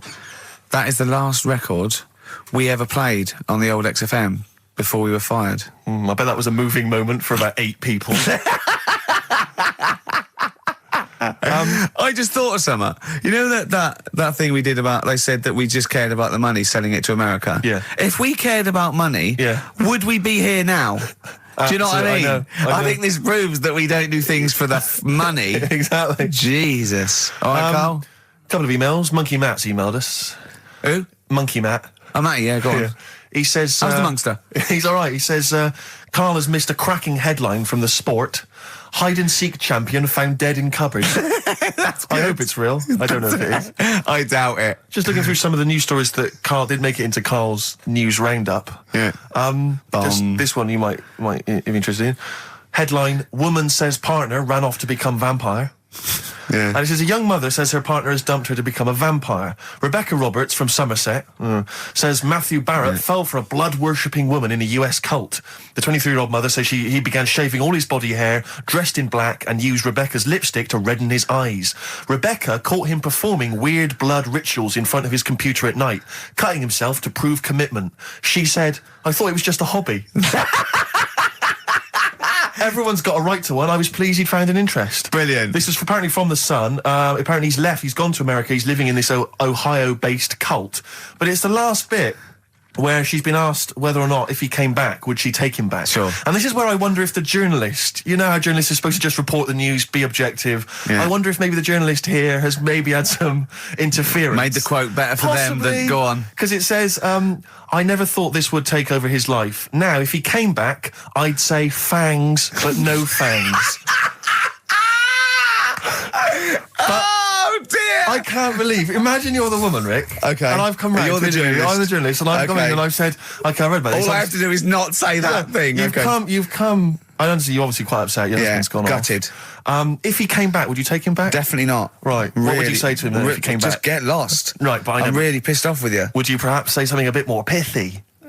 Not in this situation, no. You're upset? He cuts himself, he drinks blood, he's left me. No, sod off. I'm not interested, mate. Because I tell you what. Go on. I mean, I like what you said there, but I wonder if we could condense that a bit more. If he came back, would you say... Go away. Would you ever say something like, thanks, but no thanks? No, because it makes it flippant, because I'm really angry. I know you're annoyed. And I'm upset, so I wouldn't say... I certainly wouldn't say thanks. I might say no thanks. But what if you sort of said it like aggressively, like you were giving him the finger, thanks, but no thanks? Like you didn't really mean sort it. of sarcastically? Sarcastically, would you possibly say I might say thanks, but no thanks, and that'll be it. And that's and I'd leave it there. I'd never change that. Sure. I'd never change those words. Can I ask you a question? Go on. Do you like puns? Hate them. Right. I don't like It's Countdown. I don't like QI. I don't like any of those posh Cambridge, Oxford types. I hate puns. If you had to say thanks but no thanks in the form of a pun, what would you maybe say? I wouldn't. I never would. Right. I'd say thanks but no thanks. I would, I mean, I feel embarrassed that I'd even say that because I don't think I would even say thanks but no thanks. Okay. But if I did go that far, I'd leave it there. Sure.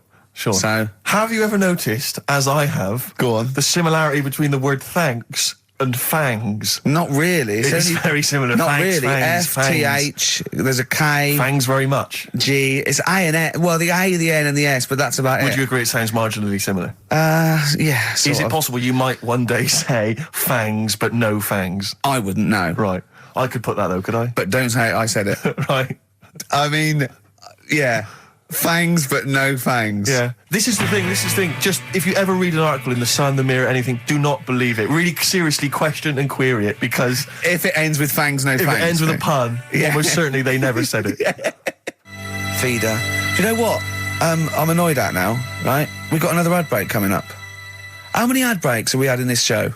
I know. Carl, how many ad breaks have we had in this show? It's about 3 an hour, 3 or 4 an hour. 3 or 4 an hour, so about 3 minutes. So...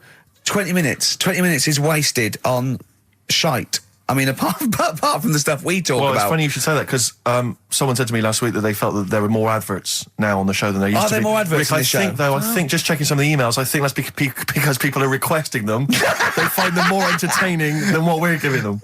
But... can't we sort this out? Don't go on about it. No, can't we though? Why can't we have less? Why have we got so many? Is it... It happens, doesn't it? Well, no, you can't listen to radio in after every record. It's bad enough trying to keep them listening with the rubbish we come out with. Yeah, we've got Rockbusters here. Let's get them back. Right? Come on then. Right, has anyone got all 3? No. No, right, okay. So there's some. I'm going to ban Rockbusters. Okay, go on then. What are the clues again? Tell me the answers. Well, give us the ones that they did get. All right. Well, they did get. She's related to the man in the lamp. What's that? That was G. Gina. That was Genesis. All right. Genesis. Like Genesis.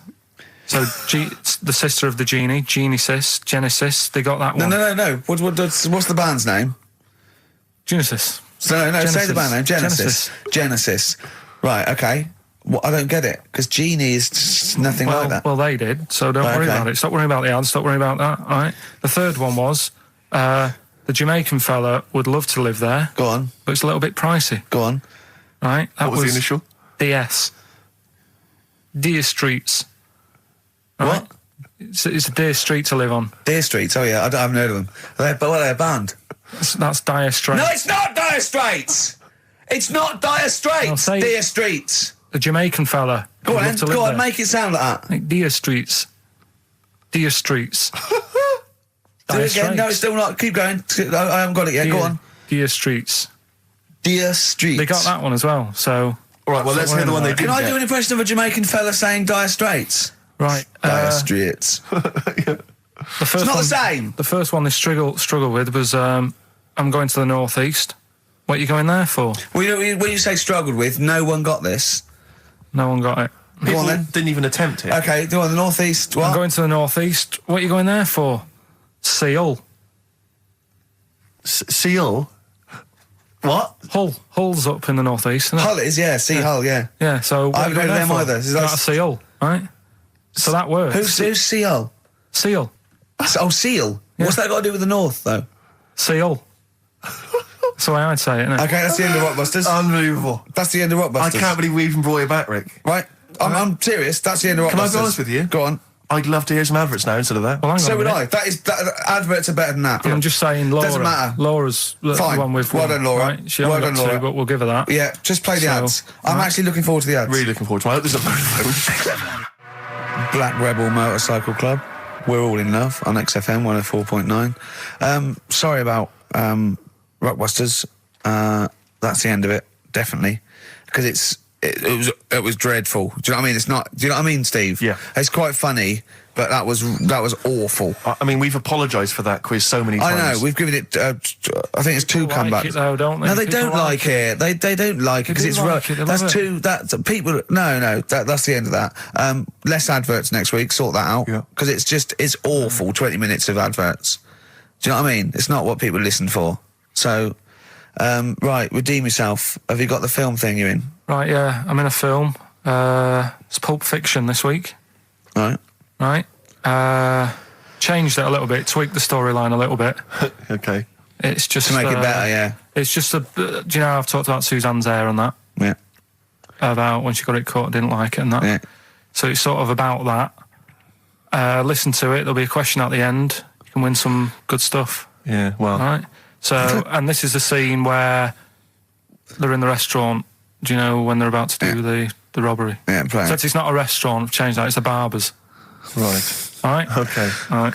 There you go then. Is there going to be a question after this? Yeah. Stay there. Okay. Right. Girlfriend came in here earlier. Had a haircut. I'm not happy with it. Look at the state of that. Well, don't laugh. Yeah. I mean, I don't want to cause any fuss, but just want you to sort it out. Afraid I can't do that. Well, you can do that because it looks a mess. Look, my friend, this is just where you and I differ. Well, you've got to do something because look at it. When she came through the front door at home, I thought Dave Hill out Slade had walked in. Funny, I was thinking the same thing. Look, I don't want to cause any problems or anything. She hasn't even seen it properly yet. She sort of had it cut and came straight home and didn't look at it. Suzanne, just look in that mirror. Look what they've done to your head. God damn it, what is it? Suzanne! We're not going to do anything stupid, are we? I'm the manager here. There's no problem. What do you mean it's not a problem? Look at the state of her hair. Be calm, cooperate, and this will all be over in a minute. I'm gonna go home. No, we're not going anywhere until they've sorted your hair out. I'm not walking home with you with your hair like that. It's embarrassing. So let's just get it. You die. No, forget having it dyed. Just get it cut. Colour's not a problem. Just sort it out. Just get rid of... Let's see what we can do. Right. Good. Look at it. Look at the state of it. I'm trying real hard. Suzanne, just keep your head still there so you can... Just hang in there, baby. You're doing great. I'm proud of you. Just sort that bit out there. Just put that.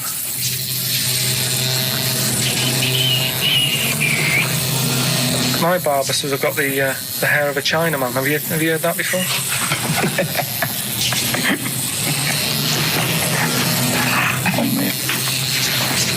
What? What's so funny about that? Is it serious or what? Freaking me out. If my answers frighten you, you should cease asking scary questions. It's almost over. There you go. No, it's not brilliant, but that'll have to do, won't it? I reckon we'll have to buy her a hat on the way home. Yeah, that's probably a good idea. Do you think Suzanne's listening? It's alright, isn't it? I like the fact that in that she's represented with a sort of dimwit southern accent. Yeah. Your girlfriend. So I'm sure she'll have appreciated that. Alright, It was nice, yeah. It was a nice... I don't know what kind of copyright infringements that was made. Yeah. Well, Right, well, the question is, what did I say is odd about my hair? odd about your hair? Yeah. Oh, well, All yeah. right. Fans of the show will know that already, I'm sure. Yeah, so email in, ricky.gervais@xfm.co.uk, or, just email, actually. Yeah. Bored? Right? Yeah. You can win some tat. The usual address. That is a beautiful record. Yeah, this is Thunder Road by Bruce Springsteen, as recorded by Badly Drawn Boy. You'll enjoy it. Good job. Badly Drawn Boy doing his version of Bruce Springsteen's Thunder Road. Good effort. XFM 104.9. Tricky song to do a good version of, but not Good bad. effort. Not bad. Badly. Tell you what, who's also made a good effort? Go on. Stephen Gunning of Tooting. He's correctly identified that Carl's hair is like that of a Chinaman's. Or it was. Yeah, and many other people have emailed in saying, how can we know what your hair's like? Because you are a bold mank. Yeah. So people have correctly... Is picked our up on that. language okay on this show in general? I've told you that, to be careful on that. Yeah, why don't you try putting some effort into it as you get Mondays off for this 2 hours? You come up with Rockbuster clue that no one can get because it was impossible. It wasn't even a clue. Yeah. I've got your headlines. I've done Pulp Fiction, right? I taught you about that fella, the builder fella, and his eyes and that. You don't even know what you're talking about. You don't even know what you've taught me. It's sort of like you borrow information. It's like one of those things that, what are those things called, write once, read many. You can just pass it on, then it's Yeah. one of those CDs you can just play once. Well, it struck me that when- is you and information. It goes in. If you tell someone once, it's like you've lost it. It's like pass the parcel with knowledge. It's gone now. You don't even remember what you told me. The chain letter. What? You mean chain letter, don't you? Shut up. It struck me when we were listening to his phone call to you at the very beginning of the show. I don't know if you might have missed that, but basically it was a message that Carl left for Ricky. But about halfway through that message, there was the feeling, I don't know if you noticed, but like the words started to fall apart. It was like he wasn't going to make it. Every time Carl opens his mouth, it's the equivalent of walking across one of those rickety bridges in Indiana Jones. That you might not make it to the other side. I know. Yeah. Oh, look at him. Anyway, we've had a few laughs and we've had a few insults. Yeah, but, so we'll try and honestly, I'll try and sort out something else as opposed to Rockbusters next week. Less adverts, I think. Ideally. What else? Better chat, better music, better presenters. No, come on. They got rid of Monkey News. What's it? Oh, no, is there no Monkey News? No, it's gone on this week. Don't talk there must be some Monkey News. It's not like it's real news. You tell us stories about chimps from the 18th century. It's not. Don't give me nothing happened this week. You just didn't look at the internet. Did look. And there's no news. Nothing happened. There was one little bit of Monkey News about how you can now buy tea that's been picked by little chimps because it tastes good. Right. That's what they're saying. Right. Why does it taste good? What do they do to it? I don't know. It just annoyed me. Is it those chimps from the PG Tips Act? Well, that's the annoying Are thing. they dressed up, having funny conversations? But like that's in a the house thing. somewhere? Everyone made a fuss about, that's cruel making them pick a piano up. Yeah. If I was a chimp, I know what job I'd prefer. Sure. Do you know what I mean? Doing removals rather than standing in a field picking tea and that. Yeah. I love the fact that he probably thought that was a documentary. Yeah. He thought it was a trailer for a Channel 4 programme. Oh, we'll be back next I've week. got a little treat for them. Right, that winner of the DVD, watch the behind-the-scenes footage because you see Carl's little round head.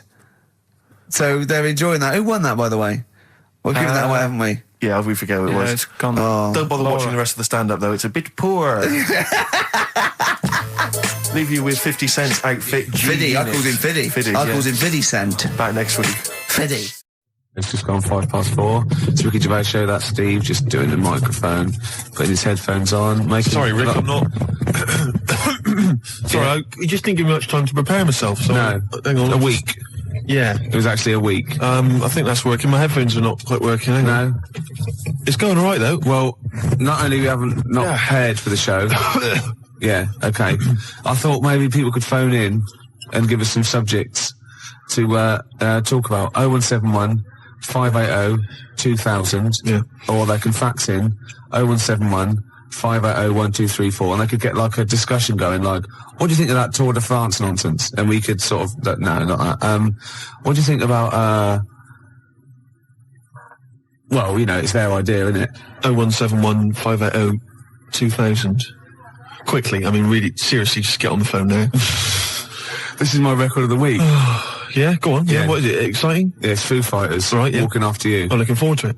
It's quite interesting. I think it's quite interesting, Rick, because, you know, it's a very sensitive song, very beautiful song, and I think it betrays something about you, about the inner Ricky. Yeah. Which I don't think we've ever sort of really tapped into before. No, but I mean, I've got something exciting for you as well. Really? Because maybe you know, you can find love too. Because Petru sent in a piece of paper here from, see there, from Mix Mag. Yeah. But it's the personal ads. Oh no, it's not. It's an ad.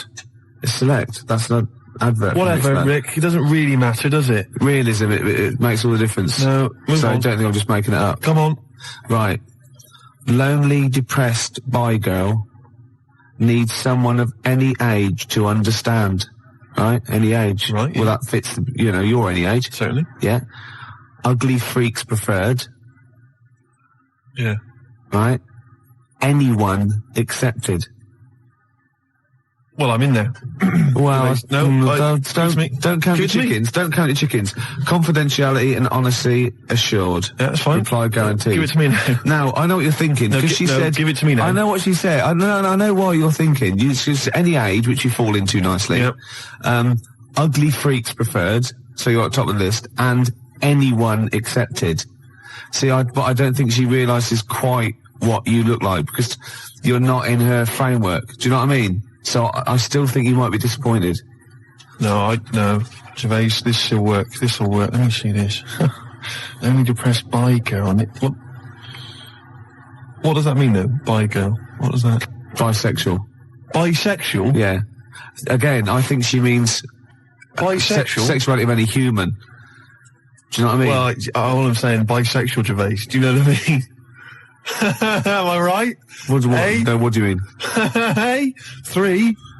Yeah? Hey? 3 people? What? 3 in a bed? You, a bisexual, and an amphibian. 3 in a bed, Rick. Hey? Hey? But you won't be one of them. It's not going to happen, is it? No. Nearly 25 past 4. Ricky Gervais show. I'm Ricky Gervais. Gervais, I know we haven't got much in the show today. We've not really thought of anything to talk about. Why did you just give a time check then? Just to fill it up. I know, exactly. Yeah. But like, why? Do you know what I mean? Because the music, sunny out as the well, music isn't it? was playing, right? And you mentioned it's 25 past 4. We'd never do time checks. How is that useful? What are you expecting? Someone's looking at it, they're going to think 25 past 4. Christ, I should be at my mum's house. I haven't played any good records. I can't let it interesting, but thank God he told me what else. I've got to take that bun out of the oven. Well, exactly. You never know. But you don't want to tell. Or they probably just realised something good starting on telly. Well, exactly. What I was going to say. Don't say it's 25 past 4 because who knows? I don't know. Maybe the Antiques Roadshow. No, BBC always start things at 25 past, don't they? Yeah. And 5 to. Well, you're a fool. That's what I'm saying. There's no reason for Why time do they do checks. that? Why do they do that and not on the hour like ITV? You know where you are with ITV. BBC 10 past, quarter past. 0171 580 2000. Yeah. Why the BBC? I'm struggling. You are indeed. Well, I'll tell you what I'm going to do. I'm going to quickly go to an ad break, which is good. Yeah. That keeps people pretty fixed. Oh yeah, they'll be desperate. Yeah. They'll be listening to those. But I'll ads, do a they'll be little hooked. trial. Watch this.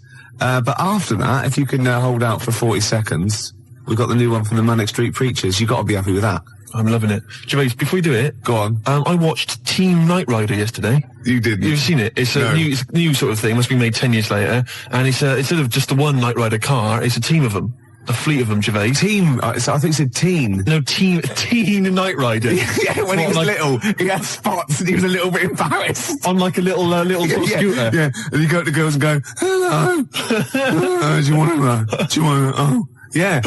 Teen Night Rider. Teen Night Rider would be beautiful. That's great, isn't it? Yeah. That'd be great. And Kit goes, what are you doing? Nothing. Yeah. We're caught in the flies. Get these kits there, sort of explaining how to shave. Yeah. That'd be beautiful. You dirty little. Now that is really gummed up my CD player now.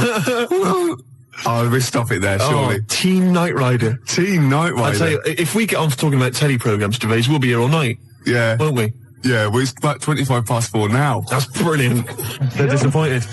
But listen, Gervais, I've always said that, when a party's going bad, when you end up in the kitchen, talking about old kids' TV shows. And singing the theme tunes. Exactly. And you remember Swizzlers. Oh, yeah. And flying saucers, yes, we remember flying saucers. And Batwing jumpers. And everyone starts laughing. Batwing jumpers. Do you not remember Batwing jumpers? She's retired now. Thanks. Grot bags. Grot bags? What was that? That was the Emu. Pink windmill. Oh, yeah. Talk about gay subtext. Pink windmill. So I take it as the fact that we're talking about it. We are in the kitchen at a bad party. We're in the kitchen at a bad party. We've got nothing, have we? We've got nothing to talk about. Usually we say, we've got nothing, we've got a couple of things and we get up. We've really got nothing, Absolutely have we? Nothing. What about that Teen Night Rider? We were going somewhere. There must be something. Yeah. Hilarious. Imagine it. What was the... Michael, it's time for school. Oh, come on, I've got bellyache. Well, you're well enough to do that. I have to do that. I have to get rid of my poison.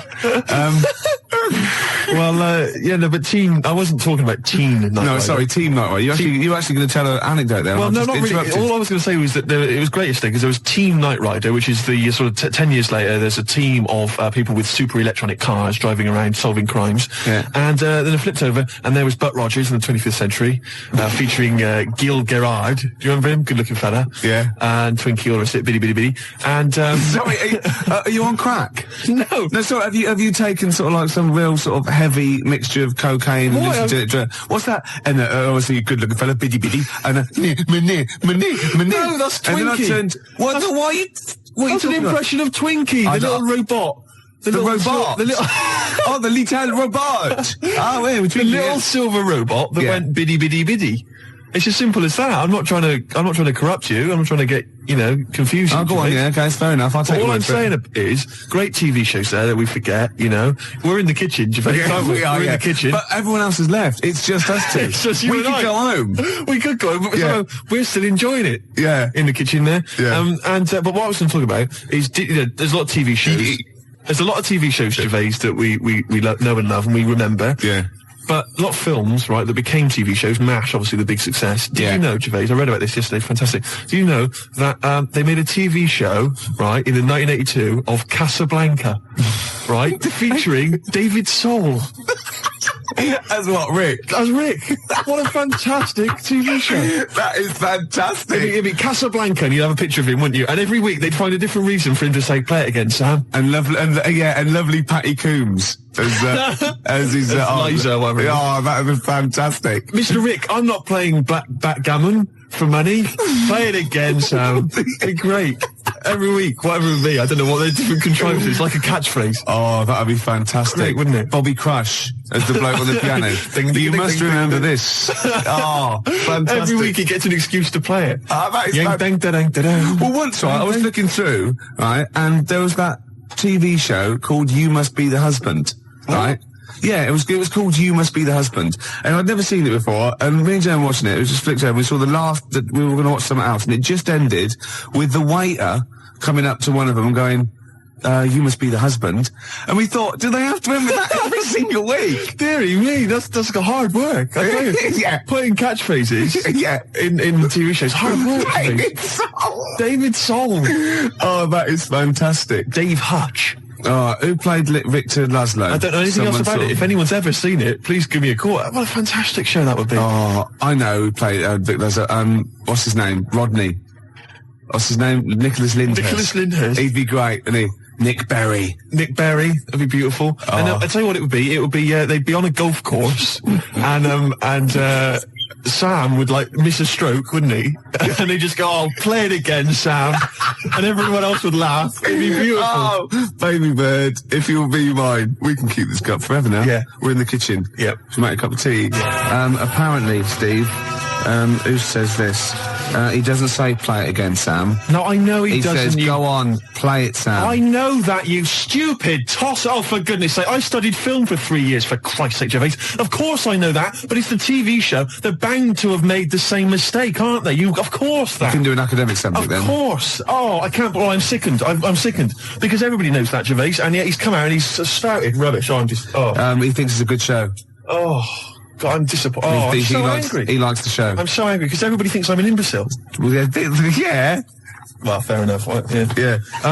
No, because I was going to mention a couple, because I came up with a couple of my own TV shows. Go on, yes, I've got a few. Have you come up with your own? Yeah. Have you talked about this in the past? Well, yeah. Oh, yeah. You know, like when they have a cliche in the title, and that's the... Oh, the best one we come up with. Like a touch of frost, and it's his name. I know, I love it. Yeah. But my favourite, this is one I came up with, right? It was called Lady of the Night. Right, but that's night spelled K-N-I-G-H-T, right? Yeah. And what is clever about it is, what it is there's a knight, right, a knight of the realm, okay, but it's set about sort of 1870 or something, sort of Sherlock Holmes era, that sort of thing. And he's a knight of the realm, you know, was it Sir Johnson or whatever? And he's a knight, whatever. But he doubles up as a private investigator, right? Yeah. And he's got working for him a prostitute, right, who's also a private investigator. Yeah. And it's called Lady of the Night, you see, and it's double meaning because she's a lady of the night, and she's a lady of the night. It's a night. It's fantastic. Brilliant. And they go around, but seriously, they go around investigating like crimes, sort of Whitechapel and stuff, and it's brilliant because you know, obviously she's a prostitute, whatever, and he's a knight, and there's a bit of sexual tension, Gervais, obviously, and obviously got all the Victorian elements and everything, and obviously they can't associate with one another openly in the streets because that would be, you know, he's obviously got to maintain a certain reputation. Yeah. So it's Lady of the Night. And there's all the intrigue and tension. What do you think about that? You thought this through. I thought that through. That is fantastic, using all your technical knowledge and your film study and your... Yeah. I came up with one starring naughty Samantha Janus as a nun with Diana Rigg as a Mother Superior, and it's called None the Wiser. That's beautiful. And they're naughty. And the sequel, she gets pregnant and she has to go and work in the kitchen, right? And that's called Nun in the Oven. I was going to say. Yeah. Of course it is. Yeah. Of course it is. Oh, that's beautiful, Gervais. Remember Ray Cooney, that thing in the 80s when all those... had those farces on, and basically what he did was substitute the word life for wife. He had run for your wife, right? And wife begins at 40. Beautiful. Doesn't make any sense, does it, grammatically? No. I just thought of one like, I said to Claire a few weeks ago that it would be like a stage play and there'd be loads of people jumping in and out, like, of hospital beds. But in one of the beds, one of the wives, she just wanted to die. Because had no quality, and it's whose wife is it anyway? That'd be good, wouldn't it? That's nice. Yeah, Brian Rick. Oh, that'd be beautiful. I love that. Touch of frost. It's so clever. And the other one is, loads of lawyers with their wives jumping in and out of bed with just underpants on taking drugs, and it's this wife. That's beautiful. Yeah, that's great. That's a nice touch. So let's have some competitions then. But you know, I've got a whole game show as well, which I could mention. Go on. Do you want me to mention it? Well, should we play Blue Oyster Cult? Their classic song. Can I Don't Fear the Reaper. I've got a game show, right, that I came up with. Yeah. Okay. And it features me, but I think it could be perhaps a vehicle for yourself, Gervais. Yeah. All right. I'm going to tell you. It's called Ricky Gervais Meat Rations. Right. And I like it already. You like it already? Because there's a part in there for me. Yeah. Could I play the Ricky Gervais? Yes. Yes. Fantastic. It was originally called, basically, let me just summarise very briefly. I'm not going to tell you all the games, but it's basically recreating the heady days of the war. Right. Right. That's fantastic. It's beautiful already, isn't it? It's got the nostalgia thing. I've got a game as well. But it was originally going to be called Ricky Gervais Fag Rations. Right. But apparently cigarettes weren't rationed in the war. So it's called Meat Rations now. Excellent. And I'll tell you some great games. My favourite is, what's it called? To be perfectly Anne Frank. It's a great game. It really is a great game where you've got to pretend to be Anne Frank and hide from sort of snooping Nazis. Oh, that is fantastic. It's a great game. And there's also, of course, well, let me go into it. There's also Dig for Granny. Good. I'll dig for victory, if you like. And what happens, you're scavenging through rubble, right? Can I just say, these are copyright. Anyone trying to rip me off? I mean, I've got the Penis Puppet Theatre. Yeah. I've got a stake in this, surely. Oh, certainly. Ricky Gervais Meat Rations. You can have a bit of my Penis Puppet Theatre. That's lovely. Yeah. And I've also got a new game that I'll talk about after yours. It's called Tip the Balance. And it's sort of like a game for 4. And it's like, I'll send it off to Waddington, see what you think. I mean, there's there's teething problems with it. Well, listen, Gervais, look, Let's play Don't Fear the Reaper. Let's play that tune. By Blue Oyster and his cult. It's a classic. Yeah, and then we come back and we try and make some money. Let's make some cash. Well, you've got to be happy with that. Blue Oyster cult, Don't Fear the Reaper. Yeah? So go on then. So what other games are in this, Ricky Gervais's meat rations? Well, it starts off, there's the sound of an air raid siren. Yeah, I like it already. And we came up with, start queuing up, Mum, for Ricky Gervais, meat rations. Excellent. Do I look like sort of Walker out of Dad's Army? Yes. Oh, that is fantastic. Now you come in. Yeah. And what it is, the set, right, is kind of like half of it is an old sort of East End pub, and the rest is kind of rubble and debris, and a skyline of ruined, Britain. And what it is you come in, you're fairly sort of sharp and dapper, and of course Chaz and Dave provide the music throughout the show. And you know the Dolly Bird that usually comes on? She's a woman with like curlers with a little scarf on it. That's right. She comes out with those little floral aprons. You've got it. You've got it. Fantastic. And there's a game show. There's a bit in the show called Roll Out the Barrel. Yeah. I don't know what happens in that. Yeah. Roll out the barrel. We could think of something. There's a barrel of fun, sort of thing. Yeah. And there's a dig for victory where you've got like a big pile of rubble, right? And you're digging through it, scavenging for food, canned food. But if you find like relatives or friends, you score extra points. Oh, that is fantastic. And there must be some sort of fun with like gas masks. Yeah. When you can all put them on and dress up as like, I don't know, one of the banana splits. Yeah. That's what could that be? Gas? Who snork? Yeah. Yeah. Well, possibly. So every week there's the real snork. Right. So it's like contestants come on, they put the, which one snork? Which one snork? Yeah. So you've got three celebrities. Yeah, it was a gas mask and the real snork. That's right. So you got someone like Ted Malt's son, he pops one on. You got Frank Bruno, and Ginny Cooper. That's it. And they put their mask on and like a little outfit, and then the real snork is there, and you got to ask them questions. Like you get like Bernie Winters and Henry Cooper going, Number three, how long have you been in the banana split? And Ginny Cooper goes, about 6 years ago. I don't know. I think the banana split's been going longer than that. No, I don't think it's number 3. What do you think? And Bernie Winters go, number 1. Number 1. How did you get the job being in banana splits? And it's probably Ted Malt's son going, I answered an advert in the paper. That's not right. They were born. You know what I mean? And there's Chaz and Dave in the corner just going, na na na na na na na na na na na na na, yeah, with the real snorks, and they always the lights go right, and the one stands up and he sits back down again, and then the real snork, and the others all take their masks off, and they go, "It's lovely, Julie. What are you doing now?" "Well, I'm appearing Puss in Boots down in Brighton." "Oh, that'd be fantastic." Wait a minute. What? Ginny Cooper? I don't know. What does she do? Oh, she's a novelist. She's a novelist. Oh, yeah. Now appearing in Panto. I'm not letting you book the guest. Oh, God. But wait a minute. What? I mean, I love your idea. Yeah. Who snork. Yeah. It's a bit odd, isn't it? How we started off with a kind of wartime nostalgia show, but now we've sort of featured sort of quite bad 70s animal things. Nothing wrong with the banana splits. But I like that. That's a good game. Yeah, okay. That can be like a special feature. So I'm just going to make a note of it because we've got Dig for Victory, to be perfectly Anne Frank. Yeah, and who's snork? Who's snork? Yeah. Well, I'm full of ideas. I could probably help you on this. Oh, this is great. Well, what other... Yeah. Maybe we'll come up with some other ideas as we go on. Yeah, we've still got Tip the Balance to go. But can I just say, I did actually once try and pitch this.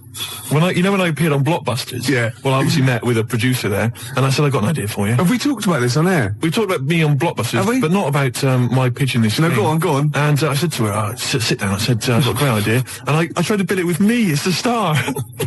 She said, who are you? Steve's Meat Rations.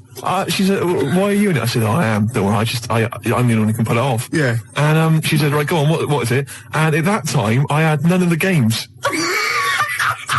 All I had was the title, and she went, I like it, yeah, what are the games? I don't know. She said, if you'd have just said, well, stop me there, love, and just popped a gas mask on, and said, who am I? She'd have gone, snork. No, it's not. We got an ad break, then we got a classic from Blur. It's 5 o'clock. So if you were going to watch that thing that started at 5:02, you missed the first 5 minutes of it.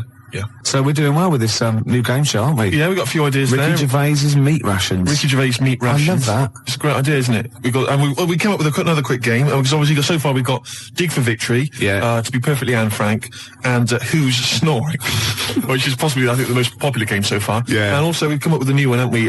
Puss in Jackboots. Yeah. You get a beauty of the age to come out. Saucy Samantha Janice? Yeah, maybe she comes out and she's got a little moustache on, right, and a peak cap pulled low and Nazi regalia, and you go and you got Bernie Winters and Ted Maltzson and Ginny Cooper going, you're obviously, by the warm applause, you're much loved. Yes, I am. Oh God. Show business, and the audience clap. Obviously, yeah. Well done. Yeah. I don't know. You're doing the Nazi accent very well. You an actress? Yes, that is correct. Yeah, it'd be great, wouldn't it? Could you salute in, please? Yeah. Very nice. Just do a little Nazi salute. Yeah. Little click. That'd be lovely. I thought of a little quick. And what's that one? That's called Puss in Jackboots. Puss in Jackboots. Yeah, lovely. I thought of a quick one. It's called Get the Hell Out of Hiroshima. Right. It's against the clock. Anyway, there's that's there as well. And we got any other ideas, Gervais? The Cure love song. Gervais, it's time for the game show everyone's talking about.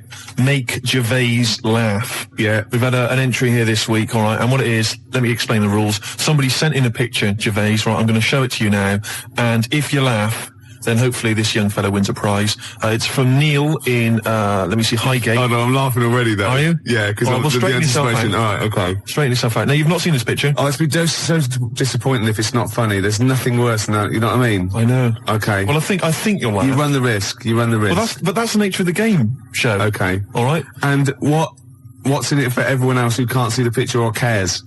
Nothing. Right, nothing. yeah, that's good. But then, you know what? We're not here for that.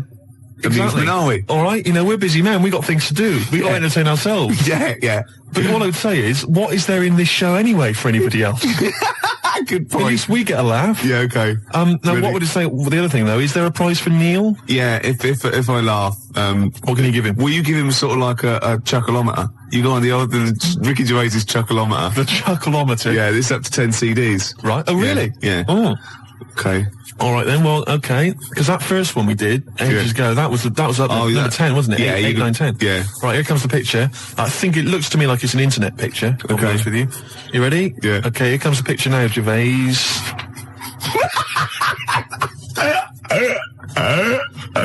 Oh God. Oh, has he done that? No. Now listen, what I'll do is let's play a record, Gervais, and I will.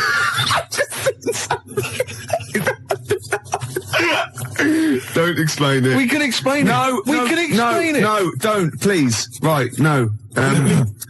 When I was about 16, my nephew got mumps, and all the men in my family were really worried, right? And I soon found out why. You know, obviously, if you get mumps when you're an adult and you haven't had it before, you go sterile, or it can cause sterility. Really? Yeah. Yeah. And I was about 16, and this worried me, and I went to my mum and I said, "Have I had mumps?" She went, "You've had one mump." Now, I don't know what mumps are or is, but I'm pretty sure you can't have a mump. Or, I think she meant that one side of my face swelled up. Like a gobstopper, it was. But what is a mump? Or what are the mumps? I mean, it's a viral infection, isn't it? I don't want to embarrass myself. I don't want her to be right. Like, I don't know. Can you have, a number of mumps or one big mump? What if you had one big mump? Like a hunchback for a while? You're just like, you're mump-backed for a while and just walk around. You mump-back. Yeah, and you don't remember, because it's always when you're very young. You're mump-back, but yeah, exactly. But apparently I had one mump. So I could probably one of them, just one of them went a bit sterile. So you can become sterile if you have the mumps when you're an adult? Apparently, yeah. Can you, I mean, does that, for instance, it doesn't cause, say for instance, an adult had the mumps, right, and then he sort of had sex and he gave birth to a child, his wife gave birth to a child. Yeah. That can't cause any other problems. It can't cause deformity or anything. It's just, because it's just my dad had the mumps. when? I don't know. We should get our facts right, really. If there's a doctor out there, I mean, can mumps cause sterility? How does it do it? I have stories about, my teacher, his mate, had to have them, they swelled up, and he had to put them in cotton wool for about a month. God almighty. Because it can, mumps aren't fun. No, I'm not saying it. I mean, all I can say, maybe you've had mumps and now you're sterile. That could be mumps aren't fun. Yeah. That's like go to work on an egg. Isn't it? Yeah. Who said that? I was having an argument with someone about who said go to work on an egg. Someone said it was that William G. Stewart bloke who... No, it was Faye Weldon. No, it was Salman Rushdie. It was. No, it wasn't. No, hang on. No, maybe it wasn't. It was Faye Weldon. It wasn't Faye Weldon. Right. It was either, right, let me tell you what it was. It was either that bloke that wrote A Year in Provence, or whatever it was called. Right. 0171 580 2000. Who came up with the slogan, go to work on an egg? It was either the Year in Provence fella. Who's that? I mean, what his name was, I don't know. 0171 580 2000. Who was the Year in Provence You know that fella who wrote that book, Year in Provence? Everyone read it, everyone thought it was great. No, his name's Peter something or other. Right, and I think he definitely wrote that. Salman Rushdie came up with something. I think it was the year. See, again, I'm thinking that maybe it was the egg thing. But I would say as well that fella that wrote Year in Provence, he also came up with the, the Fat Willy cartoon series. What a hilarious series of books they are. Not Fat Willy, is it? It was called Fat Willy, wasn't it? What's the one, Where's Willy? That's Where's Wally. Where's Wally? Where's Willy? That'd be pretty straightforward every time, wouldn't it? Well, there's a fella there. There it is. Not where you come from, it wouldn't. Oh. Well, there you go. Well, Peter Mayle is the name of the bloke who wrote Year in Provence. Thanks to Neil. And also, Neil says that Salman Rushdie did Naughty But Nice for the cake commercial. Now, I still don't know who did go to work on an egg. I think it was Faye Weldon. No, it was Peter Mayle. Do you reckon it was? Yes, absolutely. Absolutely. I'm gutted. Yeah. And you very rarely, Jerry from Balham, you very rarely go sterile from mumps, but it is a viral infection, yeah. It's such an informative This programme, exactly, Steve. Yeah. It's like a public service. It really is, isn't it? And we treat things sort of sensibly and maturely, and we give out, the correct information. I'll be honest with it. It's safe for kids to listen to, isn't it? Well, imagine if you were in the, I mean, this happens to us all the time, you're in the pub and someone will say, well, is mumps a problem? Is it going to cause infertility? And you're there just saying, Well, I was listening to Ricky Gervais. And? It's very rare. It is a viral infection. And do you know who did go to work on an egg? They went, no. Peter Mayle or Faye Weldon, we're not sure. Possibly Salman Rushdie. No, definitely wasn't Salman Rushdie. That's quite incredible, though, to go from writing Naughty But Nice about cakes to live in a hole for the rest of your life. I used to write when I was at school. Oh, yeah. Now, I didn't watch sort of kids' programmes when I was growing up. I watched sort of crap adult ones. ITV on the telly from 12 midday through to like midnight, and I'd watch all the police series, Police Story, Charlie's Angels, Steve Austin, and Teen Knight Rider, yeah. And I wrote this essay at school, and I just couldn't stop, and I started serialising it, and every time I just kept writing. I was sort of like, people were reading it at school, and it was about a New York cop who was as hard as, you know what I mean? Yeah. And I worked out what his name was. Now, God, this is how television influences me. Because it was one word name, which is his surname. That was the title of the book, title of the series, and that's what all his friends called him. Right. It was called Jezuk. Jezuk? Yeah. Jezuk. Yeah, I thought it had a Z and a J. Jezuk. Jezuk. Yeah. Do you know, it does sound so close to like Pillock or Jesse. Yeah. Or Nonce. No, nonce. There's no nonce. Well, do you know what I mean? Cross between sort of Jezuk. like Pillock and Jism. Damn you, Jezuk. Yeah. You're off the case. Give me the badge. Keep the stinking badge. I don't need a badge to be a cop. It was all stuff like that. And he'd burst yeah. And so he'd look at his gun and go, this is my law. My God, it's Jezuk. How did he find us? Jezuk. Yeah, it was great. There'd be shootouts and everything. Oh, fantastic. Let me just ask, did he have perhaps have a broken marriage? He was hard-boiled. He played by his own rules. Didn't he? Yeah. I imagine. Simultaneous with this. He was a bit of a drunkard as well, had a bit of drink. No, he didn't drink, no. He was a good-looking fella. But he was letting himself go. He was a bit hard-bitten. Yeah. Yeah. And the other thing I was sort of simultaneous, which was more of a novel. I wasn't serious. I was actually writing a novel, and I got like 3 exercise books, right? It was about this kid, right? Oh, God. Right? He saw his parents just brutally murdered for no reason by a gang of outlaws, yeah? And he buried his father, and he knelt down on the grave, and he said, looked up, and he goes, as God is my witness, I will avenge thee. And then he sort of went to the store, and he got loads of bullets, and he practiced, and he was the fastest gun. He was only about 16. Yeah. His name was Jody Barnes. Jody Barnes is alright, yeah. Yeah. Imagine, that's nice. Yeah. Oh, fantastic. Have you still got any of those exercise books? I hope not. That would be the incredible. teachers used to sort of like, I must have gone, yeah, it's good. I must have passed around the, he's done another one. Gervais has written another episode of Jezuk. Yeah. But I say, seriously, if you brought one of those in and read it out, I'd be entranced. Imagine it. Seriously, that'd be great. Do you think The your mum ramblings might... of a twisted 14-year-old brain that only ever watched ITV cop shows. Do you think your mum might still have some copies of, No, of she- Jezuk? No. Was it like sort of, the initial one was like Jezuk, then it was like Jezuk abroad, Jezuk in Paris, Jezuk on safari. Yeah. Here comes Jezuk. My mum... Return of Jezuk. I liked that Jezuk. He's a proper man. Yeah. It's not like you. But Mum, I invented Jezuk. You're a Nazi. You couldn't be like Jezuk. He's in my mind. Return of Jezuk. Here comes Jezuk, son of Jezuk. Oh, it's fantastic. What if Jezuk met Jodie Barnes? They'd get on. They'd have no quarrels. They could team up. Oh, it'd be fantastic. After the break, a little bit of Lars. Teen Jezuk.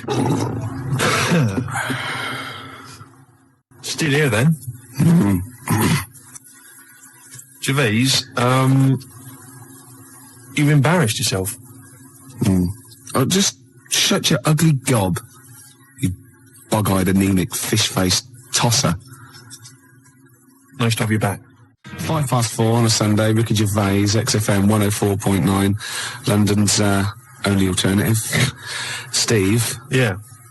You know we gave away those CDs. Hey, great giveaways. Just good radio, isn't it? We've got CDs to give away. Tickets and that's good radio. Do you remember who won them? What, last week? Yeah. Well, no. Right. I've got to get them back. What, are these the CDs that we took from the library? Yeah. Anyway? I've got to get them back. 0171 580 2000. If you won those CDs, could you give us a call? Well, why should they bother? They're probably busy listening to them. Do you know what I mean? You can't give something away and then take it back. Yeah, I need big time. I've got to get them back. We've had a bill for the computer as well. That's mine. No, it's not yours. It is mine. It's not yours. I procured that. That is mine now. No, that technically counts as ownership. Listen, Gervais, it's not yours, all right? I've told you this before. I've explained this to you 100 times. What? All right? If you urinate on something, yeah, it is not yours. It does in the cat world. That's what cats do. That is what cats do. They go around their territory. That's theirs. They urinate on it. That computer's mine. If a cat urinates on something, right? Yeah, in its cat philosophy, it owns that. I agree. That's a sort of what do you call it? A sort of territory thing. What's the difference? You're not a cat. No, I know. You're not a cat. That's discrimination. No, you're not a cat. You can't live life by cat rules. Well, I've got loads of stuff like that. My flat's full of stuff that I've got like that. What? Yeah, I've got 2 telephone boxes. Right. I've got a cash point machine. Yeah. Glyn was furious. He was getting out money. Right. Side of a church. That's yours. Yeah. 2 BMWs. Well, I had 2. I've got 1 now. What happened? The second one, the owner caught me, and he started doing the same. And because I started first, I finished first, so he finished last, so it was technically his again. Is that how it works? Yeah. If I piss on something, then that's mine. Yeah. But if someone else pisses on it, then that's theirs. Yeah. Is that how it works? Could you say urinate? This is XFM 104.9. They are mine now. They're not yours. They are. They're not. They're my shoes. Yeah, and they're mine now. No, they're not. I can't believe. This is why I don't want to do this anymore. Why? I can't believe you. They're my shoes now. That is ownership. That counts. In the cat world? They're my shoes now, and some of the carpet is mine as well. In the cat world? Yeah, wow. You cannot live your life by the rules of the cat world. I can. What does your girlfriend What's this? Oh. Not many people can do that. XFM 4.9, 4:15. How do these sort of little theories of yours develop? What? They come in my head. Then they're alright. Then I like them and they happen. Right. Then they're mine. Yeah, it's fine. Okay. Yeah. What do other people make of the fact they go along with it? What, your girlfriend? Yeah. and all my special friends and the friends that I make. Does she mind that your flat looks like an East End lockup and stinks of urine? No. She don't have a problem with that? No. The sinuses are gone now. Completely gone. Her sinuses are gone? Yeah. The Charlie? Yeah. Oh, I thought as much. Well, I know what you rock and rollers get up to, Gervais, in your spare time.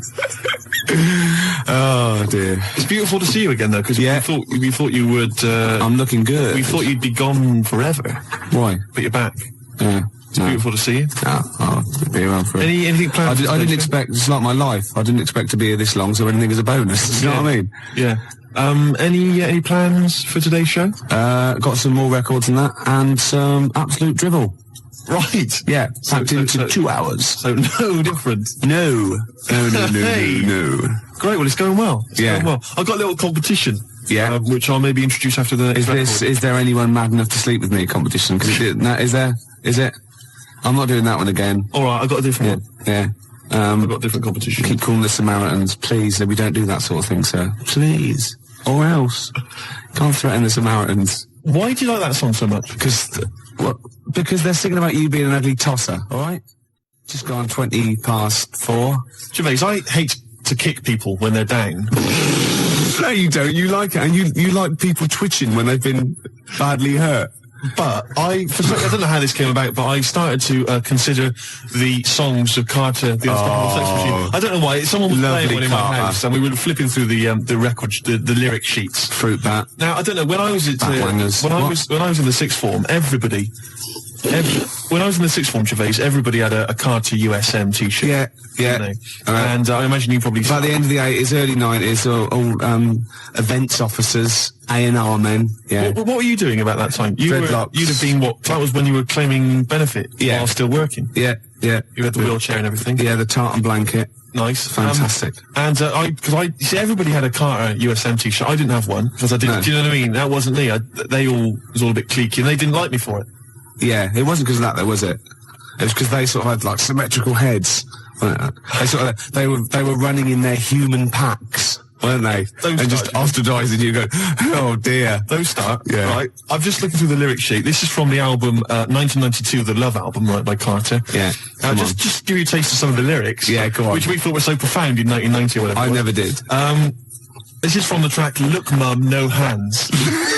I should point out that many of the titles of their songs are appalling. There's obviously my favourite, possibly the worst, is "The Road to Domestos." That is the worst name for song I've ever heard. I mean, what's that supposed to mean? Anyway, that's great. Check this lyric out. This is one of the worst lyrics. Go on, I'm ready. Go on. He flies through the air with the greatest of ease, that daring young man in the blue dungarees. What the hell does that mean? Oh, is that supposed to be profound? Oh, she flies like a bird in the sky high. That ugly old tart with a sty in her eye. This is quite a nice one. Listen to this. Is clever. This is bloody clever. Go on. What they done? What's Fruit Bat done here? If we club together, with all the diamonds. Hey, hold on. I'll stop you there. Club. Go on. Diamond. That's so far. Oh no! Wait. Oh, come on. Go on. If we club together with all the diamonds we've saved, we could look to our hearts and say, hearts is a suit in the... Oh, go on. Clubs, diamonds, hearts. We could look to all our hearts and say, we've got it in spades. What does that mean? Spades. Hold on. What does that sentence mean? If we club together with all the diamonds we've saved, we can look to our hearts and say, we've got it in spades. I don't know what that means. I've no idea, but that's the kind of brilliance. So see what they did there? They got all those... It's incredible. Let me just, there's another great one here. Could they do it with Signs of the Zodiac? Parts of the body. Here we are. I've been GBH'd and ABH'd for a packet of B&H. I've been taken and I've been driven away. My telephone is always ringing and my number is XXX directory. Call 0898 333 talk dirty to me. That is some of the worst lyrics, Gervais, surely, that you've ever heard. Unless you know different. 0171 580 2000. I've been thinking some of my own as well. The worst lyrics you've ever come across. Oh, there's going to be arguments. 0171 580 2000. Or you can fax us 0171 580 1234. And think realistically, because I hate it when you see in like the Melody Maker Enemy and they ask one of these pop stars, what's the worst song of all time? And they go, the Birdie song.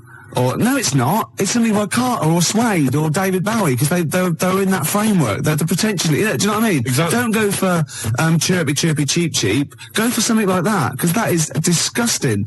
Let me just tell you, this is my final one before we go away, which is, yes, sorry, boy, there's nothing worth living for, but it really ain't worth dying for, so just say 3 Hail Jesus and Mary chains. Early in the morning, I put breakfast at your table. Make sure that your coffee has a sugar and cream. Your eggs are over easy. It's sort of like a breakfast song. I can't remember it. Because I'm not your superwoman. Doom, doom, doom, doom. Yeah. This is, I've never heard this. There's one great bit as well. He goes, now you say your juice is sour. It used to be so sweet. And I can't help but wondering if you're talking about me. Isn't that great? Oh. Sorry, look, this juice is a bit sour. It used to be so sweet. Oh, fine, I'll change it. No, let me explain. This juice, yeah, it's sour. It used to be sweet. Well, it's what we've always had. No, you're not listening. You're not listening. I think you're an ugly pig. I want to leave you. So, I mean, he didn't state it. Your eggs are over easy. Oh, who's that by? No, I never heard it. You've made it up. I'm not your superwoman. 0171 580 2000. I just thought of another one as well. So, do you remember John Waite? I ain't missing you at all. Missing you since you've been gone away. And he's worried about people that think that he's really not missing her. So, towards the end, he goes, I can lie to myself. Oh, he was lying all along then, wasn't he? Oh, got any more Carter lyrics? Well, I'm still wading through them, Gervais, and it's just making me quite low. So, I'll try and dig out a few more for the next time we have a chat. But I would say that Emma, of course, who helps us out here, she's mentioned track. What was it, Emma? What was yours? It was YMCA. YMCA. I've got a worse one. Have you? Oh, hold on. Oh, what's that other one? That's worse. Oh God, yeah. Well, Emma, we'll save that one. Emma's was you can get yourself clean, you can have a good meal. You can get yourself to a good meal. Well, I don't have a problem with it, you see, because I just think it's a wonderful thing. You know, the YMCA doesn't get enough publicity, good press. Yeah. And the Village People did them a favour. I mean, why on earth they wrote that song? Well, you know, to publicise the YMCA. I mean, who thinks, I don't know, people have done the police force, you know, they've done... Hold on, wait a minute. This is very good to disagree, but I think you mean this, that you don't know what that song is. You think that they were actually some sort of advertising for the YMCA, were you? Well, I don't know, it just seems really odd to me. Well, if I remember at the time, the YMCA complained at the time because of the connotations. It's just a PR thing for the YMCA, I imagine. It's like that one that in the Navy. Yeah. Do you know what I mean? Another sort of PR thing for the Navy. It's just bizarre. When they were dressed up as sailors and stuff. Yeah, well, whatever. Whereas usually they sort of like construction worker with a nice moustache, aren't they? Yeah. Traffic cop. Yeah. Jumpers. And, what? I'm worried about the Red Indian chief. Am I supposed to be supposed to be reading between the lines or something? I don't understand. I mean, I don't really understand. I mean this seriously. Okay, I understand what you're talking about. Okay, this is fine. Well, obviously, there were gay connotations. It's like a gay icon record, isn't it? YMCA in the Navy. That was the point of it. What did you need? One of them dressed as Judy Garland. What? I don't understand. What was your problem with that? What? But I don't understand why that suggests that people are gay. It doesn't necessarily. It's high camp, isn't it? It's been adopted since as well. But the four of them, there's a guy dressed as a motorcycle cop. There's no reason why he should be gay. There's no reason why anyone should be gay. There's a builder. Yeah. Right. So no builders are gay ever. There's another one. I can't. What's the other one is? Right. And then there's a Red Indian. Why on earth the Red Indian is supposed to be an icon? I don't know about that. I have no idea. I'm flummoxed on that one, I'll be honest. But so what I'm saying to you, Gervais, is if you're going to if you can talk about gay people, then why don't they use the cliches? Why isn't there a hairdresser? Right. And because it's probably the sort of cliches that even scene gays want to get away from. Also, you're confusing camp. ITV gays with real homosexual people who live normal lives. If I'm going to write a song about gay people, I'm going to have a hairdresser. Yeah, you are. In order to appeal to a gay community, I'd have a hairdresser, John Inman. Larry Grayson, obviously. and I don't know. Well, you wouldn't have Jason Donovan then, obviously. Because he's not. So you wouldn't have him, would you? No, I wouldn't have Jason Donovan. No. Well, I wouldn't have Philip Schofield. Well, I wouldn't even have. I wouldn't have Andy Peters. Right. I wouldn't have Andy Peters. Okay, I'm getting scared. Shut up! I would not have Andy Peters. Getting scared. I would not have Andy Peters. A few more Carter lyrics for you. Go on. You'll enjoy this one. It's just one big knees up, a night on the town, a storm in a teacup, more like a teacup in a storm. Yeah, man. Yeah. You know what I mean, man? Yeah. It's more like a teacup in a storm. Yeah, they've twisted it, haven't All they? right. Yeah. Ian Camfield, you know, he's 12 now. He Right. does the rock show. Oh. He called, and that I'm not your superwoman. It was Karen White. And he also says a worse lyric in YMCA is, young man, there's no need to feel down. Fair enough. Another Carter lyric for you. The tequila sun is rising. And listen to me. The tequila sun is rising and the Harvey's Bristol moon is shining. Because they've got Harvey's, shine on Harvey's moon. Yeah. And somehow Harvey's Bristol moon is shining. I have no idea. It's got to be something about pulling your trousers down in a coach. It's just isn't it? Rubbish. And also, you know this one, Quick Space, I played that and you said, oh, why is that your favourite? And I got annoyed because you've got no taste and shouldn't even question me. And I said it was about you being an ugly tosser. Well, Nina, from the band, who's round at Jan's, said, no, it's not about him being ugly. And the worst lyric is from the Beatles. You should see her in drag in a polythene bag. What's that from then? I don't know, Polythene Pam or whatever it's called. Could be. Yeah. Could well be. All right, then the worst Beatles lyrics. We'll have those as well. There's a lot of them to choose from. There are a lot. Good. No, I'm not dissing the Beatles. No. I'm just saying they wrote, they can't keep up that level, can they? Gervais, I've heard the songs you've written. Do you understand me? Yeah. You're not in a position to disrespect anybody. Oh, no, I don't. I'm talking about people on the tube, all right, that can barely speak, all right, that just go with like a kazoo. There's a guy near my tube, he just got a kazoo, and just taps his foot, and then tries to sell lighters to you by playing a kazoo. Right? You can't even disrespect him for his musical ability. Of course, you're laughing about him now. If that was female, it'd be a whole different story, wouldn't it? Well, you got to take it where you can get it. You'd have a lot of lighters every day, wouldn't you? You'd be struggling down that road with loads of little, clippers. I'd say, I think there's a sad lack of kazoos on the wireless, and I'd have her in here for a quick session. Well, we better do a competition now. Okay, yeah, well, we've got these two pairs of pulp tickets? So you've no idea, have you? I've no idea. You just want to, we've got there. Oh, can I do this bit? No, you don't know what you're doing, do you? It's never stopped me, no. Well, exactly. I wasn't going to mention it. No. All right, you do it. Go on then. I'll sit over here. I'm out the way. Okay, how many tickets we got, Emma? One pair. One pair. That's two to you, Steve. To give away. See who? Pulp. When? Next Saturday. Where? Finsbury Park. At what time? About 9. And what have people got to do to win the tickets? Yeah, now you're stumped. What? You suggesting I should plan this show? Yes. Is that what you're suggesting? Yes. Why? All right, now listen, I think we should just give people an added reason to phone in with their worst lyrics ever. They can win this pair of pulp tickets. Yeah. And then if we get bored with that in, say, about 10 minutes' time, we'll come up with another reason. If it'd take 10 minutes for us to get bored. I'll be surprised if we actually bother. Yeah. Yeah? Yeah. Got an ad break, and then I've got a pulp song lined up. Before you do that... Oh, we should tell them what the competition is, shouldn't we? I just did. What was it? I wasn't listening. I wasn't listening. I really do turn off when you talk. Emma, what was the competition? I'm not sure if I want listening. 01715802000. Any ideas what the competition was? What was the competition? What about the fact that new gambling laws give Blackpool the green light to become a British Las Vegas? What do you make of that? Are you a gambler? Little bit when I go on holiday, like going in the arcade and having a little flutter. Sure. What's your favourite? I have a go on the fruit machines. Yeah. There's a good one called The Simpsons. Right. Is that your favourite? Yeah, it's quite good. Is that a tie-in with the TV show The Simpsons? Yeah. Okay.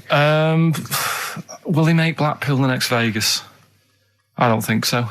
No, not Can't see it happening. No. You been to Blackpool? Yeah. What was it? It's a bit rank. Is it? It is a bit rough. Okay. Needs a lot of work doing on it. Yeah. No, that won't happen. Okay. And you're not worried about this encouraging gambling, generally? Gambling's not a vice you're concerned about? If you're a gambler, you're a gambler. Do you know what I mean? If Blackpool isn't done up, they'll go somewhere else to have a flutter. Sure. So it's not going to make any difference. Okay. No. Okay, jolly good. What do you make of the So Solid crew's Ashley Walters being jailed for 18 months? Obviously not a very good example to his young fans. He should have got more. Do you think? I had a dream about him the other night. Go on. About the group itself. Okay. I had a dream that... Were they all there? Because there's a lot of them. I couldn't remember all their faces to feature in a dream. I had a T-shirt on. He had etc. Exactly, He had etc. Yeah. I had a T-shirt on. You had a T-shirt on? Yeah, and it said on my T-shirt, So Solid Poo. And I was walking down the street and they came towards me. And they were just about to beat me off. That's a great dream. That's amazing. That's an amazing I love dream that. We've for all a had 30-year-old. We've all had that anxiety dream. Oh my goodness! What if I meet the So Solid crew and I'm wearing a T-shirt that slags them off? Oh, I don't believe it. Yeah, yeah. So what happened? Did you get beaten up in the dream? It was one of them where I woke up. Do you know I've been telling you that I keep getting them things where you feel like you're falling? Oh yeah. It was the same sort of thing. It's You know I'm not a real psychiatrist, don't you? You should, you know what I mean? You do know a lot about a lot. Yeah, I do. Thanks very much. And, if I'm at home talking to Suzanne about something and I don't know the answer, I think, right, I'll ask Ricky that one, see him. Yeah. Thanks. But you know that, I think you might have mentioned before that apparently if you die in a dream, it means that you're dying in real life. Yeah, well, that's it. If you don't... But apparently if you get beaten up by the So Solid crew in a dream, it means you're being beaten up by them in real life. Yeah, that is true. So you probably woke up a lot of people have been joking. Yeah. Terrifying. Absolutely terrifying. So yeah, lock him up for longer. Okay. Finally, what do you make of Halle Berry becoming the first black woman to win the Best Actress Oscar? Did you see her speech? Got on my nerves. Did it? I mean, it's good that she won. It's nice for anyone to win an award. Yeah. But she did go on a bit. And, I've been in that same sort of position. What? Placing an Oscar? Well, I got... what they used to do at school is... okay. If you did a full month without being off, you got a gold certificate. Okay. And I did a month once without having a day off. And I went up and I didn't make a fuss. You didn't start crying. Got a play record, mate. Well done, though. Were you the first kid in your school to do that? I don't think anyone else got the certificate. It was only because I was never in. They tried to encourage me. It was just for you. They mounted an entire ceremony just to encourage you. Wise words there from Bella Sebastian on XFM 104.9. I'm Ricky Gervais, with me Steve Merchant. Hi, Steve. Well, I mean, it is indeed wise words, Rick. I'm worried that people are going to get out of the office now and into the sunshine and not be listening to the show. There's always the transistor radio. That's true enough. If you're thinking of heading down to the park, take it along. It is time. Keep it low, though. Don't want to irritate other people. No, I know, yeah. And if you do want to irritate them, spit on them, it's better. Exactly. And kick them and throw little rocks. Exactly. With me, Karl Pilkington. We're into this way into the second month of the education of Karl. As you know, Karl got 1 GCSE in history and E, and we've been cramming, haven't we? Oh, Rick, before you mention that, can I just say something? Obviously, we always do this thing with the Sun, White Van Man, where we read this thing out from the Sun and query Karl. And I was out with some friends last night, and my friend Dan always listens to the show, and he said, Karl, I love the bit when you answer the questions in the Sun. Why do you ever know what the questions are before they're asked, or is that your first answer? And Karl said, no, that is it. They don't let me see what the questions are first. They don't show them to me, and I always get really anxious and get really paranoid. And I was just wondering, have you seen the error there, Karl? Have you seen the mistake you've been making? Right? You're worried that you didn't get the questions beforehand, right? What? How could you maybe combat that, do you think? How could you combat that if you're really nervous? Maybe you wanted to sort of have some views or ideas beforehand. It's your error, isn't it? Do you know what I mean? It's your show. If you want to take a chance with me. No. The point is this: that if you're really worried about it, how could you get hold of those questions in advance? Is there any way you could get hold of those questions in advance? Yeah, but is it always in today's? Is it always in Saturdays? Yes. So they don't do that every day of the week? They do, but I always take it from this Saturdays. Right, well, yeah, I could, but that would cost me money. I'm not on enough as it is working here on a Saturday. Okay. How much is the Sun? 30p. Yeah, well... You're not made of money. Yeah. Actually, it's 40p on a Saturday. I don't know what I was thinking. Well, it's time. Well, go on. That time, isn't it? Yeah. Play the jingle.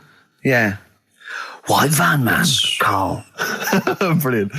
Recorded at great expense, that jingle. Yeah. This is where we just hijack an idea from the Sun, which is White Van Man, where the Sun asks, in this instance, a cabbie by the look of it. Oh no, a fruit and veg shop owner.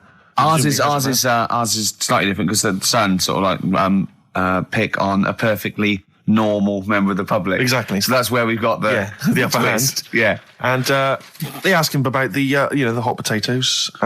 This week, Carl, my first question to you, well, your thoughts, please, on the criticism of the BBC over their coverage of the Queen Mum's death. What do you make of this? You're aware of all the criticism that Peter Sissons asked some probing questions? No, I thought it wore was a burgundy tie. I thought that's it. Yeah, he just had it didn't show respect. He just had a burgundy tie on.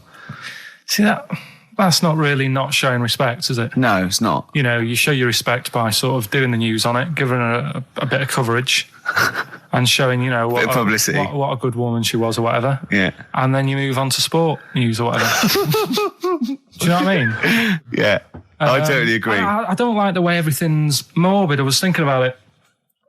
It's like, you know, the way in birthday cards and that, people always put funny things in them.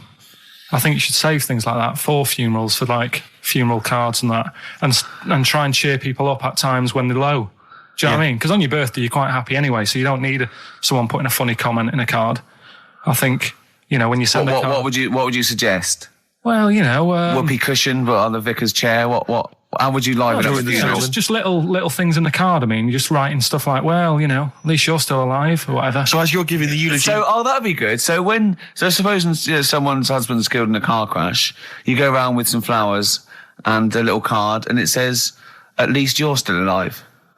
Well, maybe something funnier than that. Well, maybe like if you got up to give the eulogy during a funeral, just wear a pair of comedy tits. Yeah, or those glasses that are eyes on sort of springs. But why has everyone got to be so sad about someone dying? No, what annoys me is that when you see the people on television, they sort of members of the public, and they're crying about the Queen Mother, who was sad when anyone dies, sad when anyone nan dies. She was 102, and it's sort of like I think they should cry. Well, there's a picture in the paper today. I don't understand it. There's a picture in the paper today of various people who were lining the funeral. Kind of route yesterday, and there's a picture of a very young child, maybe sort of 5 or 6, on the arms of her dad, and her head bowed, and it says a young girl there weeps for the Queen Mother. And I was looking at it, and you can tell she's just tired. Well, she's just tired and bored. It's so transparent that it's not crying. It's most just people what are we cry doing when their here? nan dies. Exactly. You know, it's sort of like. But what is a 5-year-old girl going to be? Why is she going to be crying? The Queen Mum said, I can't believe it. Yeah. Teletubbies? No. The Queen Mum.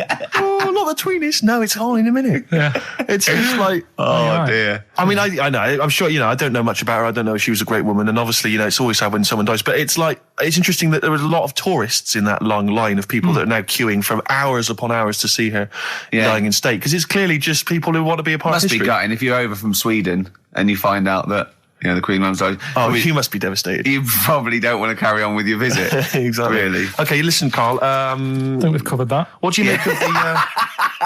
What do you make of the first genetically modified baby? Oh, are you worried about this? Do you know what did they do? What? Let me see what it says here. It says, isn't it just choosing the eye colour? Well, this is the concern, isn't it? That in the future you'll be able to decide whether it's a boy or a girl, how intelligent it is, what it looks like, is it handsome, is it ugly? Obviously, no one will choose an ugly baby, and so on and so on and so on. And so it means that where will it lead? Where will it end, Carl? Are you concerned? I've thought about this a lot. What will us three look like in the future if they're being, genetically modified, beautiful people? What will we be like? How will we be considered in society? True, yeah. But we've talked about this before, haven't we? About the cloning thing. Yeah, that's a bit weird. Yeah. But I don't think it matters, because at the end of the day, right, you might look like some other kid, but it's the way you're brought up that will change your features and the way you are, your personality. If you lie, you get a long nose, don't you? Well, no, but listen, right, because I remember when we, I was growing up on this estate. This is going to be good. Go on. No, it's not. It's just an example of how this doesn't work. Go on. So we don't need to worry, sort of thing. Sure. Right? Okay. So I'm growing up on this estate, and there was this woman about 4 houses down, right? It was a bit rough. All right. Didn't fancy her. Oh God, no. Right, but she had a baby. Well, tell me about her first. I'm interested in this woman. Why was she? It was a very... like being a man in a dress. I mean, I didn't grow up in a posh house or anything. And I'm not saying that if you live in a bit of a rough house, you're a bad person. What did she look like? But anyone can tattoos, clean up. Looked like Tony Green with a fag on. They didn't clean up much, right? Oh. Which, even if you've not got a lot of money, you can still try and make the place look nice. Yeah. Right? But she didn't. And a kid used to take a horse into the house. Sorry. Whoa, Neddy. What do you mean a kid used to take a horse into the house?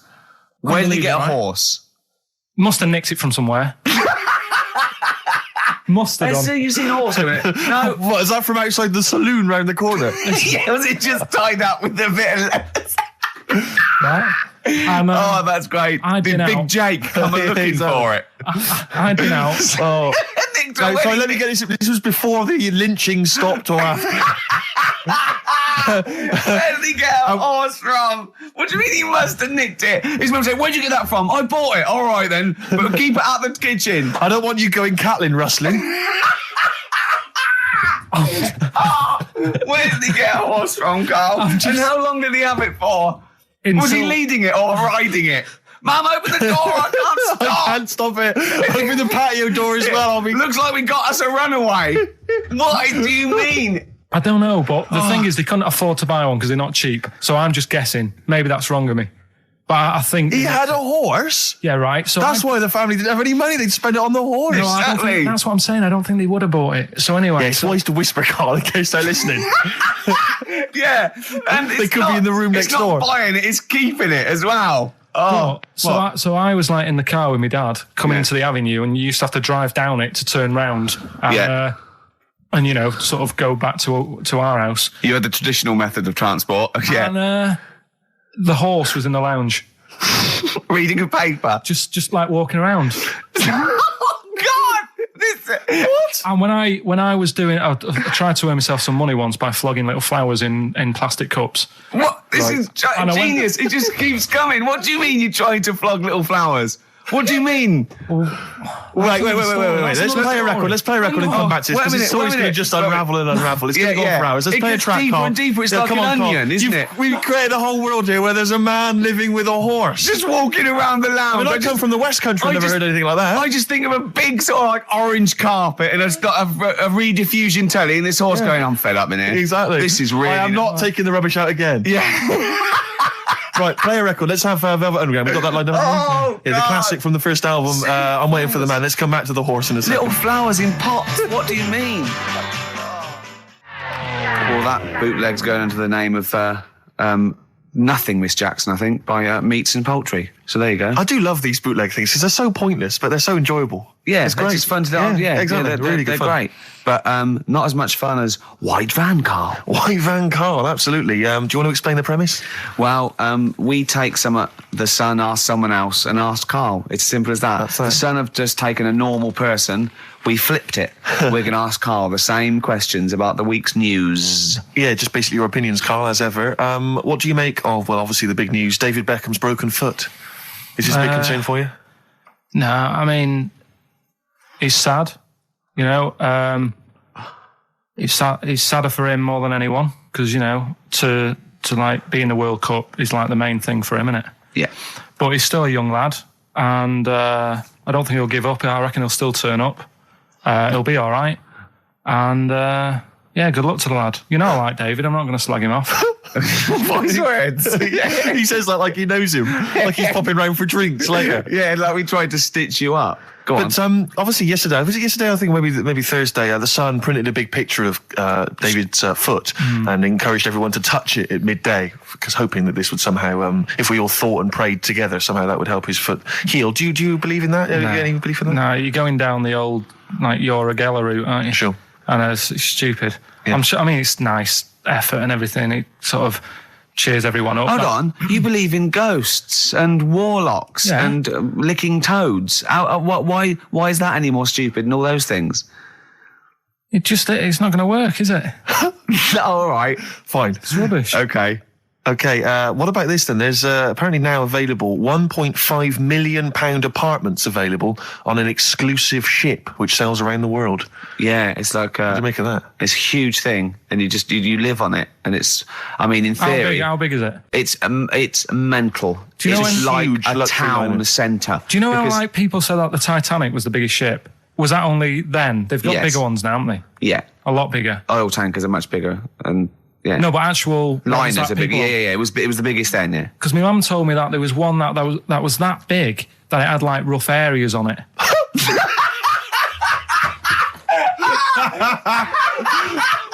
Oh God! Oh, Don't go starboard. oh God. No, but do you know what I mean? Great. It was like we're thinking of moving. We're seeing Yeah. the captain. We're thinking of moving to a nicer area. Oh, yeah. I've heard they're very rough in aft. Oh God. Oh, that's They steal your fantastic. tyres. A ship's so big there was rough areas. Oh. how big is this one that you're talking about? Well, I don't know. It doesn't give me the specifications here, but They're huge. They're huge. In theory, I mean, it's that thing with it's obviously marketing, but they're going to solve the overpopulation crisis, where soon we'll all just be floating around the sea. Yeah, But yeah, I can see that, because I mean, think about it, right? I've been talking to Ricky about it. I was hoping to buy somewhere in London, but there is no way in this world that I can afford it, right? And you look at all the wasted space, like with the Thames. All it's doing is like collecting crisp packets and stuff and Coke cans, and people have to clean it up. Whereas if you got a load of boats on there, problem Perfect. solved. Yeah. Would you live on a problem boat? solved. What's his name did it, didn't he? What's that programme? Is it Bergerac? Noah. Oh, Bergerac? There was one where he lived on a boat. I think it's quite... That was Nigel or Shoestring. something? Yeah, I'd give it a go anyway. Noah. I'd like to see you living in the air, maybe in a giant hot air balloon. Yeah, all right. But, no, the boat thing... Because it is going to get bad as well, isn't it? They're saying that the water's melting or whatever. The water's melting, The ice is melting. Yeah. And there's the going to be more polar ice. water and less land. So in the future, it's probably going to be the way we're going to be living, isn't it? Have you seen that film Waterworld? Nah, I don't fancy it. Because Is that what happens? that sort of predicts that, yeah. What, are they saying that the ice thing will Exactly, melt? yeah. But at the same time, I was thinking about this a couple of weeks ago. If you get, I think I read that like a big chunk of ice fell off one of the ice, what do you call them? Caps. Ice caps. Something like that. I think they said it's the size of the Empire State Building or something. Right. It snapped off and went into the water, and it's melted. And they said, oh, it's bad news, that something that size is melting. But the way I look at it, if something that size falls into the water, it's like a big ice cube, and it's going to freeze it up again. Are you with me? Not really, Carl. Go on. Right, you get a giant ice cube, the size of the Empire State Building, stick it in the water, it's going to make it's going to stick back on again, isn't it? Well, It's no, gonna stick back only on if it again. freezes up again. Yeah, well, do it you will mean it's freeze up. The water's going to get cold again because you've just put a giant ice cube in the water. So when you put an ice cube in a drink, the drink doesn't freeze, does it? No, the because ice it's not. melts. If you put one the size of an Empire State Building in your glass of Jack Daniels, it's going to make it freezing. It's not going in a glass of Jack Daniels, it's going in the ocean. I know, but I'm using my fables. Imagine the world. Use your brain instead. Imagine the world. Imagine the sea, like the Arctic or whatever, as a glass of Jack Daniels. Okay. A big ice cube falls into it. Yeah. It freezes. It melts back on again. So we're all right. I don't know why everyone's worrying. Thank God for that. I was getting panicked. Oh, fine. Do you understand what I'm saying? Yeah, no, you're right. Yeah, that will happen. Should we play some more music and then come back to White Yeah, Carl? this is better than ever. This is dynamite this week. Shining, yeah, on XFM 104.9. We're doing White Van Carl. Got another one there? Well, it's just your thoughts really on the Queen Mum's very British send-off that she was given this week. Yeah. What do you make of all those people queuing up to see her? Did you think that was incredible? Right. Well, what we said last week, there was I don't quite understand why there was so many people there who were like getting really upset. Do you know what I mean? Really upset, crying and stuff. And you can lose someone who's like related to you, and you don't cry like that. You sort of sit there and you think back to what you did with them and stuff, and then that's it. But the queue thing, wasn't it like miles long and stuff? Yeah. It was, yeah. Right. I was sat watching this with Sue. 12 hours queuing. Yeah.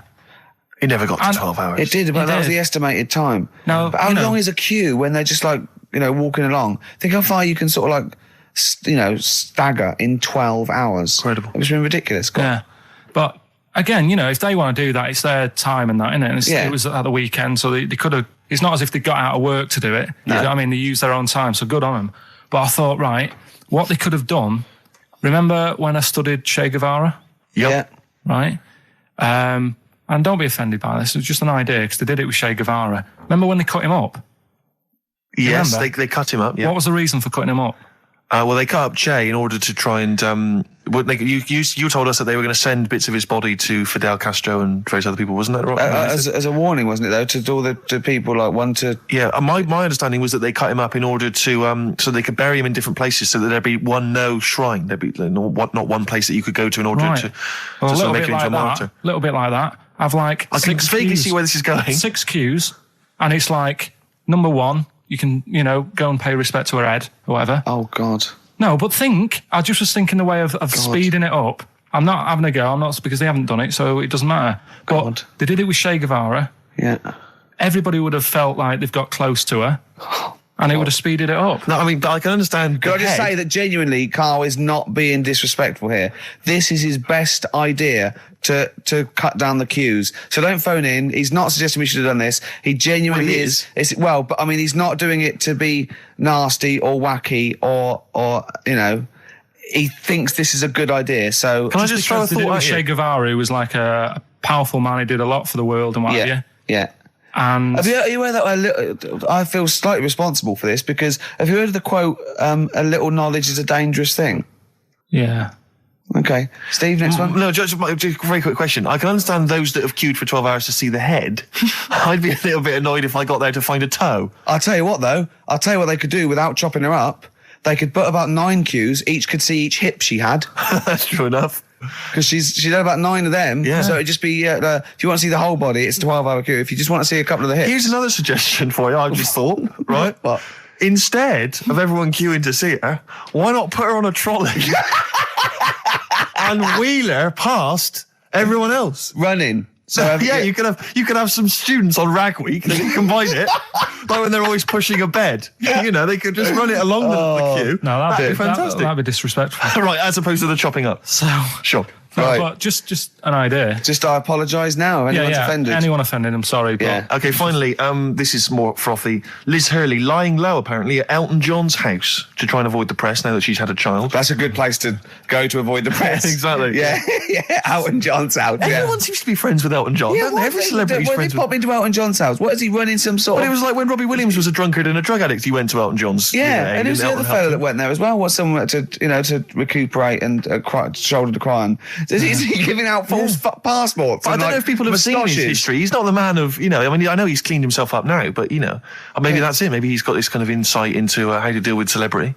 Yeah. What do you think? I think it's just genuine mates with him. I think he's just like a friendly I bloke. think she's been doing too much lying low in the first place. That's part of the problem, isn't it? High five, Carl. That was a genuine joke from Carl there. And he's so proud of himself. Look at his little face. Too much lying low. Oh, that was my but man, I agree Carl. with you. Why can't she just go around to her mum and dad's or something rather than Elton John where everyone's looking? Yeah. Yeah. That's the point, isn't it? Yeah. So that was good, yeah. Very good, yeah. Right, what music we got? We got... Bit of Flaming Lips. Flaming Lips, excellent. There's the classic Race for the Prize. Should have been a big hit, never was, sadly. Okay, we just do White Van Carl then. This is your opinions. You can't be wrong on this, can you? There's no right or wrong answer here. Okay. Right. But so this is where we ask Carl his views on the big news stories of the week. Basically, we've stolen an idea from the Sun newspaper, and So this isn't cruel, this programme, is it? I don't think so. Picking on me. It's not, is it? It's weird because a few people have said, "Oh, you're picking on me." It depends how you look at things, isn't it? Sure. Yeah, but you do like it.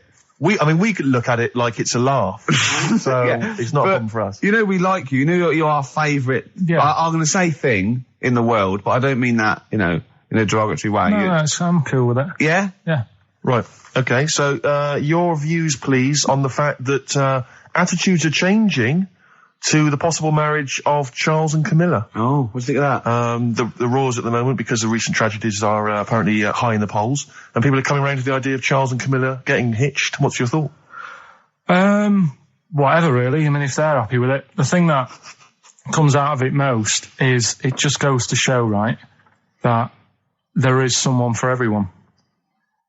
Just because, no disrespect to Camilla, I'm not a good-looking person either, but she isn't a stunner, and yet she's gone and picked up a royal. Right? Yeah. So I think it's good for things like that to happen, because it cheers you up. Do you know what I mean? Gives you a bit of hope. Thanks, Carl.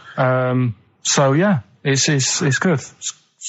If they're happy, if anyone's happy, it's a good story, isn't it? Yeah. You know what I mean? Yeah. He's had a bit of bad luck. And now he's got someone else in his life. So. While he's doing this, I'm just doing a list of questions to ask him what he thinks of things in the world. Okay. Is that all right? Yeah, no problem. Okay, what do you make of... Well, now listen, this may be a non-story, or it may be the biggest story that's about to break. Ulrika Jonsson and Sven-Goran Eriksson's affair. Are you familiar with this? It's over the papers today. Apparently, Ulrika and Sven are going out, although there appears to be no evidence for this. Yeah, I don't even give it time of day. Do you not? Quite right, well done. Doesn't affect me whatsoever, as long as he does his job well. Yep. And what's she doing at the moment? Presenting Dog Eat Dog, I think. Right, you know. As long as she does her job well. As long as they both do their jobs well. Well, yeah, at the end of the day, that's going on with a lot of people out in the world, isn't it? Do you know what I mean? Just because he's an England boss, as long as, you know, we win the games and that, he's doing his job.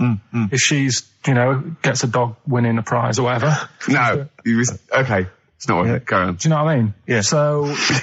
Dog winning a prize. I haven't seen Dog Eat Dog. What's it about? It's all right.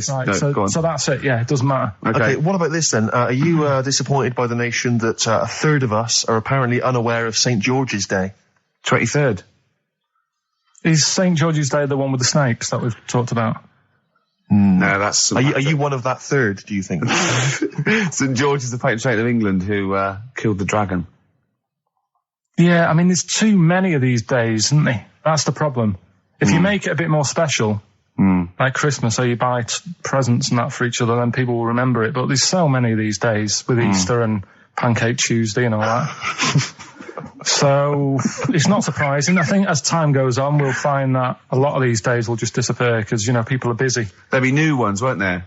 I don't know. People There'll be like busy. Gareth Gates Day in 50 years' time. It's just weird. I mean, I remember being a kid, right? Going out on a Sunday and shops will be shut because it was like, you know, the day of rest and all that. People don't care now. It's like, well, we can make some more money. We'll open the shops. Yeah. Do you know what I mean? Is that a good or a bad thing, Carl? It's good because I remember I used to have to get up early to go and get some bread if we didn't have any in. Because the shop would only be open for a couple of hours in the morning. Yeah. Whereas now I'd be able to... Yeah, I remember that. Shops and you couldn't get aspirin and stuff, certain things. Nightmare on a Sunday afternoon. Yeah. So that's right, yeah. And pubs didn't open until 12. Do you remember space operas? Yeah. Yeah, shut up. Can I ask you something? Go on. Okay, I've got a little list of things. What do you think of, like, those pug dogs that are bred and they can hardly breathe? Evil. Yeah. What do you think of, gays? They're alright. Do you know what I mean? Just like straight people, you get bad ones, you get good ones. Exactly. Right? We've learned a lesson today, haven't we? Absolutely. Let's play a record. Yeah? What do you fancy? A bit of Radiohead? Yeah. You don't mind, though, if people think we're gay, for instance, when we go to the BAFTAs tomorrow? No, that's terrible. I don't want that happening. Why? Hey? Why? Because I'm not. That'd be a lie. I don't like lying. If I was, I'd say I was gay. Yeah. But I'm not. We'll say you were, just pretend. We won't get in otherwise. No. Just a little kiss and a cuddle. Say I'm a bit gay. No. I'm not gay. Right. White Van Carl. White Van Carl. Yeah, this is where we steal the White Van Man column from The Sun and basically fire those questions at Carl, getting his opinions on the week's news. Okay, Carl, let me see. Okay, what do you make of this? The average woman, apparently, takes 27 minutes to get ready to go out. Did you know that? Is it... Are they saying that's a good thing, or... No, they're saying that the bare minimum... This is what they surely. Said. No. But I remember reading, I'm sure they said that it takes them 27 minutes to get ready to go out, at the very least, I think. It's not that bad if it's for a night out. 30 minutes is all right. If it's going to get to 20 woodbines. But, yeah, or, you know, if the house is on fire, and it's like, quick, get ready and get out. I don't think it's in a fire, no. I think, yeah, go on. I think 27 minutes. I'd take about 27 minutes. I can take up to that. But do they include the getting up, having a bath? Doesn't give me any more details. No? 27 Well, that's difficult to go by. Difficult to go on that one, isn't it? How long does Suzanne take to go out of the house? Depends, like I say, if we're just nipping out shopping. The old flip-flops and trackies on? Yeah. But if you're going out for the night, it takes a bit longer, doesn't it? Yeah. Yeah, you got wire in the trackies. yeah. Come on. Okay, no, really don't know what the ins and outs of this story are. Is Sven-Goran Eriksson sticking with Nancy rather than Ulrika? Well, it's his wife and not his girlfriend. Yeah, I don't know if this story's true. No one seems to have offered any evidence for it. Anyway, everyone remains silent. It's rubbish.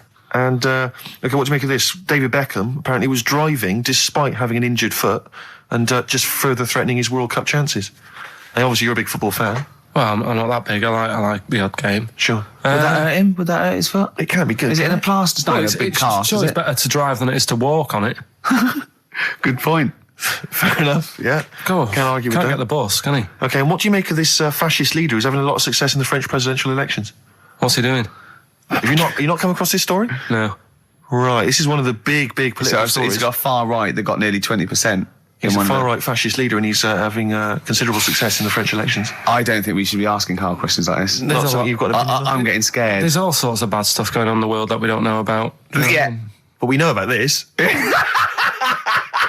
Yeah, but you're better off not knowing because there's nothing I can do about it. You're absolutely right, Carl. Fair enough. I can't argue with that. Oh, God, man that's alive. fantastic. That is brilliant. White van, Carl. Yeah, White Van Carl. I mean, for those that don't know, we do this. We ask Carl the questions that the Sun asked someone else. That's right. The Sun every day asks some, average Joe his views on the week's big stories. Carl, let me ask you now. What do you make of Prince Harry smoking openly at a polo club? Are you aware of this story? No. Was it? Go on. Prince Harry, you know that he's one of the royals. Yeah. And he was seen smoking openly, a fag, a cigarette, a polo. Third in line to the throne. Something like that, yeah. Imagine that. Someone smoking a cigarette is third in line to the throne. A cigarette, Carl. Is it a non-smoking polo club? Do you know, I don't know, but if it were, would that make things even worse for you? Well, no, yeah. seriously, what do you make of it? This is, the whole, the furore is he's a role model, he's a royal. Should he be seen puffing away in a public place? I don't think it matters, does it? Not a concern for you? How old is he? Is he old enough to smoke? I think he probably is, yes. Right, yeah. Well, I think the trouble with this role model thing, with anything that's legal, it should either be illegal or not. Yeah. I just don't think you can impose things like that, because you could say that it is bad for you, and it is bad to start smoking, and it really is bad for you, it causes cancer and everything. But everyone knows that, don't they? Well, yeah, but you should either make it illegal or shut up about it.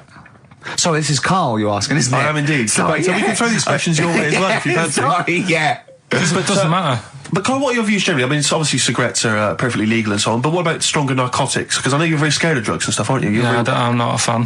No, what's your concern? What's your worry? Just that you might get into them. It's like you might have them and go, oh, this is all right. Exactly, Carl. Exactly. Although I was talking to you about it earlier, and you weren't very sympathetic about a lot of young people who have perhaps gone to crack or smack. Didn't you describe it as their own fault? Sometimes it is, isn't it? Yeah. I mean, I could have turned to it where I grew up, but I said, well, don't want to do that. It's not good for you. Sure. And I avoided it. You turned to ghosts. So you've got no sympathy for anyone who's a drug addict? It's their own fault, It depends, doesn't it? Sure. Do you know what I mean? You can be an addict if, I don't know, something, I'm trying to think of a nice way that you might most people end up... start on stuff like that because something really traumatic's happened to them. Very few people go out for a laugh one night and go, let's all try it. Sure. So, but... Yeah. Just say no, I suppose, is the just say attitude no. in the end. Listen to the cast of Grange Hill. Now, this will scare you. Now, Carl, you will be a little bit unnerved about this. Have you seen the film Jurassic Park? Yeah. You know what happened there? Well, according to the Sun here, it says scientists are planning to clone mammoths for a theme park. Look at his face. Look at that. He looks like a dog caught in the headlights of a car. He's terrified. I love Carl. He sprung to attention Carl. there. Is that the best news you could have? Man moths.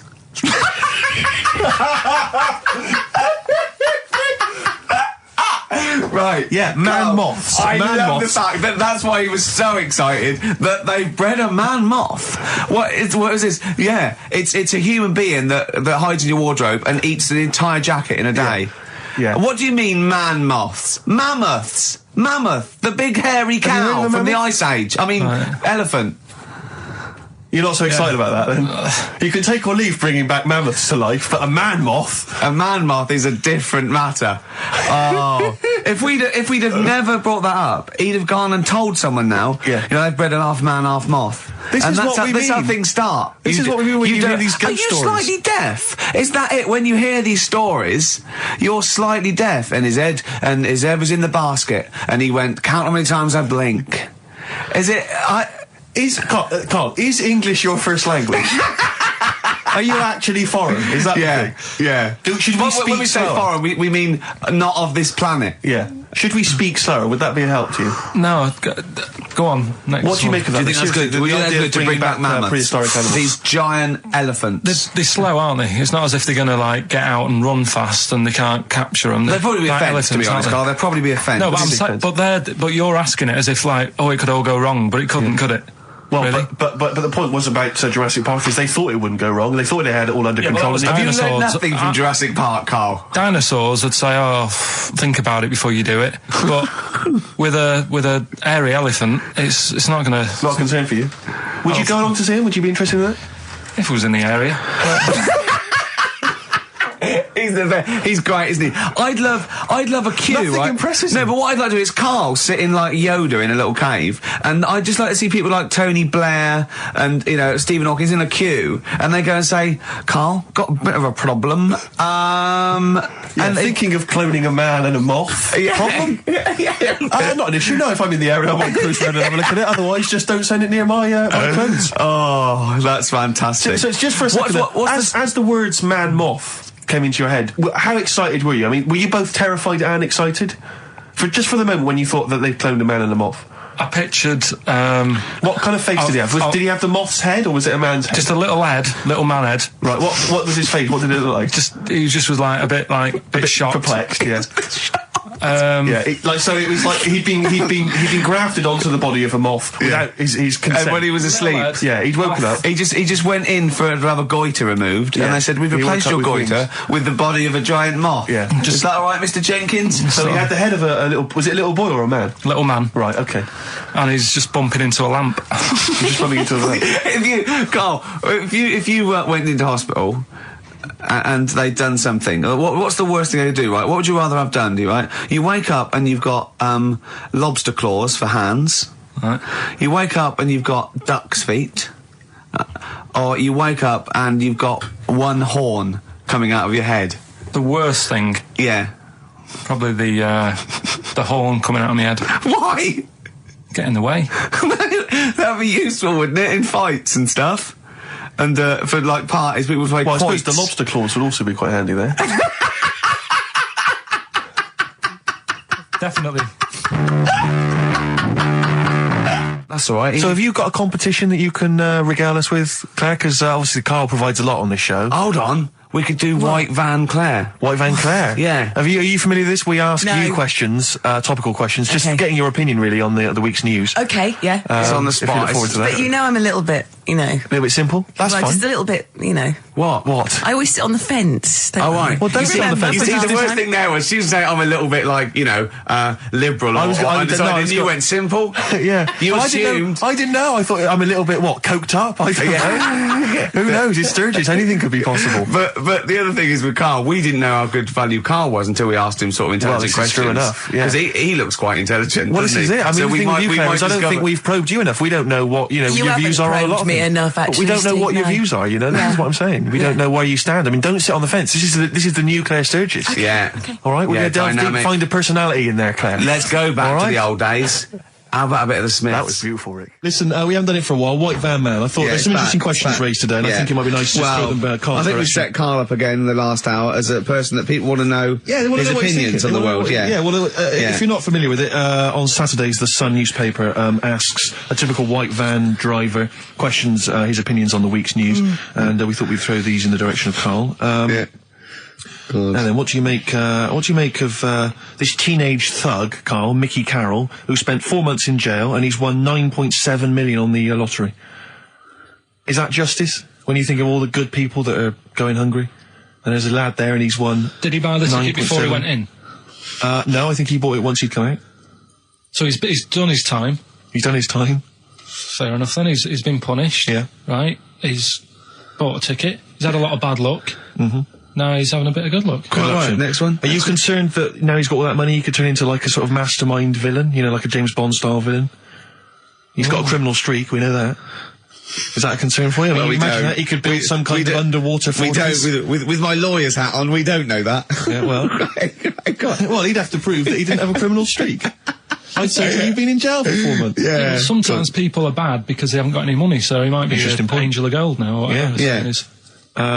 1 in 5 children aged between 11 and 16 go on booze binge sessions at least once a week. That's terrifying news, isn't it? Kids, they know too much now. Yeah. You just you despair. I know, right? Yeah. Listen to this one, right? Go on. My dad had me niece in the car, right, running her to school one day, and she was in the back of the car with a mate, and they were chatting away about stuff like kids do. And he got onto the topic of one of the mates, who he said, I mean, you've got to remember, my niece, this point, was probably about 5 or 6, something like that, right? In the back of the car, talking about My Little Pony, whatever it is they play with. Subject changed. That Lisa in our class, she's a lesbian, isn't she? Right. That's what they were talking about. Yeah. Chatting away about it. Just openly talking about lesbianism. And probably, this is the topic that they're talking about in the pub when they're having out drinking. Yeah. Yeah, but they might have thought a lesbian was a funny word or something. You don't necessarily know the ins and outs of it, do they? He's weird though, isn't it? Because when I was younger at school, you didn't you swore a little bit, but it wasn't like major swear words, and you sort of did a little bit of nicking, but nothing like they get up to now. I mean, my girlfriend, when she was about 7 or 8, she was walking to school with her mum, and she called her a C-U-N. Right? You are joking. No, she said, because she thought it was she said she thought it was a big furry animal. So she was being nice, and I remember, where'd you hear that? Where'd you hear that? Like, just heard it at school. So they might not know what it means. Well, I tell you, I'm gonna have to use kind of euphemisms here to tell this story, but when I was at school, I learned, the stronger version, it's not the same word, but it's very similar with one letter changed. I'm gonna use twit. Yeah. You know the word I'm thinking of? Yeah. But I'm going to use the word twit to replace it, right? And I went round... Do you think that's twat? Yeah. All right. That's what I'm thinking of. And, so can I say it? Am I allowed to say it? No, it's weird though, because some people from Cornwall use that like saying twit. So if people listen in Cornwall... Do you know what a twit is? A pregnant goldfish. Well, I learned the stronger version of twit. Yeah. Twat. For those that aren't sure. I learned this in school when I was like 10 or whatever, and I didn't know what it meant. I thought it was just a stronger version of twit. Yeah. I thought it was just if you were really annoyed with someone because they were a real twit. Because A is worse than I. Exactly, apparently. So, Carl would be a twit. And so I started using this at home because I didn't realise what it meant. I started using this at home. Oh, you twit, you're a twit. And saying it to my dad, you're a twit. But not saying twit. Yeah. And my dad didn't know what it meant either. That's great. I couldn't believe. So he started using it as well, right? So then we'd be driving in the car. He'd be saying to my mum, "You stupid twit." Say this to my mum, "You don't pull over. You're going to bum it, you twat." Saying this. Then I learned at school from Mark Johnson what it really meant. Yeah. Stopped using it. Obviously, finding out it was quite an offensive word. Yeah. I didn't want to bring it up to my dad. I didn't want to sit my dad down and say, "Dad, you know that word we've been saying? Yeah. You know what it means?" So now, to this day, I've never brought it up with him. So we'll be driving. I'll go home for Christmas, we'll be driving around. He'll be calling my mum that word. Left, right and centre. I think she knows. I think she's just embarrassed. Or she's just upset and she knows what it means. She goes, "Why does he keep calling me this terrible word?" But he's the only one, I think, in our family who doesn't know what it means. No one's got the guts to say. I don't know whether I should tell him this Christmas. Oh, what a twat. I know. It's a long time since we've had any white van Carl. For those that don't remember this particular hot feature, we basically ask Carl some of the questions that are asked of a white van driver in the Sun. They always have this on Saturday afternoons. Anyway, here's the first one. They're not fascinating, Carl, but I'm just interested on your take, really. Yeah. What do you make of Cilla Black quitting Blind Date after her husband sent a message from beyond the grave?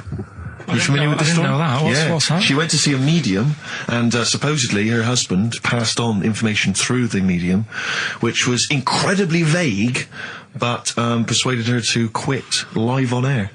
Well, it's about time, isn't it? If even dead people are saying, enough's enough. But I'll tell you what, though, talking about ghosts and that, do you know how I'm into them? Yeah. Right? How weird do you think this is, right? Well, it's not true. Before you say it, play a record. No, go on. Go on. Right, it's this woman. I don't even know if it's ghost, really. It's just a bit weird. Sure. Yeah, sure. There's this woman, and she's not a woman, she's a kid. Sure. Okay. Sure. She's walking down, like, a street in her area. It's a nice day and everything. Everything's normal. She's walking down, and a woman comes up, cycling past, right?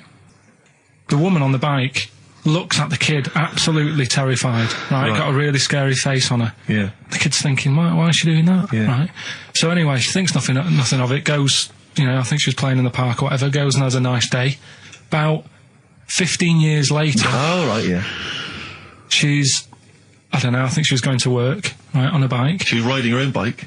Riding her own bike, cycling down the road. Oh, yeah. Looks at the kid. That's the thing that happened, like, 15, 20 years ago. Right. It's her on the bike looking at her as a kid. Right. Not another child. No.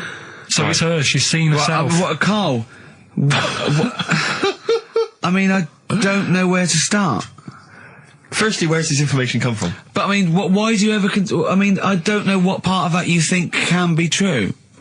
I mean, honest. I'm speechless. I don't know what to say. What are you talking about? Bit weird, though, isn't it? But it's not true. It didn't happen. Nothing happened like that. She said it did. Well, she's wrong. She said she saw herself.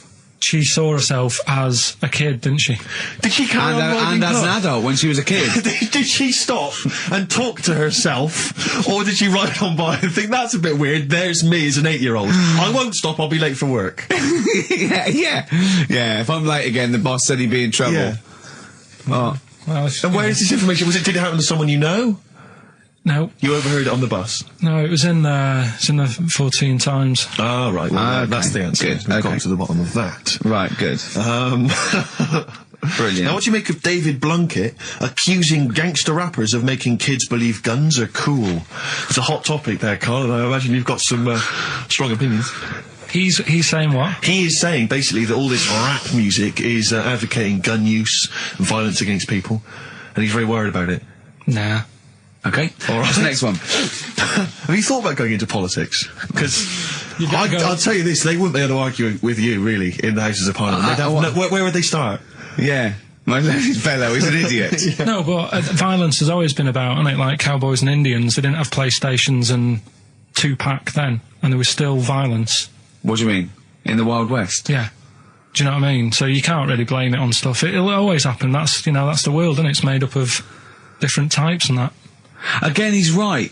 Again, he's sort of right in a way, in his innocence, in his buffoonery. I didn't hear what he said. He just said there's always been violence. You know what I mean? It's sort Even, of like, dinosaurs, look at them. They cause a lot and of then trouble. he went too far and made himself sound like a fool again. But I'm just saying, it's always happened, it always will. Yeah. Don't try and change it. Yeah. Just chill out is what you're saying. Do you know what we should do? We should all get on our bike, go and find ourselves when we're little and go, be careful what you do in life.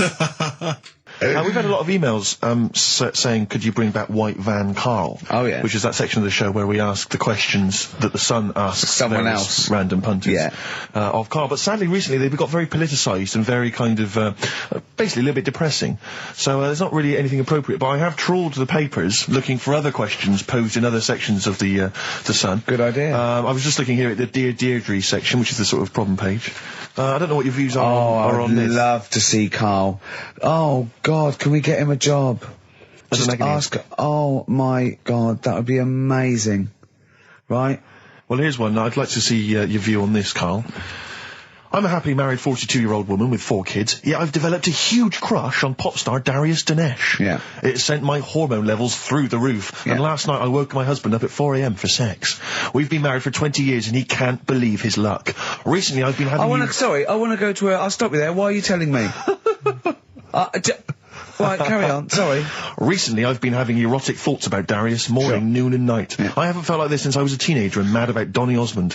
My husband is amazed at the change in me. We had sex twice last night and again this morning. Again? Why are you telling me this? Yeah, go on. He's just boasting. This is not a problem.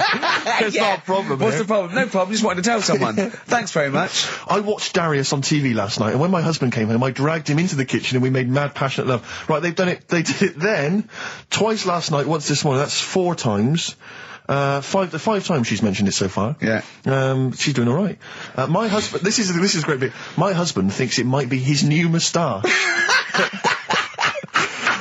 or that I'm going through the menopause, but I You know were thinking of growing a moustache? I was Do you thinking think of it would growing a change your tash. luck with the ladies? I love the idea that's what he thinks it is. He's telling his mates in the pub. You should go grow mad to me. these. Grow The old these, Tom right? Selleck. 5 times in the last 24 hours. Hooray for sexy Darius. So, what do you make of that then? What are your views on that? Hold on though, if that bloke is reading that paper, that narrows it down It's a gotta bit. be, yeah. Who else did he know? His wife likes Darius, he's had sex 5 times that night, and he grew a new moustache.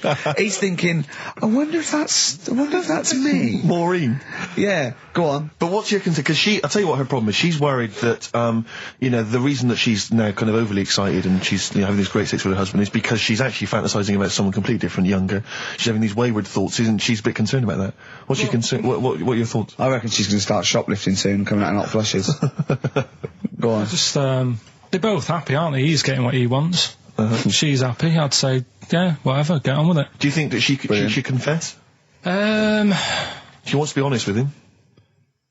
I wouldn't, because not that many fellas like Darius. Right. So if you're sort of thinking, oh, she'd rather have him than me, I don't What do you think Darius would think of this? He'd probably be happy with that. I mean, What would you do if you got loads of phone calls, right, from women going, Carl, whenever you're on the radio, I just have to do it. I just have to do it. Your voice makes me... I'd say, right, well, it's alright. I'd be happy with that. Would you? Yeah. I mean, just in case anyone is doing that. What would you do to sort of like egg them on a little bit to help them out? What do you think? What sexy things would you say? What do you think is your quality? What do you think people would find, pretty horny about you? Is it your sort of mank wine? Do you think that? Just say this, London shit, innit? I think say that, but London, it's not that good, is it? I think you've done it there. So that's say something quite sort of sexy though. Say something like, well, I love to love you. Say something sexy. Say that. No, say something sexy. Susan says to me, do you love me? I go, yeah, you're all right.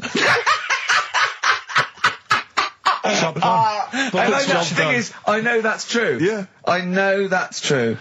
That's brilliant. But because one of the things that Deirdre says is that she's wondering if this marriage is going a little bit stale and needs to be freshened up. They need to give a new spice, a new spin to the marriage. What would you do? What advice would you give to spice up, something that they've been married for quite some time? Get him. I think get Darius, all Darius things. Get David Snedden's new video on the telly. What do you reckon though, Carl? Just treat them. Do you know what I mean? Just surprise them now and again with stuff. That's what I do. It's what you got those condoms, didn't you? That you got 2 for 1 off. Hang on, what? You've never done that? What? You've surprised Suzanne with what? I've you stood behind a door and shouted at her when she comes in. Don't drop the jelly! just the usual stuff. There was some free chocolate delivered to work the other day. I took her a bit of that home. Nice of you, that's really thoughtful. She didn't like dark chocolate, but I said, well, that's a thought. So, I had it. But, you often benefit from any gift that you give her. The chocolate, the meal, the condoms. There's always something in it for you. Yeah, there is. I love the idea. She's got bored with a Christmas present now, though. What, the condoms? Yeah. Or the food that she ate. No, the condoms. Right. Yeah, she's got tired of filling them with water, throwing them at the passing kids, or putting them on her head and inflating them. I love the idea of asking problems. What do you think of erectile problems? You know that Pele advert? He goes, "Be careful, we haven't got erectile problems. Call this number." What would you do if you're impotent? What would you do?